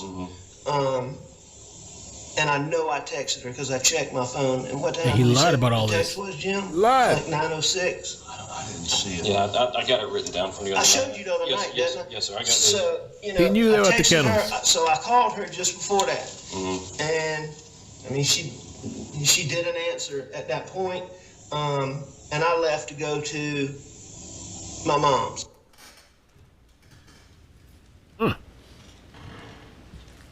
So easy for him to do. Oh, that's sus as fuck. And you said you laid down and took a little nap, and when you got up, Maggie and Paul was gone, or did they leave when you laid down or before? I believe that.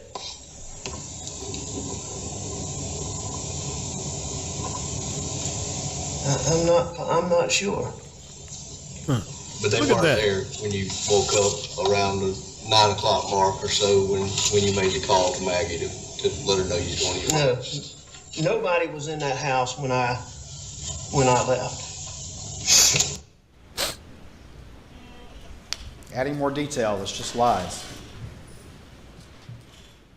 Watch how he responds to this one. Watch what his head does. Glad they clipped See if you observe that yourself when he's understand. over there looking you in your eyes and trying to convince you of something. Trying to narrow that the last time that you saw Paul and Maggie's when y'all were eating supper.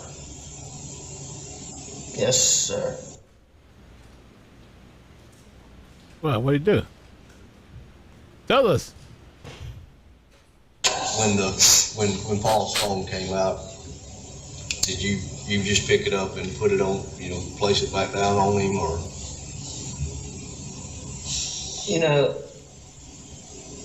Yeah, I did not try to open it or anything. I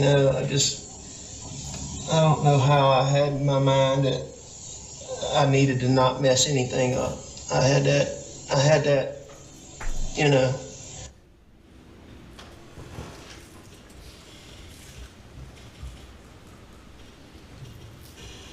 Going to the third interview on August 11th. And after dinner, Maggie and Paul went to the kennels, or? I don't know exactly how that went. I stayed on the couch and I dozed off. Video on Paul's phone of you and him on the farm that night, and you were in khaki pants and a dress shirt. You were playing with a tree. I don't remember playing with a tree. Yeah, I guess there was a tree sapling or something that had fallen over or bending over, and you were trying to get it to stand up. But I mean, the question in that is, when I met you that night, you were in shorts and a t-shirt. At what point in that evening did you change clothes? I'm not sure. It would have been Before before dinner or after dinner? No, it would have been. What time of day was that? I would have You know, thought that motherfucker. already changed. There's not a timestamp on it because there's so many posts. But I want to say it looks to be about dusk. So that would have been 7:30, 8 o'clock. I guess that changed when I got back to the house. Oh. He had some very specific recollections for y'all when he testified with his new story that had never been heard until last week.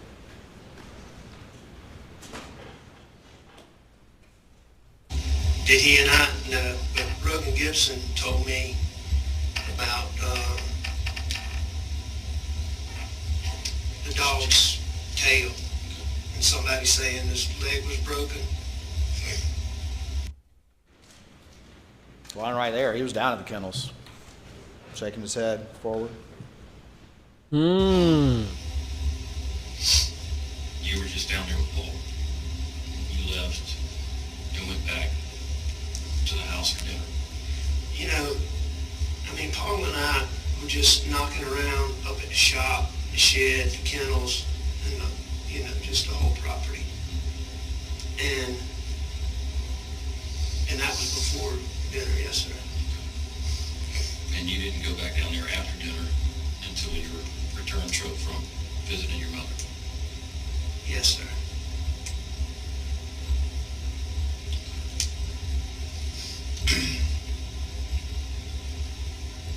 I've got information that Paul was on the phone and Maggie was heard in the background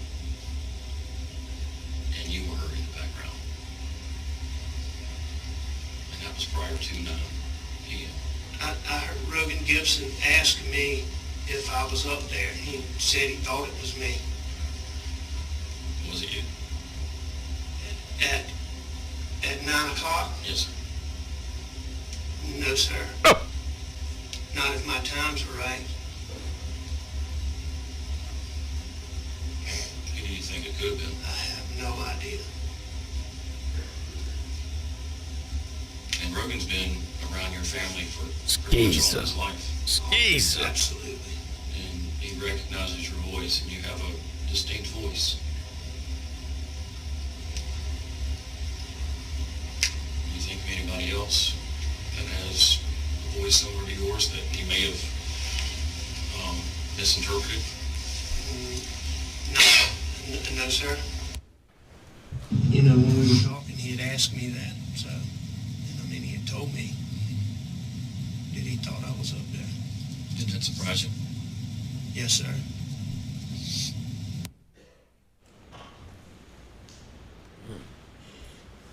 Little Alec, it's not good for you. Let's see what the defense has to say, though. Alec, lying, a skeezer. But he loved his family, so he could never do something like that, right? It's impossible. He went to family events, so he couldn't kill his family. That's what they say. We'll come back to that. But I want to talk a little bit about the crime scene.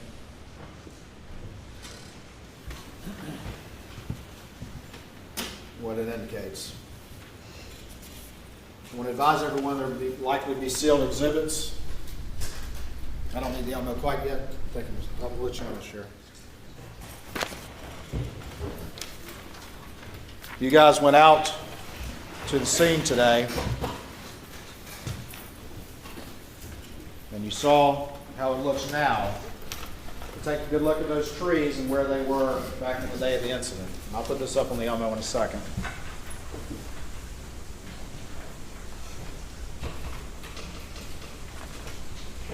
And you can see the proximity of the kennels to that residence back on June 7th, 2021.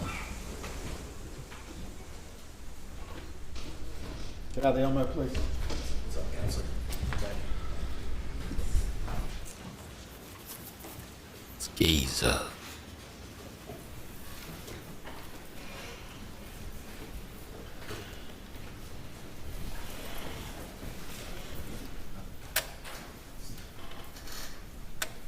Reptilian.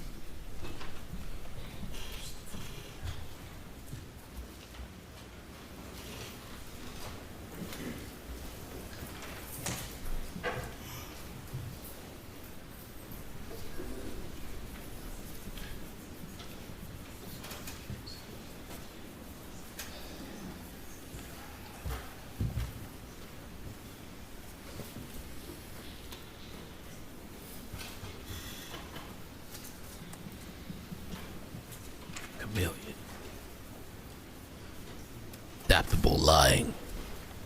Habitual liar. PowerPoint back, please. Oh, look, he's smirking, smiling, confident. Oh, Alec. There's not any images of the PowerPoint that I understood, but I do have these right here. All right, Dr. Reamer. You've heard from Dr. Reamer, you heard from Kenny Kinsey, and you heard from the defense experts. So, do you have the computer back?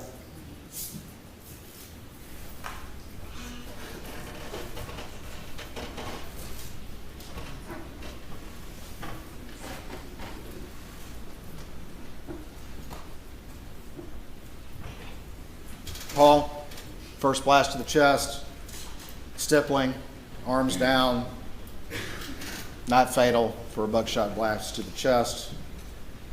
This is where there was some dispute from the defense experts. The second injury went into the left shoulder, into the cheek, with an exit wound on the top of the head, with instantly fatal and terminal collapse. Dr. Reamer's done 5,500 autopsies. She does an independent autopsy.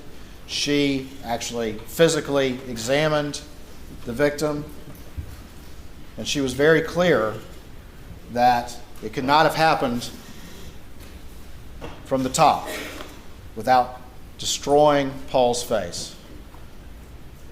And I could show the image again. I'm reluctant to because I know y'all have seen it enough. So I'll rely on y'all to recall that his face was intact.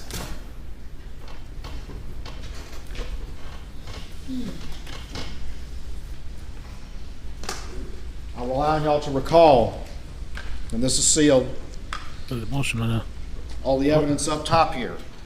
Oh, he's crying. At the top of the door. I will rely on y'all to recall Kenny Kinsey's testimony that buckshot don't reverse course, that the kinetic energy is going in one direction. Just smiling. I'll rely on y'all to recall all the biological matter that you see at the top of this door.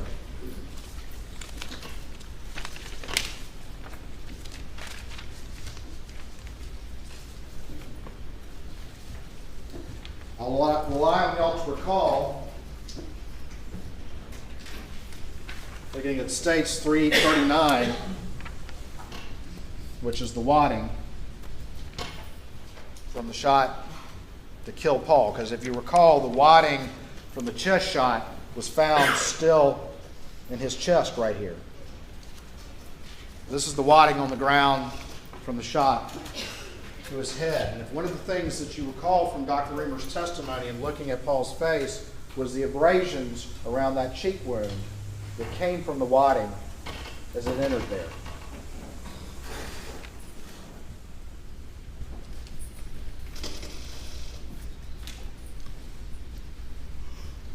You heard from Dr. Reamer that the reason for the shape on the shoulder was because it went along the shoulder and opened up that area there, but still was focused and then expanding as it entered in here. But she also testified that if it was here, that force would not have left his face intact.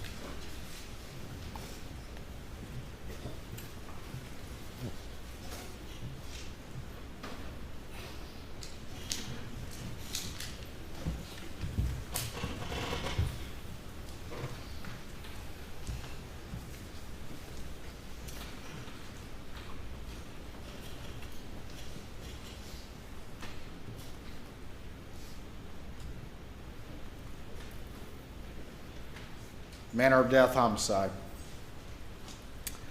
Then you heard from Dr. Kenny Kinsey. What we described earlier, Paul was first shot in the feed room, largely agrees with her. Arms were not up. He believes the shot was a little closer and the lack of stippling could be chalked up to the black t-shirt, but also agrees, as she does, no defensive wounds. Looking at the blood spatter locations there, and he testified in great detail and testified yesterday, there was no high velocity blood spatter on the ground at the entrance to the feed room, which would be necessary for the shot to have occurred in the manner in which the defense suggested. The spatter travels upward in an upward direction, and you can see that on the door. He spoke of the blood, the void area, and then he spoke of the blood on the ground that was around where Paul drops, and that it's low-speed spatter. He talked about the dents in the feed room door, the pellet lodged in the door frame upward. It's only possible if it's traveling through Paul's head. Not possible if it's from a ricochet, as the defense suggested.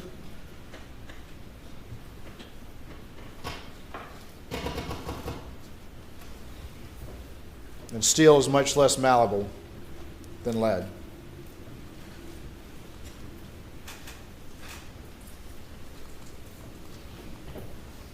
What else did he say?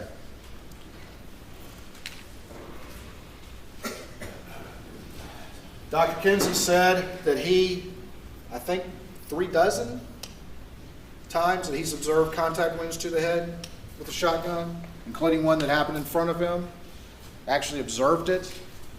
And he also said that any sort of contact wound like that would have destroyed the head and destroyed the face. And he was clear about that. He's actually seen them. And I think what you see with the defense experts is they're coming to you with absolutes to try to make you consider that there's the possibility that a crime scene can definitively establish whether there's one or two shooters or whether or not they're of a certain height, and that's just not how it works. And you heard that from Dr. Kinsey. That's not how it works. Not how it worked in this scene. It's a red herring, ladies and gentlemen. It's a red herring. You've seen the testimony from Kenny Kinsey. He returned to talk about these issues.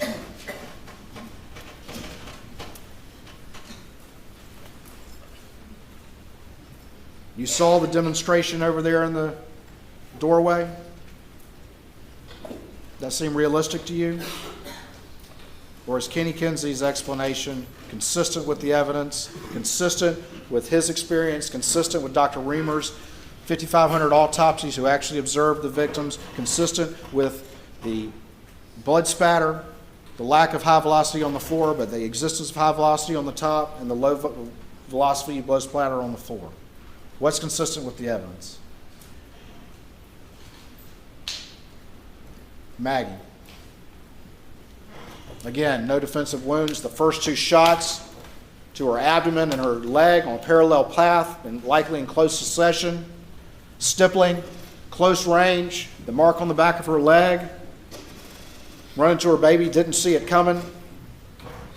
Bends over, maybe on her hands and knees in pain.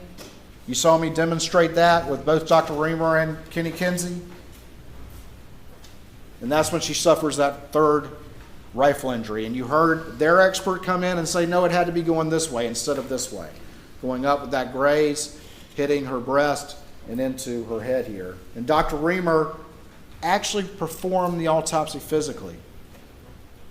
She looked at the hole. She described the hole. She talked about the injury coming up into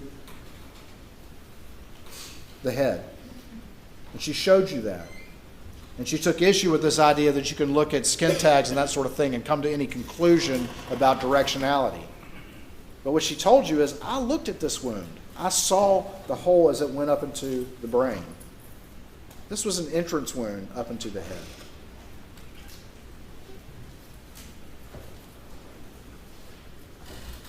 Instantly fatal and terminal collapse. The wrist wound could have been an extraneous wound, or it could be associated with this. Third rifle injury, and then of course the fourth rifle injury to the back of the head that had the canyon in effect. Would have been instantly fatal, except for the fact that this one, there has to be some clearance for that third shot to come up. Again, manner of death is homicide.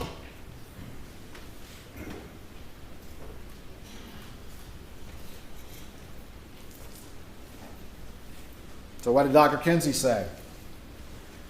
Again, he took issue with an expert coming in and trying to tell you that he can determine the location or the height of the shooter in this manner. He told you the cardboard, that cannot be relied upon. And while he did agree with the angle on the doghouse, he showed you how changing the aspect of the shooter could easily fit with Alec. And that it is too far and way out over its skis to try to assert that you can determine from such information that the shooter had to be 5'2". That's not what you can do. Dr. Kinsey is a crime scene analyst. How many crime scenes did he say he'd done? Hundreds of homicides, thousands of pieces of evidence, real world stuff. That's what he comes and talks about. And you simply can't make those determinations in a real world environment to come in here and try to tell you that from that sort of thing the shooter had to be a particular height. You just can't do it. You can't do it. I submit to you that Dr. Kinsey knows what he's talking about, and Dr. Kinsey has the years of experience in real world applications of crime scenes to make those judgments. And I also submit to you that Dr. Kinsey isn't going to get out over his skis and try to make assertions to you in absolutes. The guy with the 5'2" people refused to even concede the possibility of variables. But Dr. Kinsey knows that that's how reality works, and he's not going to get out over his skis and try to tell you something that simply cannot be supported by the evidence. And that's what the defense expert did.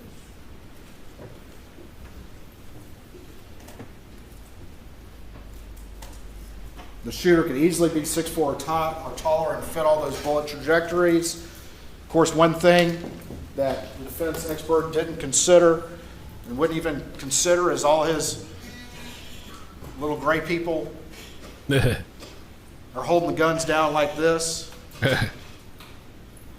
No consideration of kneeling, of sitting, of being in any sort of different position. But the reality is, these are fluid. Maggie is running to her baby. She's moving. And when she gets hit, most likely when she hits her leg against that Polaris, there's biological evidence on that Polaris. And she comes forward and collapses as Alec is moving around her, firing.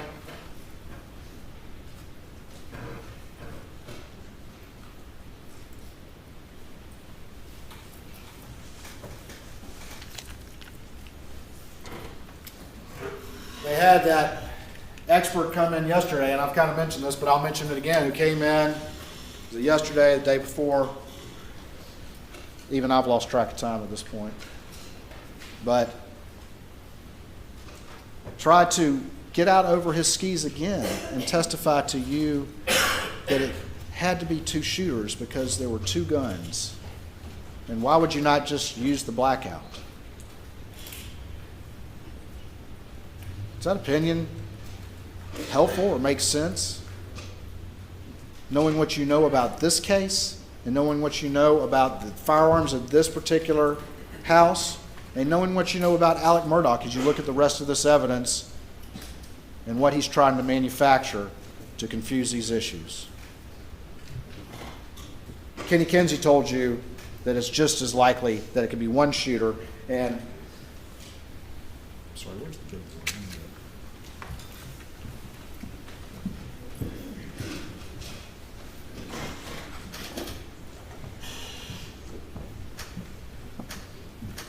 And although this is not to scale, you have the feed room right here, the Polaris is right here, and the cases, while they can't be relied upon as specific location, they still can be illustrating general area, and they're all in that area, moving from here to here.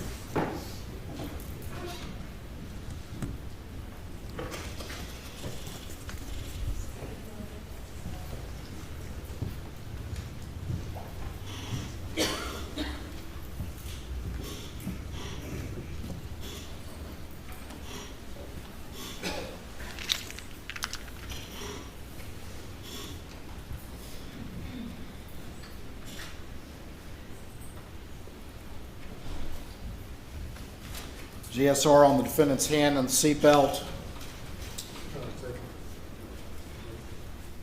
Ladies and gentlemen, we're going to take a 15-minute break. We'll go to the jury room. Please do not discuss the case. Oh. I guess he's going to take the rest of the day, I guess. Damn. Rough. I'm barely hanging in.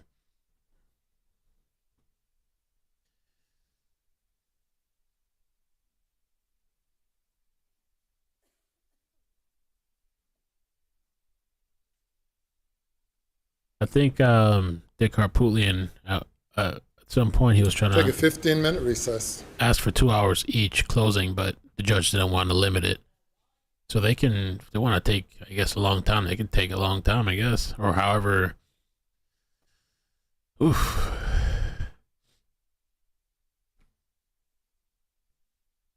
Break gives us a great opportunity to chat with some experts here. In the studio with me, I have Jonna Spilborn. That's quite the pleasure. She's with us from a little further north in New York. Good to have you, criminal defense attorney. And of course, Bob Murdaugh is here. He is the host of the podcast Defense Diaries. He is a criminal defense attorney as well in Chicago. So welcome both. Jonna, give me your thoughts out of the gate on this guy so far. What do you think? Creighton Waters is handling the closing the same way he handled the trial, and that is, we got a little too much stuff, right? I think he's, at this point, maybe putting more than the defense attorneys to sleep. He's going through the minutia, and I got to tell you something. This afternoon. I don't know if he's doing himself any favors, because as I listened to him lay out his version, his version of what happened. I was telling you off air, I don't think John Grisham could write a script as tight as Creighton Waters wants us to believe that this defendant did. I mean, he would have to be a diabolical rocket scientist to say, okay, at this minute I'm going to do this, and at that minute I'm going to do that. And after killing his wife and kid. I'm not buying it. He's not selling me, but he didn't sell me during the trial exactly either, so I'm a little biased that way. Okay, so I'm going to take off on your point about what he's had to work with, because there has been a lot of material. And ask you this, Bob. I did a little research while I was listening to the closing. I think it's so important to entertain the jury, the most important audience in that room. And when you've got so much stuff to work with, you should use it. Visuals. People are more likely, how much more likely? 60,000 times as likely to remember an image as they are text.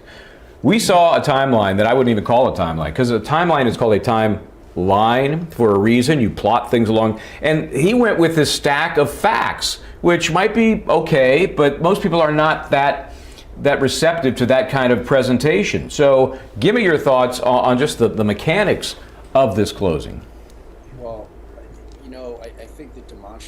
Especially at closing, would be super effective if the jury had notebooks.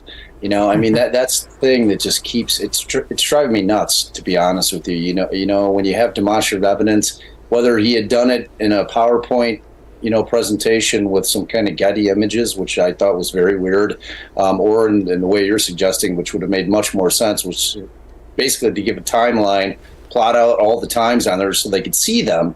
Either way, I think that the bigger issue is it going to be lost on the jury because they don't have the ability to write anything down? I just think that that's going to be a major issue for them back in deliberations. I really do. Yeah, and it's we never know why a judge allows or doesn't certain things within the courtroom, but I think in this case screams for, this case like any other, really screams for a notebook. John, let me ask you, they did the site visit earlier today, which I think should have been done early on and helped lay the groundwork and foundation for things to come in trial, but hey, they at least got to do that. So important to see where Paul's body was, where Maggie's body was, whether you're leaning toward the two-person shooter theory or the defendant did it. All of that stuff's so important, and the distance between the kennels and the main house for all of these time periods that the prosecution relies on so much. What are your thoughts on that? Yeah, I agree with you, but I'm also a little bit confused why they did it. Why not take a field trip at night? Because that's how dark it was at the hour that this allegedly happened at that time of year. We're in a whole different time of year. They went at a whole different time of day. But I do think, and it probably should have happened earlier, I also think some of the jurors may have had a hard time emotionally because they've seen all this graphic evidence. They've seen where two people lost their lives, and then you go there. It had to be a little bit eerie for some of them, but I do think it's important to see two things. How far the kennels were from the tree line to see, is it possible that two people could have ambushed Maggie and Paul? And two, like you said, to see exactly how far it is from the house to the kennels. According to my calculations, and I went to law school because I stink at math, it's about 5 city blocks. So is it possible that Alec Murdaugh didn't know what was going on if he were still in the house when it was going on? And we don't really know that because we don't have an exact time of death. So. And I have to imagine, some of the staining from where Paul was killed might still be there on the concrete. I mean, this was just less than 2 years ago. So, Bob, as you look at the presentation of the prosecution here, one thing I think they did well was they did use the video from the very first interview in the car, and then also from the later interrogation at the cop shop there. And they make it very clear that, yeah, we know this guy's the liar. Boy, he knows how to lie. But did they make the point when it came to that period of time where he was napping, that we now know he was not, that it's going to win the day with this jury? That's a huge point. It is. I mean, frankly, that's where their entire case lies, on whether or not the jury buys the fact that he cannot come up with any kind of reasonable explanation of what he was doing in that, whatever it could be 4, could be 7 minutes of time. And I've had many discussions offline about this, and the reality is, if he's not the guy, that's not that unusual in terms of not remembering every single thing that you may have done in a time frame when you don't know that had taken place. Now, if he is the guy, obviously, if he comes up with just a completely solid, like, I knew what I did from second to second, then that almost seems prepared. So to me, it's kind of a lose-lose situation, which was always the risk of putting Murdaugh on the stand, in terms of him being able to come up with viable excuses as to what he was doing during that time frame. So I don't know how it's going to play out. I think at the end of the day, the bigger question for me, because that timeline really plays both ways. If it's true that he was 3 feet away from Paul when he was shot, the amount of biological material that would have been rejected onto him or thrust upon him would have been massive. And that's a very short amount of time in order for him to be able to clean up to the extent that he can get in a car and drive over to his mother's house, knowing that he's going to run into Shelley, knowing that there's going to be somebody who sees him, so that timeline is really tough. And frankly, it's what has me sitting on the fence as to whether or not he did it or not. I mean, that one thing alone is the one thing I just can't reconcile. Yeah, and that thing on the timeline about, I don't know, time of death. Maybe it'd be nice to have somebody really give us a number they can rely on. Well, the ME doesn't even give you the time of death. And when the guy who's the administrator who checks temperatures by armpit, he said it was between 8 and 10, and then just put 9 on the death certificate. It's kind of in the middle of my range. I think that's you're dying to find out, so to speak, what the time of death was, because everything hinges on that, and we don't have it in this case. Let's take a break here. They are on a break in South Carolina. We are in the midst of the prosecution's closing argument. We'll come right back.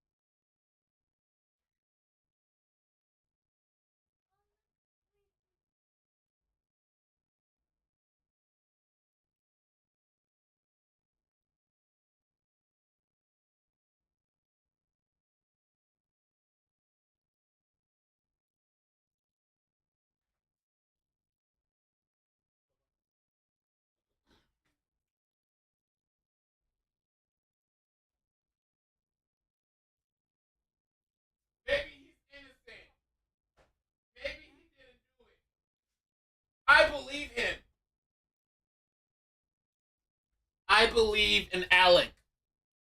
I think he's innocent.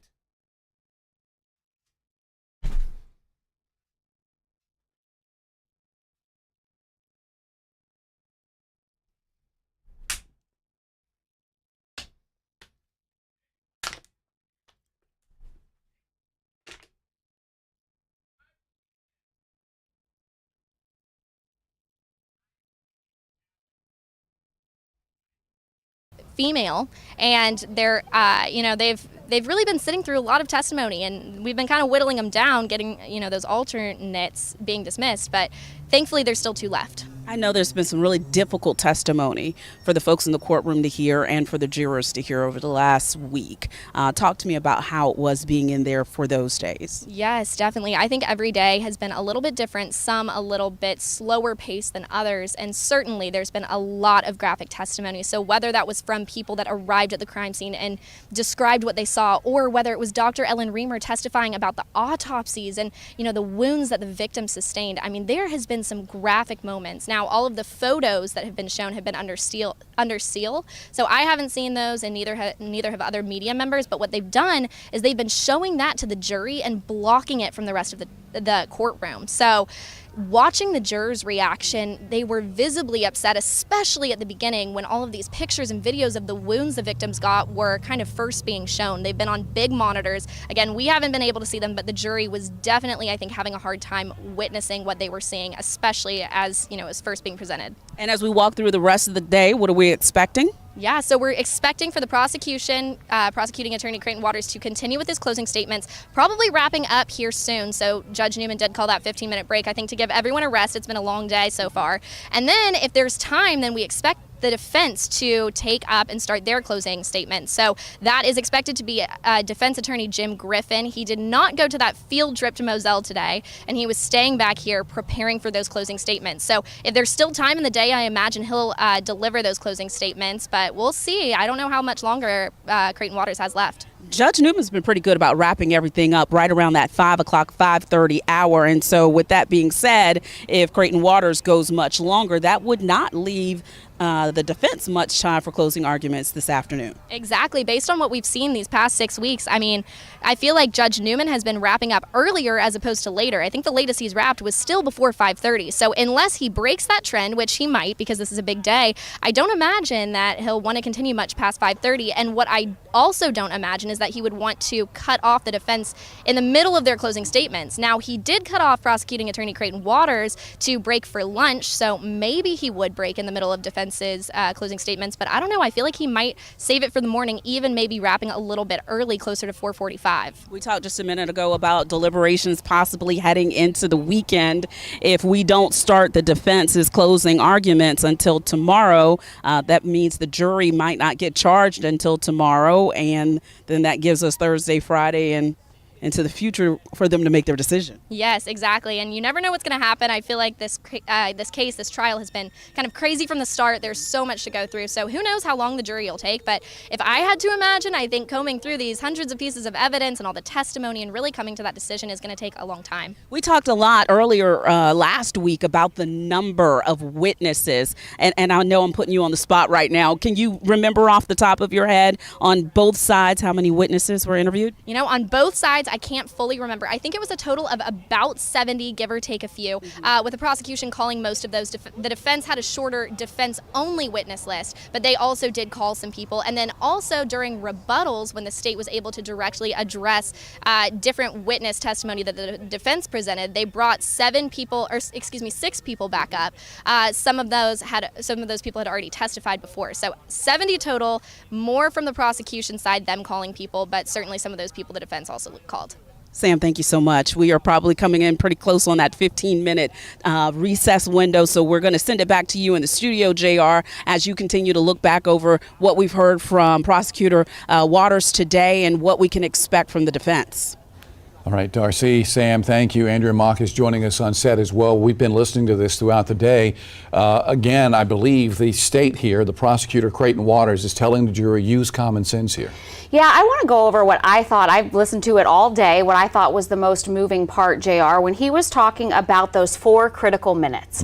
We know that Alec Murdaugh left his cell phone in the house when he went down to the kennels that night. And then at 9:02 to 9:06, that cell phone started moving again. Creighton Waters being very dramatic when he was talking about this to the jury today. He said again, he was a busy bee, 283 steps. And he said, this man that has had such a vivid memory all of a sudden of specifics could not tell me when he took the stand what he was doing in those 4 minutes. The only thing he said is he was getting ready to go to his mother's house, go to Alameda. But what we know from the testimony is, like Creighton said, Alec was already showered. He had already had his change of clothes and was otherwise ready to go to his mom's house. So I think the jury will really wrap their minds around that 4 minutes.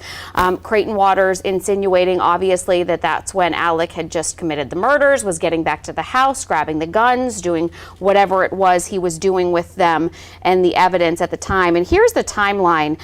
Something else, JR, that I thought really gave me chills today when he was talking about, and this I could almost cry even just talking about it, the moment that we know that Paul was killed first. And he said, and this was something he brought up for the very first time, he said, was Alec Murdaugh reaching down to grab that 300 blackout when Paul took 2 steps forward, and that's why it was an upward angle? He said, is that what happened? All right, the judge back in the courtroom. We will listen in as he is going to call the jury back in, but that was the first time that we... Yes, sir. Yes, sir. Oh! I think we're back.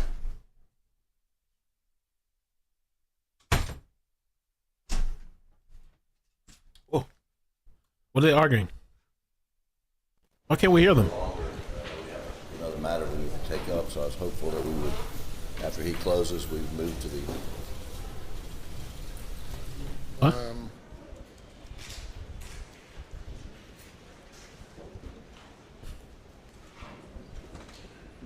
And what do you want me, what do you want to ask me? Well, I was just curious as, I was letting the court... Well, I don't know. I was letting the court know how long my closing would be, and then if we went at 5, I wouldn't be done until 7 or 7:30. You'll have an opportunity to fully argue during a time where the jury's attention span won't be frayed due to long hours. Might have to be tomorrow then. Considering dealing with that other matter, if we, for instance, adjourn, I think that, yes. Okay, because I think the Attorney General's thinking he's going to be done in about 45 minutes, but Damn. Less than that, Less than that? Thank you. 45 more minutes? Less? A little bit less? Did you say you'll be done in how many minutes, or do you know? I think less than 30, Your Honor. Less than 30. The look on Jim's Dick's face. He's like, really? Oh, shit. Okay. All right, let's bring them in. Yeah, I don't know if they're gonna. I wonder if they should wait till tomorrow. Not that I want to stress this out, but like, is the jury tired already? So they said they're gonna need like 2 hours, 2.5 hours, or something like that. I don't know if it's better just to come in fresh. You know, and it gives the defense time to counteract all this stuff, I guess. On top of what they were already probably presenting.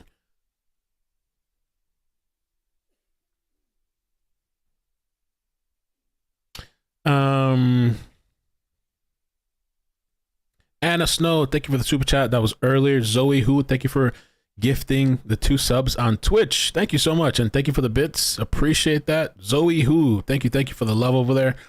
Munch a Bunch, thank you for the super chat. Says, did Waters ever ask if the kennel video wasn't revealed?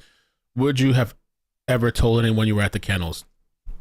I don't think he asked that, and seeing from what I've come to know from Alec, he wouldn't have told the truth unless like he has to.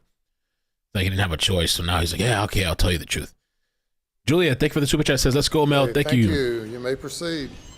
Okay, here we go. Your Honor, may I please the court? Sir.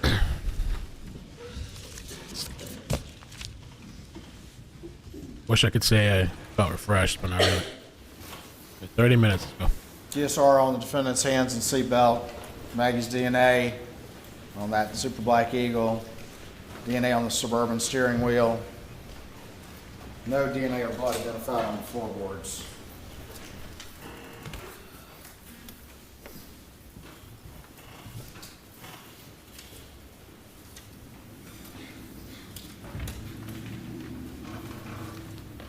Showing y'all state 7. That's the how you doing comment. And the second officer walks up, how you doing?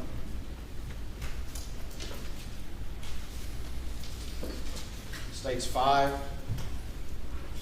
Also from the body cam. You're all taking notes. It's very dark out there. You can see how well lit it can be when the lights are on. 22. 93. 47.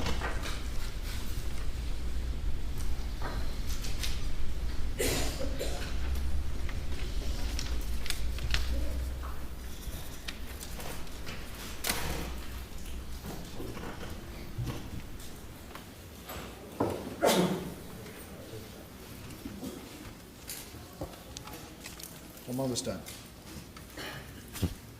We'll talk finally a little bit more about It's been going about 4 hours, I think.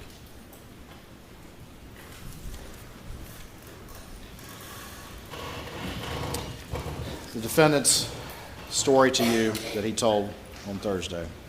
We've already talked about it. Just a couple more things. I asked him when he went down there, those dogs are clearly out in the kennel video. I asked him if the dogs were alerting on anybody nearby or in the woods, as dogs do. And he said no. He said that their dogs were not doing that. Bush people. It was somebody they knew. You heard about the fact that he changed clothes, and you also heard testimony that his clothes smelled fresh and like laundry. See again, manufacturing this scene. You heard from his law partners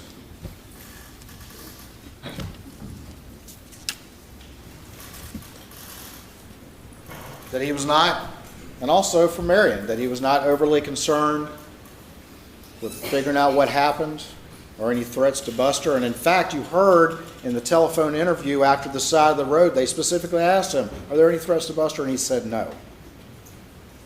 Why is there no threat to Buster? Because he was the threat to Maggie and Paul. He knows there's no vigilante out there. That's why he was never concerned about it. That's why he called Rogan first the night of. He knows the only threat is him. Alec. The look in Alec's face. I asked him if he could remember lying to all of those close to him, people that he trusted, that he stole from. He couldn't detail one single conversation. He couldn't remember his last conversation at the kennels. To use his own words, and when you hear what he has to say, when he was asked after the kennel video and his new story, what he did, he said, I got out of there.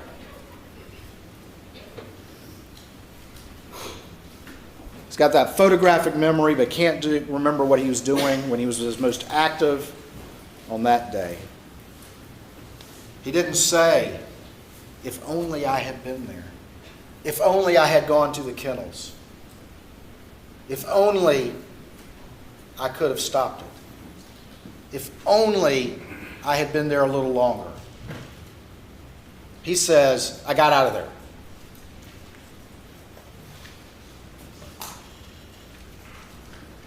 What father would hold anything back if he were innocent? What father would care what happens to him after that?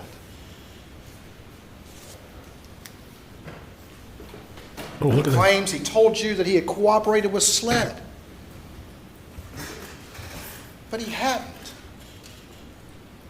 There's nothing more important, if someone's innocent, to telling law enforcement when the last time the victims were alive. I just saw them. I saw them at 8:50. I saw them at 8:49. They're still out there. Go get them.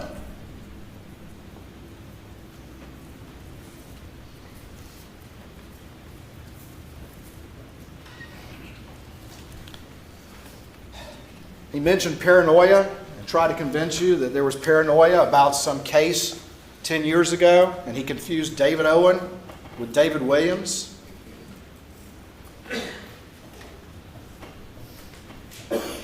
He got on the stand, ladies and gentlemen, and as he got confronted with things, as he was allowed to keep talking, he kept adding a new factor and a new factor and a new factor to justify why he's lying to you, why he had lied to law enforcement, and to justify why he's telling you what he's telling you now.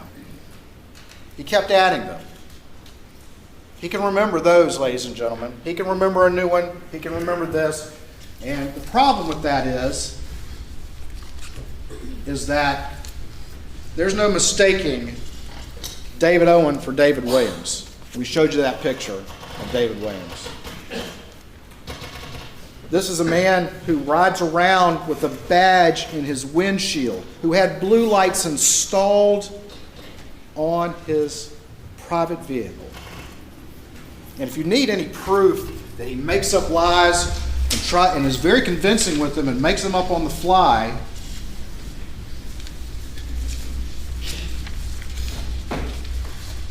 oh, a skeezer.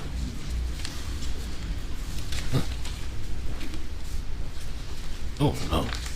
See that look? Oh no. the guy got caught flat-footed with the badge hanging out of his pocket. He tried to assert to you that sometime maybe it was an accident, that this badge is hanging out of his pocket. How is that an accident? Like everything else, just happened. An See how accident. quickly he was able to lie? But more importantly, the blue lights. He sat there and told you 3 times, I think he said his name 3 times, that Sheriff Smalls, the former sheriff of Hampton County, gave him permission to put blue lights in a private vehicle for a part-time assistant solicitor. And blue lights in a private vehicle. He told you 3 times, effortlessly got up there, pivoted, and lied to you. Because Sheriff Smalls came in here and said, of course not. That was dirty as hell when they brought that guy in. When they brought that guy in, I was like, such a thing. oh! T.C. Smalls. This is a man who made his trade on lying. He lied about the most important fact in the case, and he sat there and effortlessly and easily pivoted to a new lie when confronted with something he wasn't prepared for. Slithered snake. And the sheriff came in here and said, no, that never happened. Of course not. Unless he's covering for himself. Told you that. Maybe Smalls covering for himself, though. Maybe Smalls don't want to get in trouble. You all in the eyes and told you that. As if, what's your problem, Mr. Waters? Sheriff Smalls said it was okay.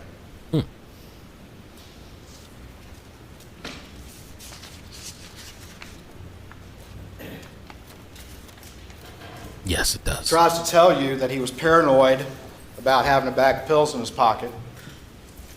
The man who had blue lights in his car and had a badge, rides around with a badge in his windshield. That's what he thinks of his power and prestige, and that's what he thinks of appropriate use of authority, is to put it up there. It only serves him. It's only there to serve him. But he's tried to also tell you that he gets paranoid, and so he's tried to lie about the most important fact that he could offer law enforcement when his wife and son were brutally murdered because he had a bag of pills in his pocket, but yet at the same breath says, I wasn't concerned about the law firm and that fair stuff. I'm not concerned about the boat case.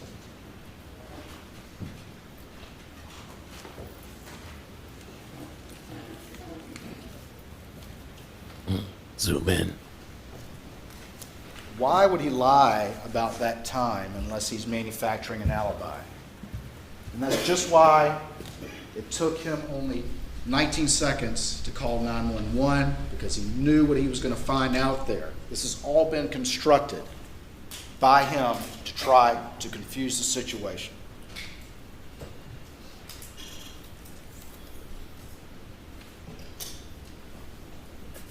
That lie that he told you, he tried to make it seem like he'd been trying to tell this, but he also admitted on the stand that, and as did his brother, that his own brothers heard it for the first time last week. That his own attorney was repeating the story that he was napping the whole time and never went to the kennels on HBO in November, just a couple months ago. Low country. A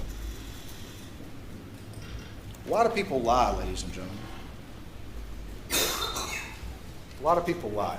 Human nature. Excuses. When it's really important. Something like this. This brutal murder. Most people are going to come clean about a bag of pills. But why do people lie? People lie because they knew they did something wrong.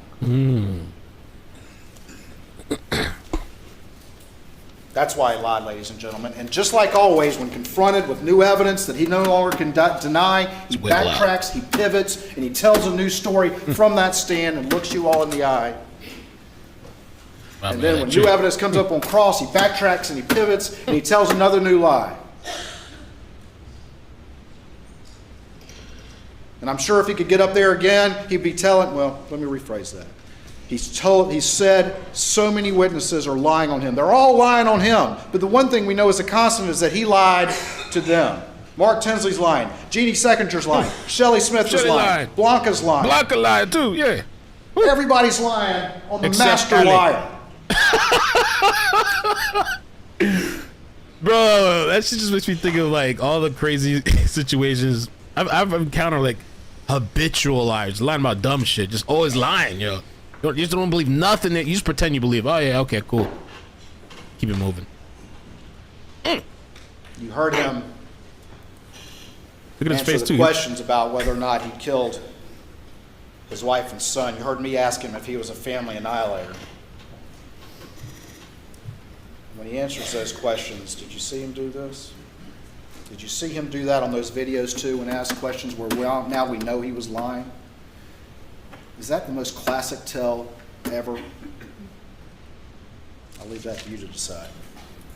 One thing I will agree with him that he said up there, oh, what a tangled web we weave when we first practice to deceive. How appropriate coming from that man.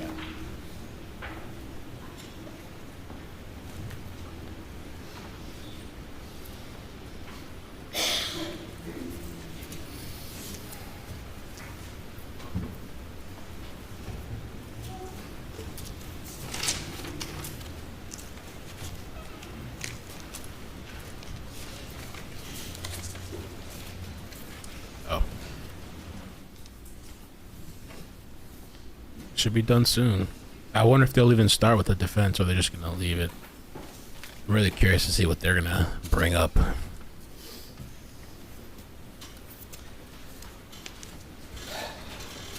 This man is trying to sell you on an idea that he was at the kennels, that he jetted back, that he went inside so quickly and quickly dozed off in the shortest nap in the history of the South. The South. And then he got in his car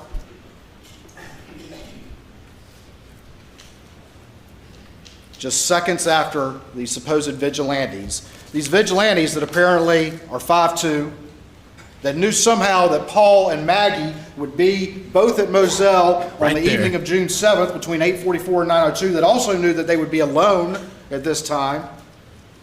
They knew that Alec would not be at these kennels. And they also knew the property well enough to get to the kennels. They also assumed that they would find ammunition and guns there, so they didn't bring those. And they traveled the same route as Alec after his short 20-second nap. And knew that he would be visiting his mother at Alameda during that time. Those are the circumstances that you'd have to accept. The 5-2 vigilantes that arrived somehow in that tiny time period between 8:49 and 9:02, and that's given him every benefit of the doubt as to the story he told you, sprinkled with a bunch of new lies as well. That somehow they arrived during that time. The dogs never heard them or ran to them. Somebody put the dogs up in the wrong kennels. Somebody rolled up the hose.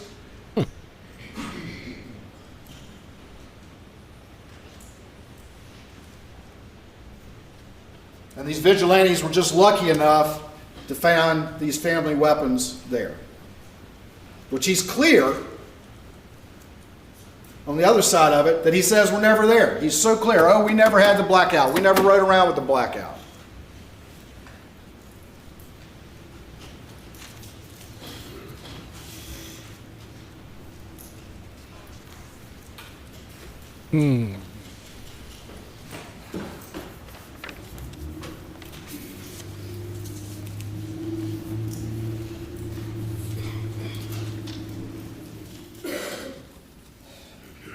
I ain't falling no sleep in a couple of seconds. I know there's people that can fall asleep quick. No one knew who he was.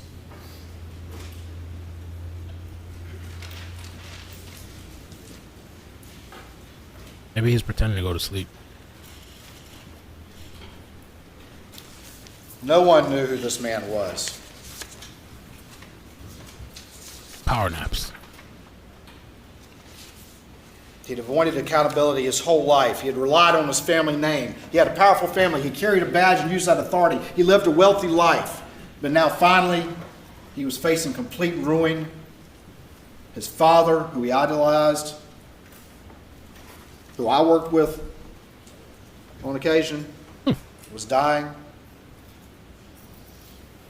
His son was facing charges for the boat case. He was facing a civil action that not only could potentially ruin him, but expose the reality of what he'd been doing for years. He had an opiate addiction. The entire illusion of his life was about to be altered. He couldn't live for that. He's the kind of person for which shame is an extraordinary provocation. Shame is an extraordinary provocation. His ego couldn't stand that, and he became a family annihilator. Oh, he didn't like that. Kind of.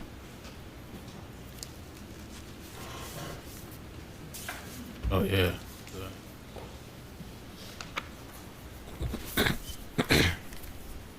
And I was thinking,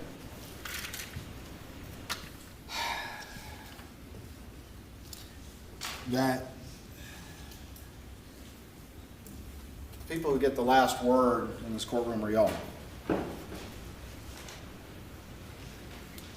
a lot of witnesses have testified over the last 6 weeks, but there's a couple that never get to testify but are important, and that's common sense and human nature. And there's 2 more that don't get to testify. We couldn't bring you any eyewitnesses because they were murdered. But common sense and human nature can speak on behalf of Maggie and Paul. When you look at this in its totality, common sense and human nature can speak for them. And they deserve a voice.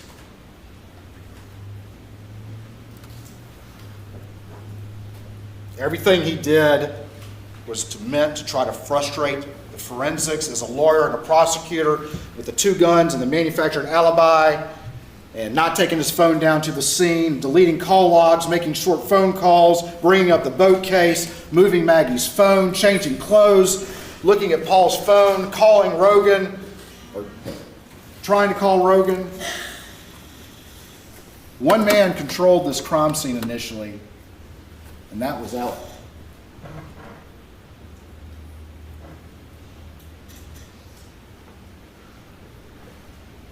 But there were some things he couldn't control. And we brought those to you.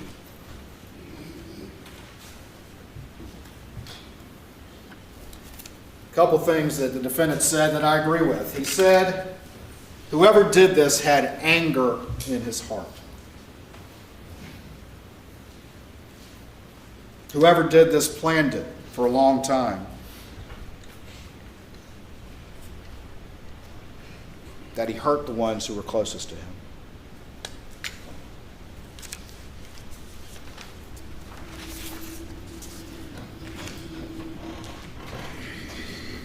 It may be hard to fathom, ladies and gentlemen, but when you put all these circumstances together and really understand who he was in the entirety of his life, and the pressures that he was facing from what he had been doing for so long,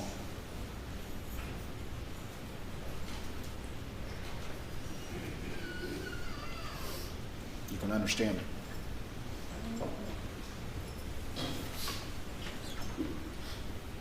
There was one mistake, though, he didn't expect. And this is why he was worried about Paul's phone. This is why he's trying to get in touch with Rogan. And it was that kennel video that came up late in the investigation. And one of the things I asked him,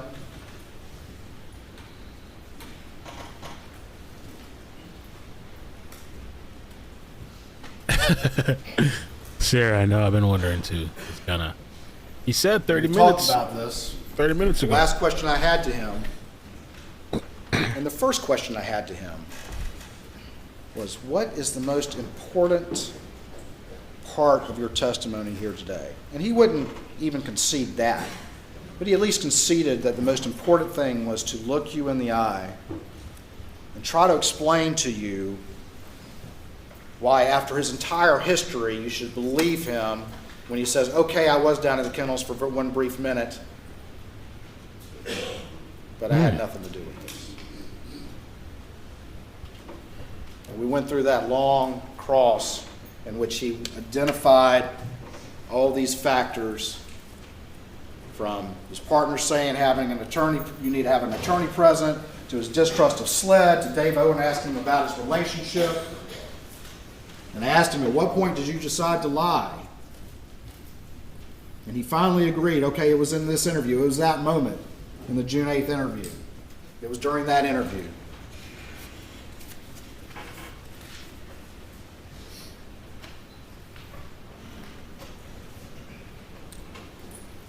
But in his 911 call, ladies and gentlemen, at 10:06, when he was asked when he last saw them, he said an hour and a half, and then changed it to approximately 2 hours.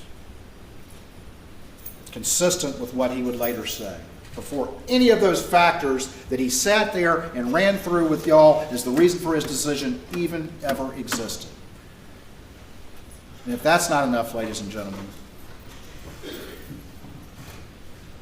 you saw, and I played it for him, Daniel Green's body cam, where he was asked the same question.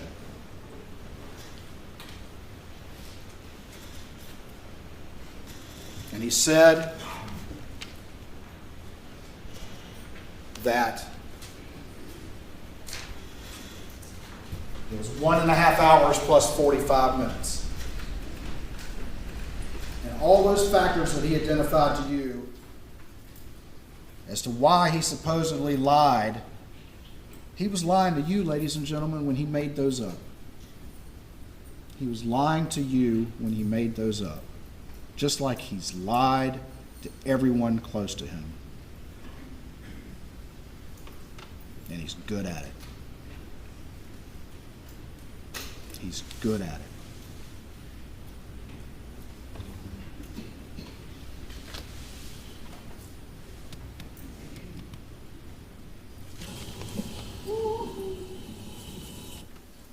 Is that up?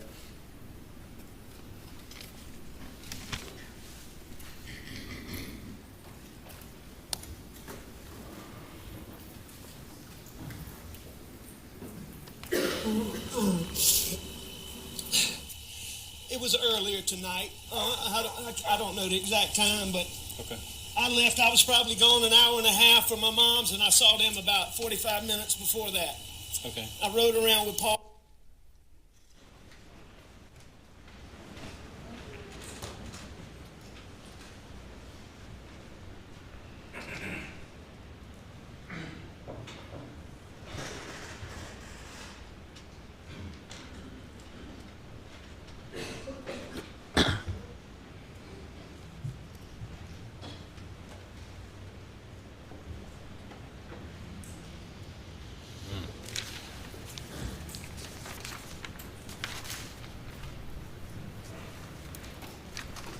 Motive, the means,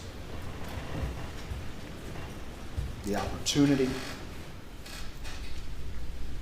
and ample evidence of guilty conduct and guilty conscience.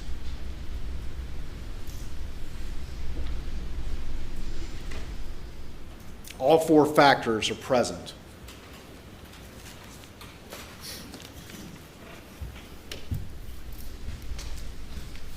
And Maggie and Paul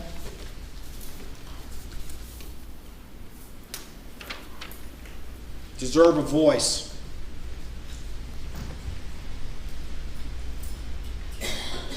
They need a voice because they can no longer speak.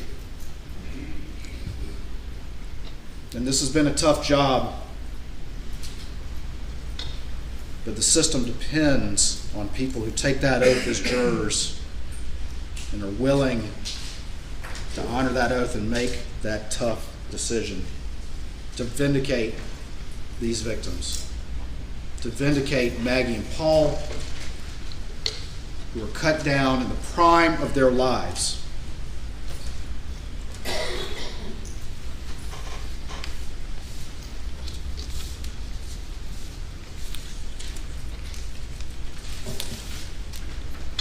This is a sealed exhibit. This is what he did. This is what he did right here.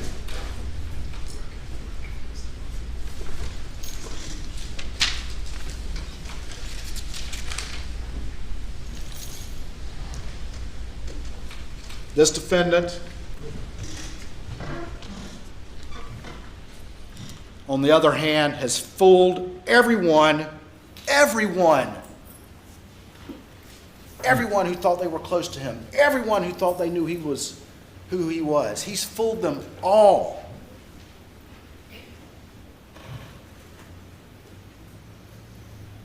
And he fooled Maggie and Paul too.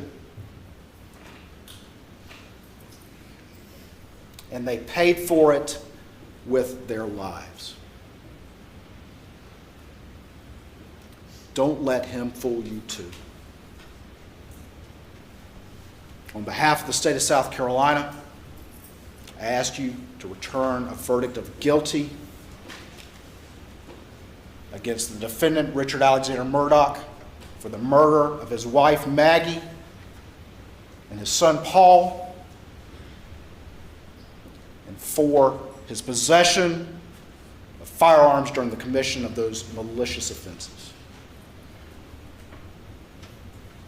Thank y'all for your attention during this long trial. The possession of firearms.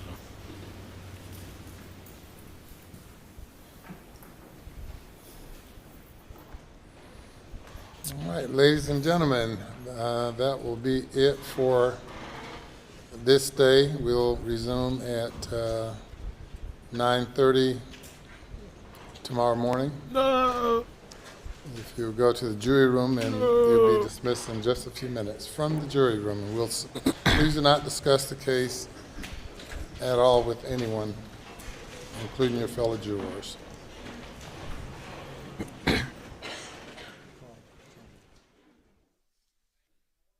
I'm so tired. Okay, so tomorrow is going to be day. The defense will start fresh tomorrow. It should be long, bro. It should be long as fuck.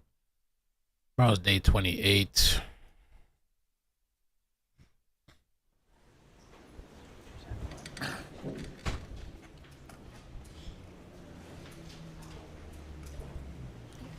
We'll recess until 9:30 tomorrow morning, except for the matter that we will address in chambers with counsel.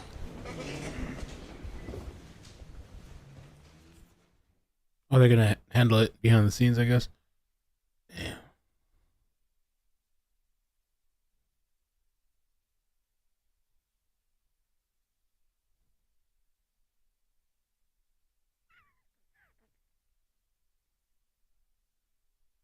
Day 28.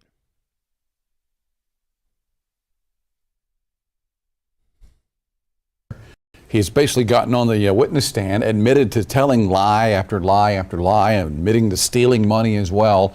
You're going to hear the defense probably say tomorrow, yep, he's admitted to being a liar. Everybody lies. He's admitted to being a liar. He's admitted to stealing money, but he's no killer. I'm sure we're going to hear that tomorrow morning from Jim Griffin. Absolutely. And then another point that he made again and again, probably to the point that the jury was like, okay, we get it. But I thought that this was fascinating. I had forgotten, and he played it again, that in the 911 call, Alex says, well, I probably haven't seen him. I was at my mom's house for an hour and a half, and I saw them 45 minutes before that because I took a nap. So if you believe what Alex said on the stand, he said the only reason he created that lie is he has this mistrust of SLED, even though his partners at his law firm at PMPD have testified they never heard him speak before about a mistrust of SLED. But he claims that he made up that lie in the police car in that first interview because he was intimidated and mistrusting of SLED because he had a bag of pills in his pocket. But then Creighton Waters, at the very end of his argument, said, you know what? Do you guys remember? He made up that lie even before SLED was even involved. He made up the lie in the 911 call, JR, saying, oh yeah, I haven't seen them in 45 minutes plus an hour and a half because I went to my mother's house and I took a nap. So there were no SLED agents in sight as he made up that lie. Creighton Waters also telling the jury that he did agree with something that Alec Murdaugh said early on, that whoever did this, whoever killed Paul and Maggie Murdaugh, had anger in their heart and they planned it for a long time. He told the jury, even if you give Murdaugh the benefit of the doubt, that his story on the night of the murders, if you give him that benefit of the doubt about where he was and what he did, it doesn't add up, saying the evidence places him at the scene moments before the shootings, and that jurors here should use their common sense. Think about everything that's being said here. Think about the timeline. Think about the minutes, the means, the opportunity.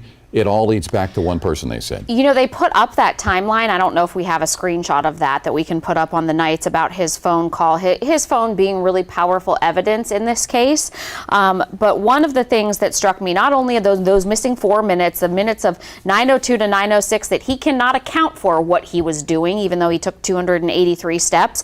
But during that time, he started calling Maggie. He hadn't left the house yet. And he called Maggie at 9:04 and 9:06 and sent her a text message. Creighton Waters saying during his speech today, if he had already tried to get a hold of his wife 3 times and she was a 60-second drive away, why not just turn the car and go down to the kennels and talk to Maggie about whatever it is you are so urgently?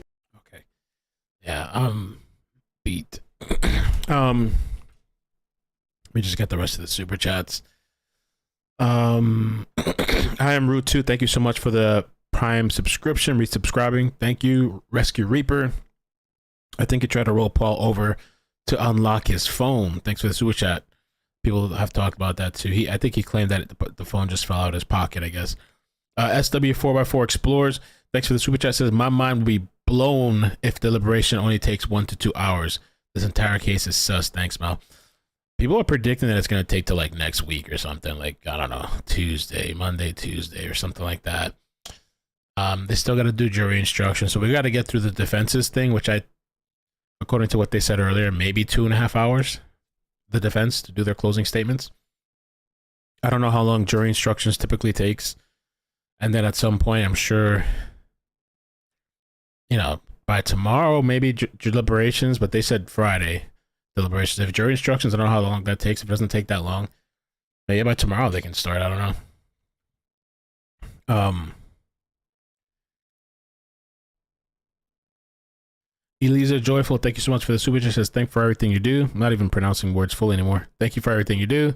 Sam Panther, thanks for the super chat. K5, thanks for the super chat. Says, excited about your new place. Refresh. Grats, bro. Thank you. Yeah, I got a whole bunch of stuff to do. Like after the stream, clean up and pack a little more, and then tonight I'm going back to the new place with Matt. I want to show Maddie and my mother too, and so do a little more prep. Red Riding Hood 721, thank you so much for the 12-month membership. Armpit Science is killing me. Love you, Mel. Mel and Maz, thank you. Claudia Olivia, thank you so much for the super chat. Says, thanks, Mel. Appreciate that. Amanda, thank you for the super chat. Carol, thank you so much for the super chat. Claudia, thank you for the 11-month membership. For every week, it's usually a 1 day off deliberations. For every week, it's usually 1 day off deliberations.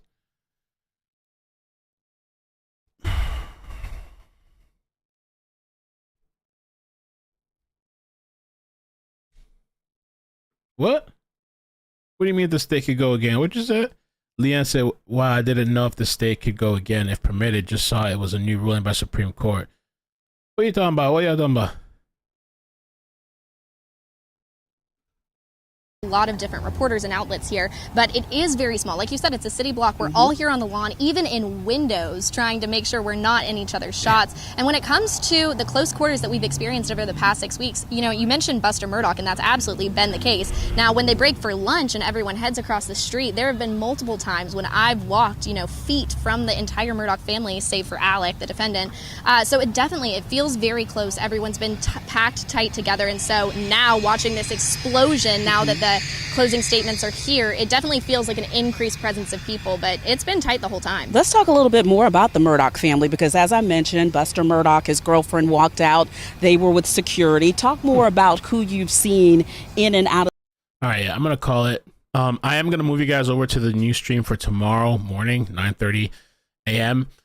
And hopefully it should be interesting. Hopefully. And I am curious to see what the defense will have to say, and I don't think they're gonna take as long. I think the prosecution today took like 5 hours or 4 something, close to 5 hours, maybe 4 something hours. I don't think it's gonna take as long. Oh, let me see. Jury instruction.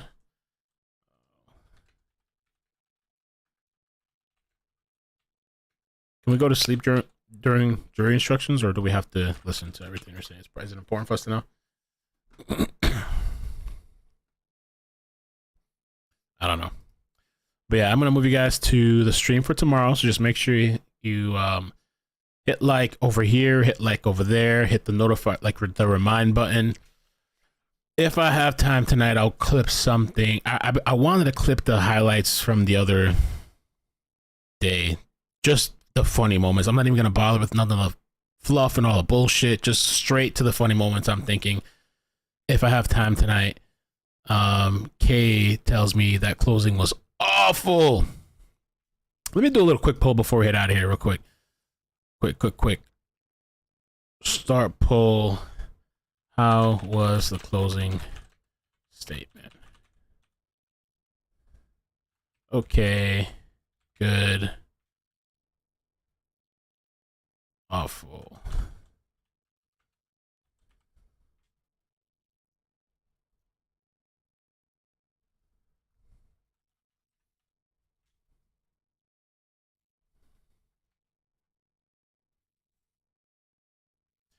How was the closing statements that we just saw? How do you feel?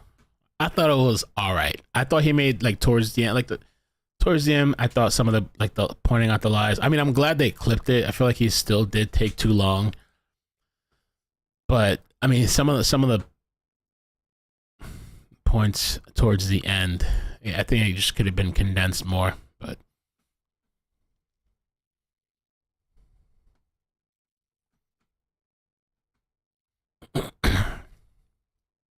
what we got? 29% say okay, 34% say good, 13% say awful, okay, and 23% say great. Maybe I gave too many positives and only one negative. But yeah. There's Mo. Mo, if I could give you an option, I'd put yes and no.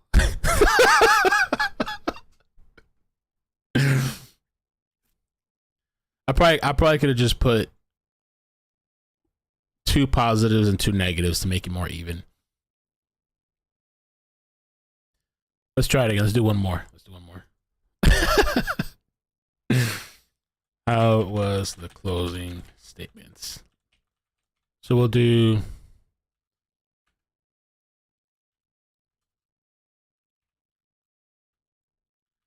and then we'll do 2 negatives.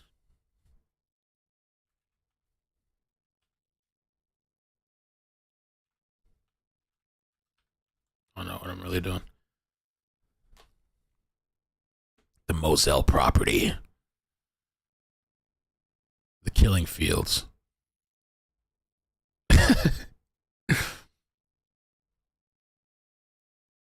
Boring as F, says Tracy.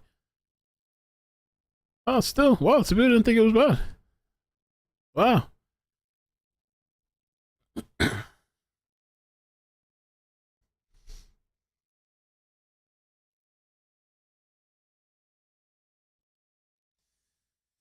All right, so yeah, I'm gonna call it, man. Thank you guys so much. I love you. I'll see you tomorrow. If I have time, I'll clip something for tonight, and we'll see. We'll see what tomorrow brings. We're almost there. We're almost towards the end.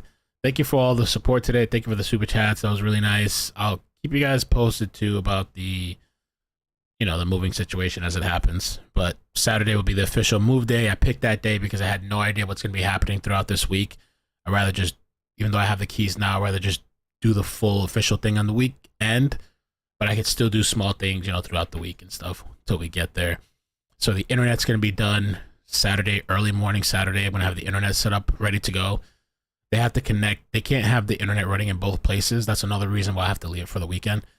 I have a brand new desk coming, a gangster desk, fucking like some sort of thing on hydraulics coming in Saturday. And I got some stuff from Attica, a whole bunch of stuff. It's going to be good. So Saturday, I probably won't be on much. I mean, unless I want to do a test or unless I have time. Sunday, we're supposed to do, we will see if I have to reschedule the giveaway stream. I might. I don't know if it's going to be too much to squeeze in as soon as the weekend of me moving in, So we'll see. But yeah, I love you guys. Take care. Bye. Bloop, bloop, bloop. Mo about to call me? No, please. Were we all watching a different closing?